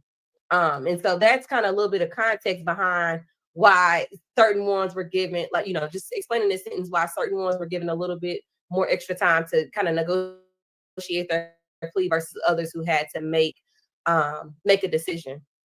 All right. Attorneys were not present on Friday for Javon Fleetwood and Jimmy Winfrey. When Fleetwood objected to his lawyer's absence and lack of communication, Dempsey responded, I appreciate what you're saying. He isn't here today, so we will deal with that as appropriate. Let me say this in response to what you have just raised, sir. In general, anyone paying any attention to what's been going on in the state of Georgia and Fulton County understands that there is a lack of attorneys available to handle these types of cases. It takes forever for an attorney to be appointed to represent a defendant. So just more background to what I just kind of said. Dempsey went on to say that it also takes the attorneys time to prepare to handle a case and communicate with their clients. So basically, Javon is like, look, my lawyer ain't talking to me. He ain't coming to see me. You need to go on and give me somebody else. All right. After Winfrey also objected, saying his lawyer was ineffective, and he wanted a new one, Dempsey told him that the court would have to find out why his lawyer was not at court first. Fleetwood's lawyer was reportedly absent because of a family emergency. Okay, so I just kind of had them mixed up, but it straightened out right there. So Winfrey's lawyer never showed up. And they had to find out why he wanted a new one. And Fleetwood's lawyer had a family emergency. Demise McMullen was present that Friday. However, he was recently assigned to the case, and the judge gave him additional time to prepare and to review the plea deal with his client. So the defendants are facing serious charges. I think all of us have pretty much, we look at the indictment so much, it's crazy. We could probably tell you who got what bodies and who don't. But Khalif Adams and Demikion Garlington have been charged with the attempted murder of Rayshawn Bennett, aka Lucci, a rapper serving life in prison without the possibility of parole for his role in a drive-by shooting in 2020. Demikion Garlington, Khalif Adams, I want to say Khalif was the guy that was in jail, and we saw the text messages between him and Khalif through Vivarito. Yeah, just give a little bit more background to that. Javaris Bradford and Demise McMullen are charged with the 2015 murder of Donovan Thomas, Diamante Kendrick, and Shannon Stillwell, who are on trial with Jeffrey Williams. Young Thug are also charged with the murder of Thomas. Demikion Garlington has been charged with the murder of Shamel Drinks. Co-defendants Quamarvius Nichols and Shannon Stillwell are also accused of killing Drinks. Nichols is also on trial in Fulton County Superior Court room with Young Thug and Stillwell. So remember, this is a little outdated article, but you can see like everybody charged with everything at this point. All right. All right. So the defendants that were in court there that day was Khalif Adams, Bobby Hunt. He rejected his plea deal. He is currently serving a life in prison for a 2016 murder during a home invasion. So he is charged with RICO, attempted murder of Lucci, and two counts of participation in criminal street gang activity. Damon Blaylock rejected his plea. He is currently serving life in prison for the 2019 murder of Jamari Holmes. Remember, him and Lil Rod were convicted of Jamari Holmes' murder. Now, we know that Blaylock had his appellate arguments done by Brian Steele. And I think we're still waiting on the results of that, but he's going to be in that next group, and he is charged with RICO. All right. Javaris Bradford, aka Tudor, rejected his plea deal. He is charged with conspiracy to violate the RICO and the unaliving of Donovan Thomas. Javon Fleetwood, aka Psycho or Fortray, his attorney was not present, but he is only charged with conspiracy to violate RICO. Damikian Garlington, who we heard a whole lot about because they had them taps on Damikian. All right. He rejected his plea deal. He has RICO, the attempted murder of Lucci, 2 counts of participation in criminal street gang activity, the murder of Shamel Drinks, and possession of a firearm during the commission of a felony. Demise McMullen, aka Nard, his attorney had just received the case during that time. He was charged with RICO and the unaliving of Donovan Thomas or murder. Sinquarius Mender, who also goes by Nard or Stunner, rejected his plea deal. He is charged with RICO, possession of a weapon by incarcerated individual, possession of a telecommunication device by incarcerated individual, and participation in criminal street gang activity. Jimmy Winfrey, aka Roscoe, his attorney was not present, and he was charged with conspiracy to violate RICO, violation of Georgia Controlled Substance Act, and possession of a firearm by a convicted felon, and participation in criminal street gang activity. All right. Now, we're actually going to skip this part because I think we all have a good understanding of who was actually on trial with Young Thug. We know now who's taking pleas, who haven't, and what's going on. Now we're just going to briefly talk about the people who have already accepted the pleas. So we know on the 16th, he was sentenced to 12 years, 2 years commuted on time served, 10 years probation. He pled guilty to RICO and participation in criminal street gang activity. Duke is the one who is represented by the infamous Ashley Merchant. All right. Durante Beebe, or B, took a negotiated plea in November of last year. He was sentenced to 15 years in jail, and he did 10 on probation. He pled guilty to RICO, theft by receiving stolen property, 2 counts of violation of the Georgia Controlled Substance Act, possession of a firearm by convicted felon, participation in criminal street gang activity, on robbery, reduced to robbery by force, and hijacking a motor vehicle in the first degree. We know Gunna took a plea deal, and I'm kind of surprised that people are still talking about this, but Gunna took an Alford plea on December 14. He was sentenced to 5 years. It was commuted to 1 year time served, 4 years suspended for RICO. We had Woody Lee, who we saw get on the stand. He pled to RICO. We had Walter Murphy. He pled to RICO. We had Tick plead to RICO. Mook took plea to RICO and possession of a firearm by a felon. And then we also had Obama, Antonio Sumlin, and he also pleaded guilty to RICO. All right. They actually dropped charges on Codarius Dorsey, aka Polo. He's currently serving a life in prison for the 2000 of actually 2 people. He was previously charged with conspiracy to violate RICO and conspiracy to commit a crime. Still on the run is Justin Cobb, aka Doo-Wop. He has not been arrested. I believe this is still accurate because I have not heard anything about him being taken into custody. he is charged with 2 counts of RICO and the unaliving of Donovan Thomas. Now, I'm wondering, why is he running though? You don't even really have like no I mean, the RICO charge. Okay, I wonder, are you running from the murder charge? Because like, to me, honestly, I still don't think there's a RICO, and I'm also wondering if they don't, on the first set, if they don't find them guilty, then what does that say about the RICO charge for these guys? So my thing, there are so many people that the police are like, they're in the States, like they're running, they're running from the cops, yet they are staying in the same exact city, doing the exact same thing they've done their whole life. They haven't left. They're not running. The cops don't care. The cops aren't looking. I have seen people who were literally on probation, and probation puts a warrant out for them. They're like, they're running. They finally get arrested 5 years later, and they're like, well, what have you been doing? They've been working at the Kroger down the road from the probation office for the past 5 years.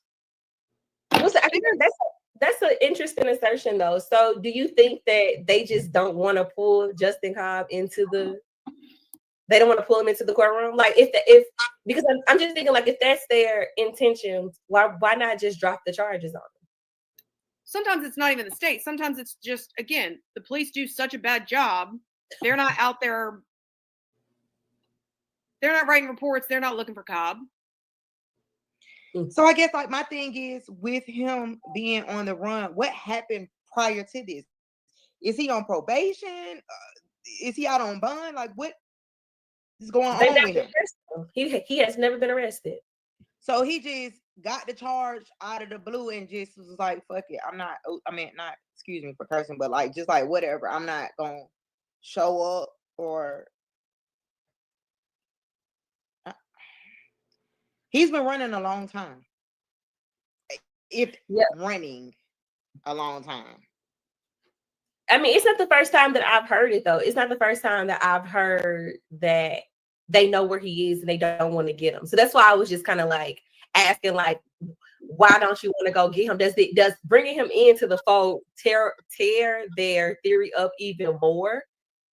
Or why not just let the charges go? So, and I'm not saying that the state knows where he is. I'm just saying I've seen situations where they're not necessarily running. They're literally living in the same area that they've always lived in. So I guess that's the term running that like the state and the media like to use. I'm like, not necessarily. They're not turning themselves in, and they're just living their life. Do I know that for sure? No. Have I seen that way more often than people want to believe? Yes. So TK said that they said we didn't have the resources to utilize to catch him. So I fully agree with that. I'm sorry, go ahead. Then we kind of see a little bit of that, what you're describing, Yates, with kind of Quindarius Zachary. You remember how the state was kind of alluding, like he was on the run, we couldn't find him and all this stuff. And they were like, no, we've been here, like in the same spot. So I remember them, like them saying that like the family and the state was portrayed in court that they couldn't find him. He's been on the run and stuff like that. So is a great example, 100%. And then shoot, my other question would be like, is he still alive? Do we even know if he's alive? That's a good one. That's a good one. Where your mama and them at? Y'all ain't gonna pull up on nobody's channel and tell us what's going on. Nah, they ain't pulling up on us, Joy. They ain't coming. They ain't coming. They gotta stay out of here. But just to kind of circle back around, I don't think nothing happens to this group of guys, because at the end of the day, they have their own charge of RICO. So regardless of the fact that Thug is gone or this case is ending, and however the verdict comes back, it has no weight or bearing on this next group of people. That's just, to me, gonna look so weird, because isn't this kind of still titled as YSL? Yes. And I'm sure the jury selection for this is going to be super hard, because I'm sure whoever you try to go get now has probably seen something dealing with this trial, have heard it, something. And the jury can know about the case. They just can't. They have to say they can be unbiased because I mean, it will not take them 10 months to find a jury. I'm expecting max a month at most. But what if it's a situation to where, you know, they've seen how long the first batch was and the people get up there and they're like, I don't want to be on that, y'all.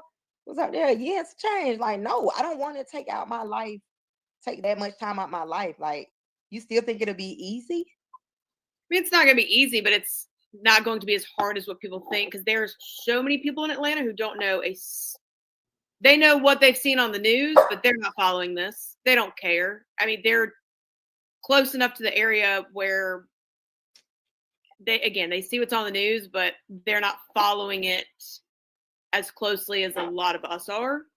And so I don't think it's going to be as difficult as what people are saying. Yeah. Okay. So let's get back to the article. I think we can circle back around because I see y'all have even some more questions. I think some of them are better answered once we kind of get down. And I saw somebody say that Justin had never been in trouble before. And I'm not sure if he's been in trouble before or not. I just know that I guess whenever this indictment went out, he was never arrested and still on the run. So Chris, which is the one that they call Big Breast, we heard about him 2 or 3 times. All right. We heard this. He's the guy who was shot the police officer. So he's currently in state prison serving time on a previous charge. Current YSL's case status was unknown at the time, but he's accused of shooting a police officer in February of 2022.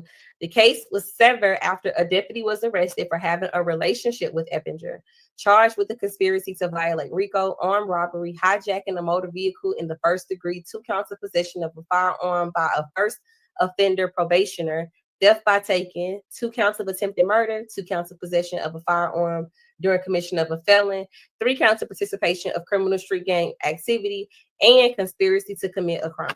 Now, when we talk about somebody who got almost every charge, Chris got almost every charge that you could think of down there on that indictment.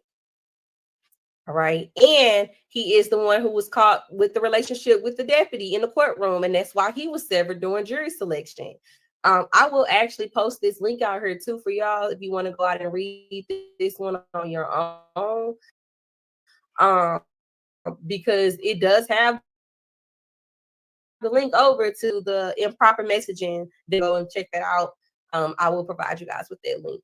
And Taylor, since we're on Christian Eppinger, I just looked. His max possible release date is December 5th, 2076. Woo! And again, he has so many charges. He could get parole, but his max release date for what he is currently in prison for, because he is currently in, he's in a special management unit. Okay. 2076. So let me ask you something, Allison. Well, hold on, I want to make sure because Taylor, do you want to get through the article? Oh no, I want to get past Justin, but go ahead. No, I just wanted to ask a general question, but in reference to this. So we've seen to where there are a couple of the defendants that already have life sentences. What advantage does the state get of charging or trying to go after someone that already has a life sentence? Spite. Okay. I mean, there isn't.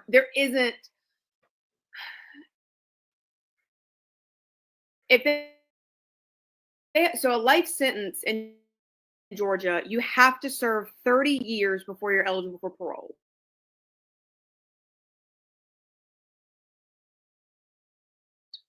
If someone's serving life without parole, you're never getting out, but life is 30 years and they are all younger. that they'd be in their 60s or 70s before they get out, even if they did parole. But in my opinion, a lot of it's just spite. It's, in my opinion, a waste of taxpayer dollars. But they have the decision. I want to chime in on that too, because I also feel like when they built this case, they looked at everybody's situation and they wanted them to be there with Thug. And you have to think about how they find someone guilty of RICO. And I felt like Lil Rod wasn't the only one that was slid in there for the reason of guilt or to make everybody look bad. I think all of these guys who are currently serving life sentences for whatever they were doing were placed there strategically as well, and they had a backup plan for backup plans. And this is why I'm hoping the jury is like paying attention, because I said it from the very beginning that most of these crimes, if not all of them, were individual crimes. Like it was, or this was in furtherance of YSL. I feel like most of everybody on here that did crimes did it on their own free will. Mm-hmm.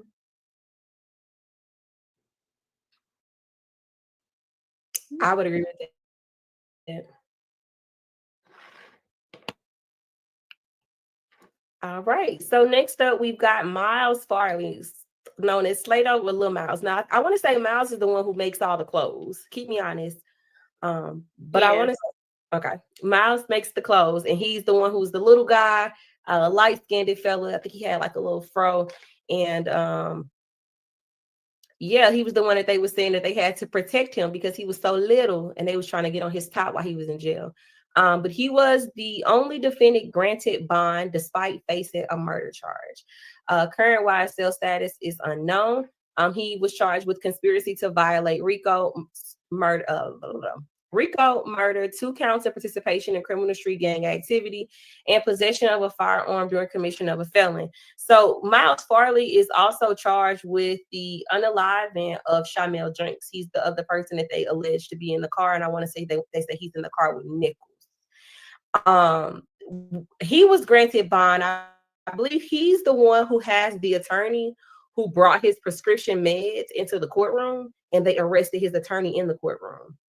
So if you didn't, okay. So I think circumstances were crazy, but I want to say that he was granted a $650,000 bond, and that he was the only one that was given a bond. And I think it may look good for him that he has other things going on, although the clothing they probably gonna be looking sideways at the clothing. But I feel like he might be one of the ones that might come out of there better than the rest of the crew, and maybe Pee Wee might somewhat come off as well, but the rest of them probably gonna get railroaded, especially if they don't really have good counsel. Yeah, in my opinion. Yeah. Next up is Jaden Myrick. He is they call him Set Trip or J-Man. He's currently serving life in prison without parole for 2000 murder of Christian Broider. His YSL status is unknown. He has RICO, attempted murder of Lucci, possession of a weapon by an incarcerated individual, and 2 counts of participation in criminal street gang activity. All right. So that kind of wraps up the guys that were listed in the book, but there was an individual that I don't think I can. There was the extra person that I know they didn't mention in here. I might have to go look it up on my Roscoe Pee Wee. Did we talk about him already? Nope. I don't think we talked about Roscoe. Let me see. And also for those that might be interested, there is an article on Jaden Myrick that's in the AJC. You might have to do some Googling, or I could probably Google it and post it. I did post it in Taylor's chat a couple of days ago, I believe, but it's a very interesting article on his life and how, because his mother was my classmate, but it pointed out the fact that his father and him basically were like alternating on who would go to jail. And so it was an interesting article just on his life and how long he's been in trouble, since a young age, and how he grew up. And I'm wondering, is his attorney going to use that as well to kind of defend him. But it's a very interesting article, and I'll post it in the chat. Let me find it. I think I may found it. Let me know if it's the right one. It's like from 2018, I think, or something like that. Oh, it's from 2018. It's on AJC. Okay. I see one from 2022.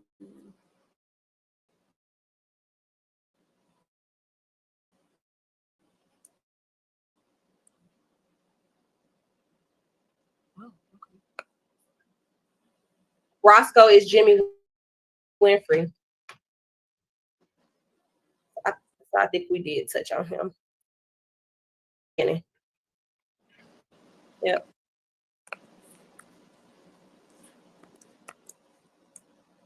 Yeah, we did. We touched on him. His attorney wasn't there. So what we know is that Demise McMullen and Jimmy Winfrey, we didn't hear if they had rejected their pleas or not, as well as Javon Fleetwood. I don't believe a plea was offered to Chris. All right, so I guess we can, I'll go ahead and stop the share on this one. I guess we can just kind of jump into the conversation about attorneys and what type of representation these guys are going to need, and any thoughts you all have on how or if the state will go back to these gentlemen with pleas. So I don't know, Nini, if you're free, I'll pose the question to you first. Do you think the state is going to go back and offer these guys pleas, another plea?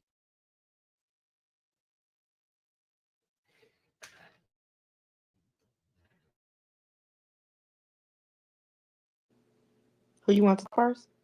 I was asking Nini. I thought I was looking up something. Oh no. I actually thought about that on the way driving home today. Could possibly, and everybody denied them. Now, if it's something different and it sounds better than what was already offered here recently, maybe. And the mere fact that, however this go with Yak and Shannon, I think also would persuade and could change things around. So I say that they might, depending on how Shannon and Yak turn out. But then too, I think they might not even give them no plea deal no more, because they might feel like, okay, well, if the first group wasn't convicted, then the second group, somebody did something, if I had to think. But then it also kind of, I don't know, I would probably take it to trial, because if it's any of them that's in there now for DAs, I'll go ahead and just take it to trial, because they didn't do a very good job with this set. And it's going to be interesting to see if they really did the investigation good on that second set, because you was too busy wanting to get the people on the first set. So we'll see. It'll be interesting. What you think, Lo? I think so, but then I guess too, I really want to know, because some of these guys have a lot more charges. So I'm curious to know, does the state have more kind of like direct evidence with this group than circumstantial? And I don't know if that will kind of persuade how they will kind of go about these plea deals with them. But I do think some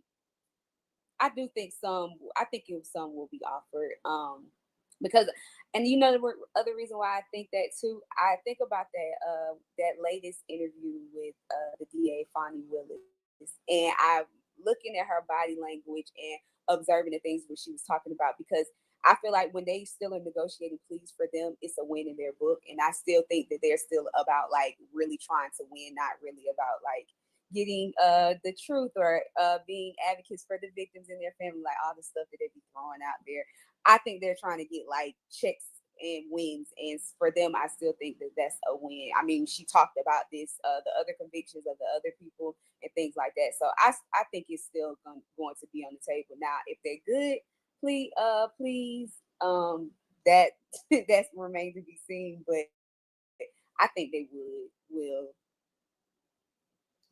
All right, Yates, what are your thoughts?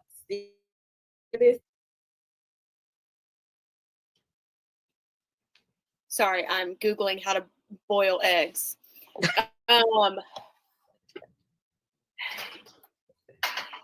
think it's going to depend on the outcome of this trial. I think that will have some effect. Do I think they will still try that case? 1,000%. But I think what pleas look like will possibly change just based on the outcome of this trial. If on the off chance there is a guilty, their heads will become big. They will not get better offers. If there are not guilties on everything, I think that the state may reevaluate, and for some of the ones that are serving life sentences, they may come back and say, all right, we'll let you plead to this, and it doesn't add any more time to the sentence you're already serving. May make it a little bit sweeter of a deal to take. But I think it's all going to depend on this outcome. Yeah, but I do agree with something. I'm sorry. Yeah, I agree with that too, because I feel like they want, if they are taking somebody down for those bodies, and I don't know, and I hate to say it that way or insensitively, but at the end of the day, there are people who are unalive and they want to hold this group accountable. Is associated or has the charge of the unaliving for Donovan Thomas or Shamel Drinks. If they, for whatever reason, believe that, first of all, not if they do, but when they believe that Shannon did not unalive Shamel and that they did not unalive Donovan Thomas, I think they're going to go harder on that next group of individuals to say, y'all did it, y'all did it, y'all did it, and y'all going down for it. I also think that, I don't know, I know there was another article that was circulating around about the defense attorneys and who has public defenders and who doesn't. I think that the way that this first trial has gone, it doesn't matter if they have a public defender or not. I think that each attorney is probably already has it in their mind if they're going to have to do some level of work for this case. I don't think, they're not going to have the Steels and the Maxes and the Dougs, but I think that these individuals will probably still, if they care about their career, they're probably still going to try and do the best that they can because eyes will be on them regardless. So it'll be interesting. Taylor, you did say earlier that Whitaker will be presiding over this case, correct? So what do you think, like, which Whitaker are we going to get? Like, will we see like the refreshed kind of like, energized, or will we see the one that was ready to wrap that other case up? Which one? Well, we're going to see Whitaker from start to finish. And so we're going to see a lot more organization. I think that the trial will go on like this. Like, I don't think we're going to be having evidentiary hearings in the middle of the trial. I think all of this is going to get done ahead of time. So we may see hearings for months before the actual trial starts, and then we, jury selection, all that good stuff. It's just going to be about who's the prosecutors. My honest opinion. I think that she is over the case, but I think there was a level of frustration because she didn't have very much wiggle room. And it didn't matter which way she wiggled, everything just looked bad for her. Whereas she's going to have a clean slate and it's going to run the way that she thinks it's supposed to run. And she's going to be in full control. So I don't know. I want to say she's going to be a more perkier Paige Whitaker, but I also think that she's still going to have her no bullshit attitude as well. And Taylor, Georgia, come here. Sorry. I fully agree with that. I think from the beginning, she is going to be more strict on timelines. She's going to be more strict on when things are turned over because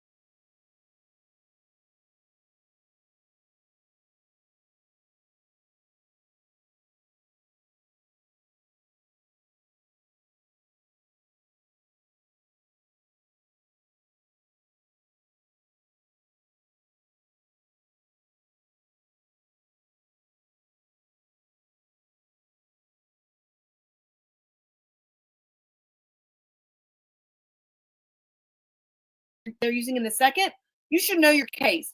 Stop fumbling around. If you don't know it by now, you had your chance. Figure it out or don't, but I'm not giving you more time. I agree with that totally. Who do you guys So we'll think, we'll see a different page for sure. who do you guys think that the state will have on this, like as prosecutors? Like that, do you think it will be some of the ones we've seen throughout this trial? Will it be some fresh faces? And do you think that that will kind of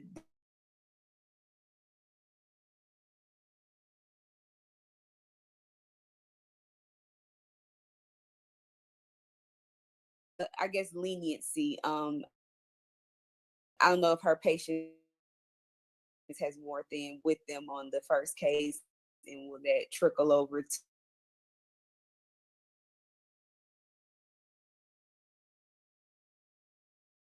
state leniency? Do y'all think whoever is on that side from the DA's office will kind of determine that, or is she just gonna be like straight no bull?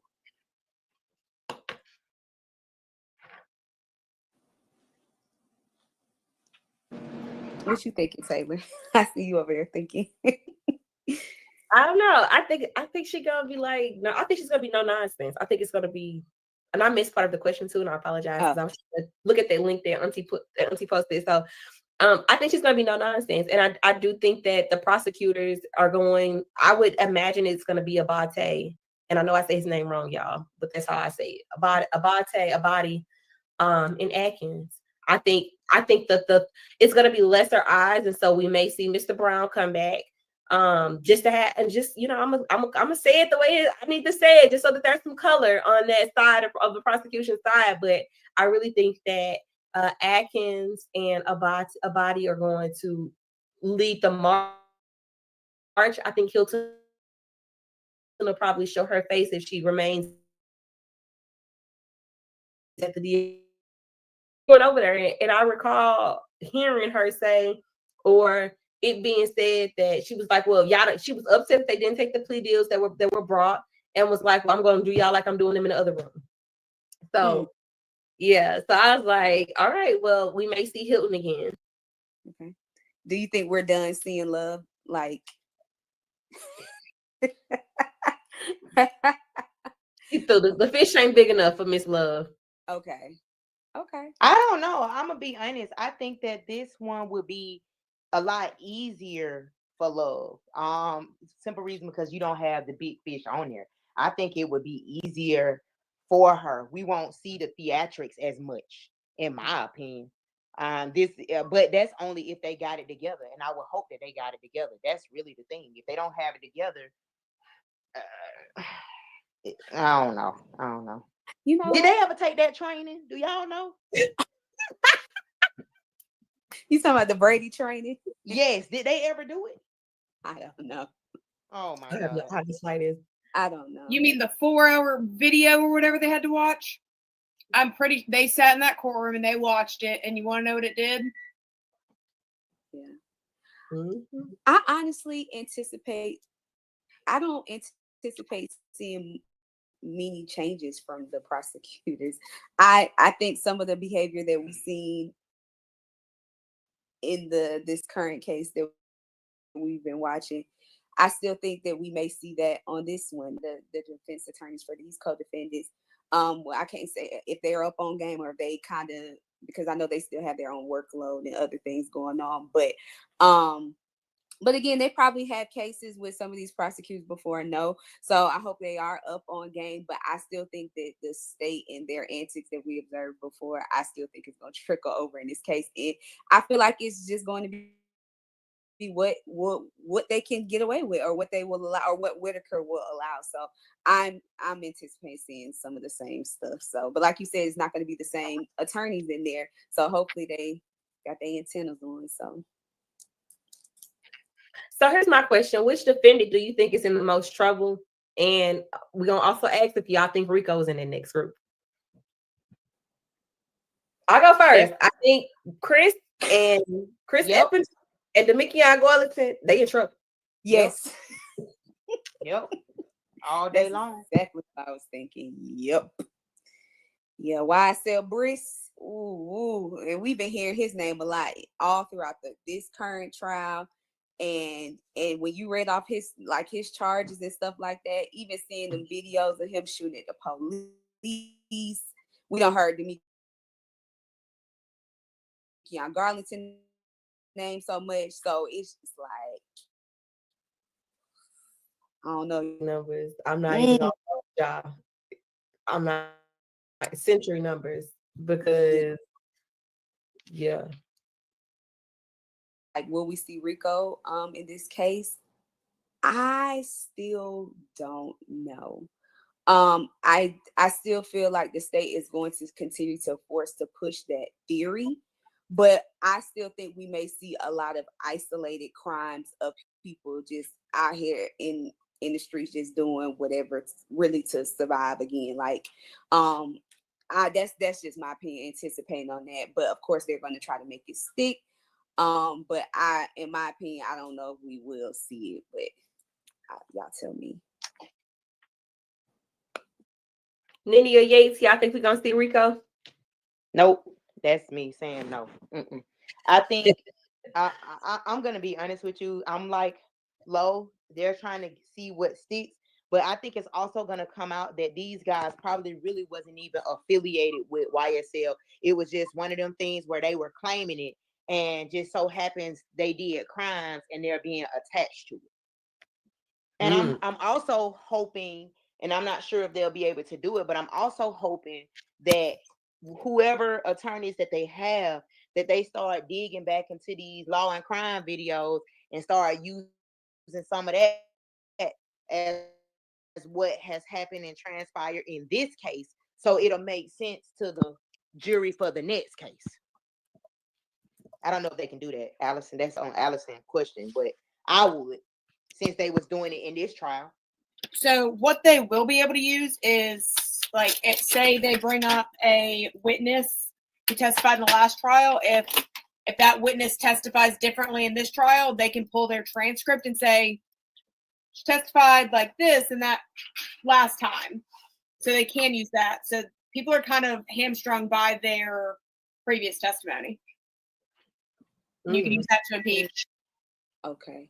So does the state plan, so that witness list that they used in this trial, do you guys anticipate on them calling some of these same witnesses? Will it be, do y'all think, like, do you think Whitaker will allow like that extensive like witness list, or she'll make them like kind of trim it down how she did towards the end of trial? What are y'all thoughts on these witnesses that the state will probably call? They will definitely recall some of the same witnesses because these are the investigators that handle these cases. So they absolutely have to have them back. I think that they may get some I don't know, Allison, when they make agreements on the chain of custody, is that a stipulation? So as of right now, nothing. So just because something was stipulated to in the previous trial does not mean it's stipulate to the chain of custody. And so that's part of the reason why they had a lot of people coming in for the witnesses. So I'm thinking that if it's called stipulations, I didn't want to say it wrong, but I'm thinking that they're probably going to have to make more stipulations to cut down that list, whereas they weren't doing it, in this last trial. If the defense agrees to stipulate, great, but the defense and the state both have to agree to stipulate something. Yeah. And so if the defense is like, I'm not doing that, then they can't. But if the defense says, I want to stipulate, and the state says, sure, but again, sometimes they want to bring in all these damn witnesses that it doesn't matter. Yeah. And stipulating would be perfect, but they don't want to do that. But yes, if the defense and the state both agree to stipulate, absolutely can do that, and that would be the correct word if they both agree. Okay. And so that's what I think, that we may see more of that in the next trial, which would lead to a reduced witness list. And would be smart on their end, because again, you wouldn't piss the judge off from the beginning. Yeah.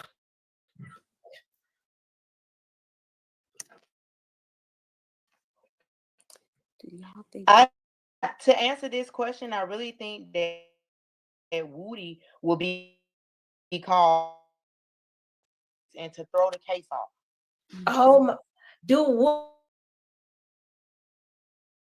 Is Woody's immunity lifelong? Here's the deal: they need his so bad that they gave him immunity. If they want his testimony again, they will probably give him the same immunity. Dang. See, so they're gonna. If I was one of the attorneys and I absolutely needed Woody, I am getting him for the clown show. I'm getting him for the clown show. Yes, sir. Come on, Woody. Oh. Yep. Oh man. He be the first one I bring up there to set the tone. For the state? Yep. No, for the defense. Well, they don't get to pick who goes first. Oh. The state does. It's their witnesses. They pick the order. So could it be opposite to where the defense can use Woody as their witness and Zachary as their witness? Or do you wouldn't do that? I mean, if the state doesn't call them, but I don't see them not calling them. They were such big players in this trial that I just don't see them not calling them. Yeah, those two were two integral pieces, especially like with the what's his name, Lil D from Cleveland, Lil D from Mechanicsville, and the information that was transmitted between them. I feel like those two was disseminated amongst them. So I definitely think that they will be called. Now the funny part with that question is which ones are we gonna get? Because y'all remember some days Woody would come in there with that Easter suit on trying to be serious, and then the next day he was on complete games, or the day like Quindarius, like when he looked really not well and how aggravated sometimes he was, and then or he kind of was like jovial and happy. So I don't know which one of these like ones we're gonna get. Well, here's the thing too, QZ he has a chronic illness, so he is going to continuously in and out of the hospital. We see him on TikTok all the time. Like literally, we see him in the hospital almost every week. So it'll be interesting.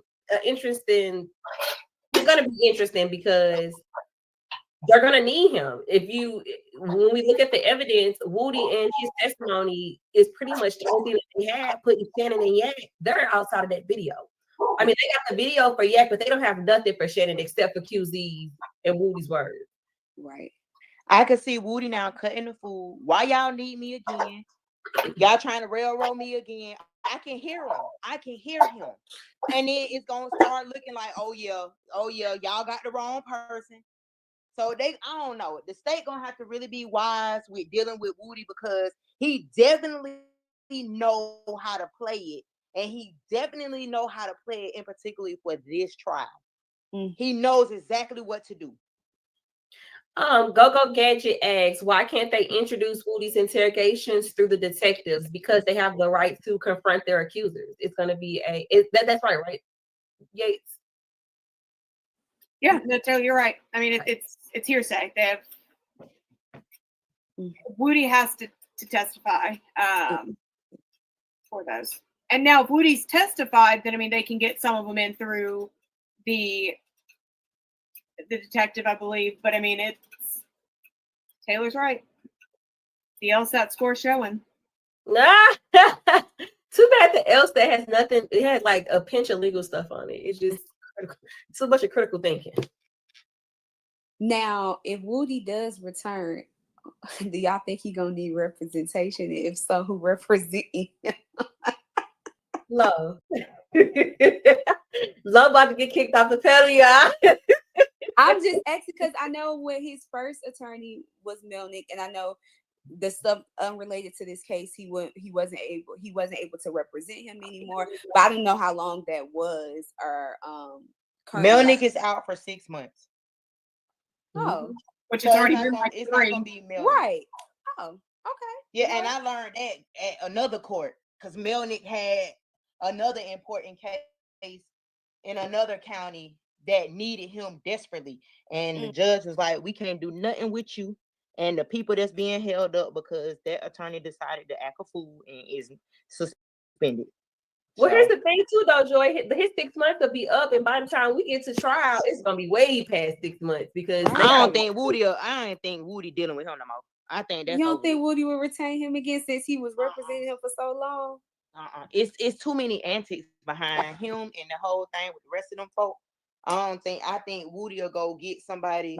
Hell, he might bring that man in that what's her name?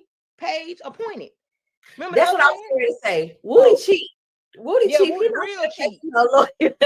He cheat. No lawyer.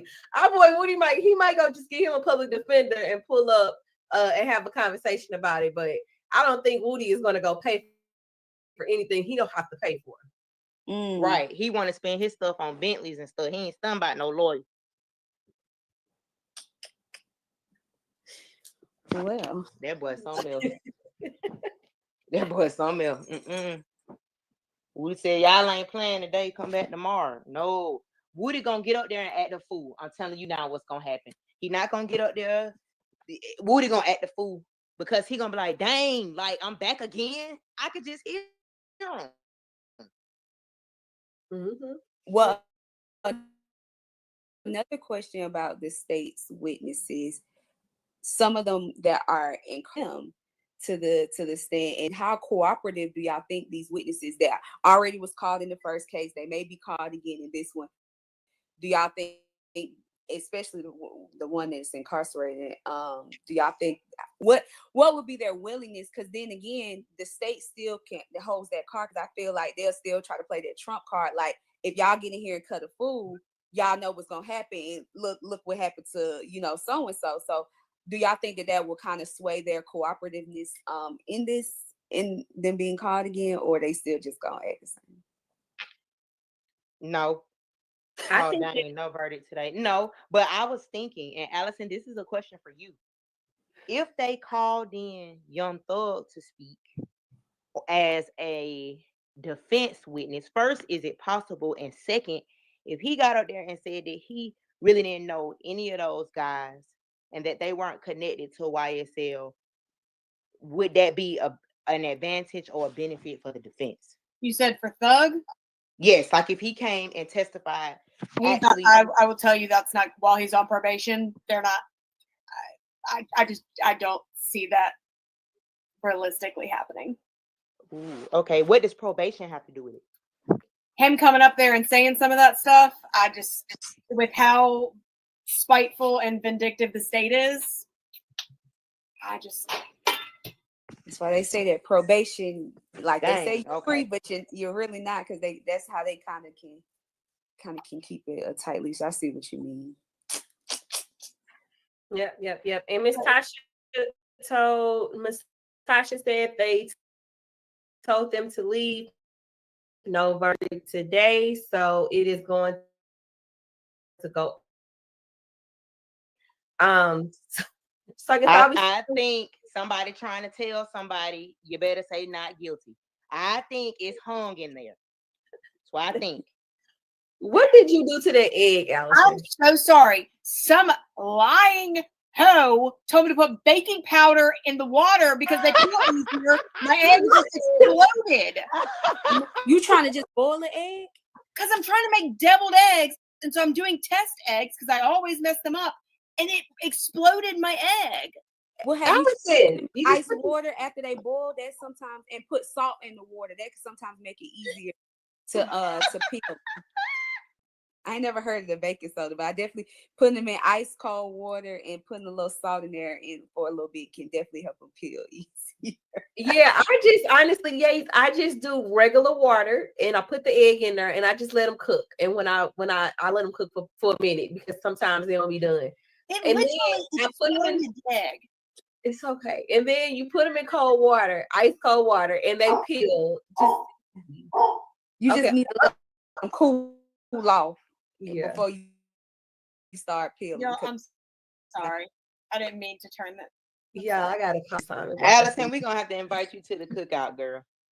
Because It's just Who water, called baking soda? Who said baking soda? water and egg and That's heat it. on the pot. That's it. I put salt and baking soda, and apparently it turned into a damn science experiment volcano of exploding my eggs. I was wondering, like, why does she got that vinegar and that I was looking bacon at that with the baking soda and vinegar. I'm like, I don't know what she cooking. Well, here's the because apple cider vinegar actually does help. Wait, what? What are you? Oh my God, Yates, we love you. Do you want to know who told me to put baking powder? One of my own coworkers who clearly wants me to have not deviled eggs. Yates, don't listen to them no more. They ain't telling you the just right regular thing to water do. and boil. We just regular water. Someone just said like white some vinegar. broccoli. Just like broccoli. Someone said white vinegar and not apple cider or vinegar. Oh my gosh, Yates. I'm sorry. I'm sorry that they did you like that. I said I'm sorry. eggs too. These were expensive eggs. And you ain't got time to be wasting them. Do that. I'm telling you. And let them show you a picture of their work. Because I can show them my scrambled egg water from my exploded eggs. Because there's literally scrambled eggs just floating in this water. Y'all, court is adjourned. I think this is a perfect place to end it for today. Everybody needs to go and get ready for Thanksgiving. I'm literally like egg drop soup in my water.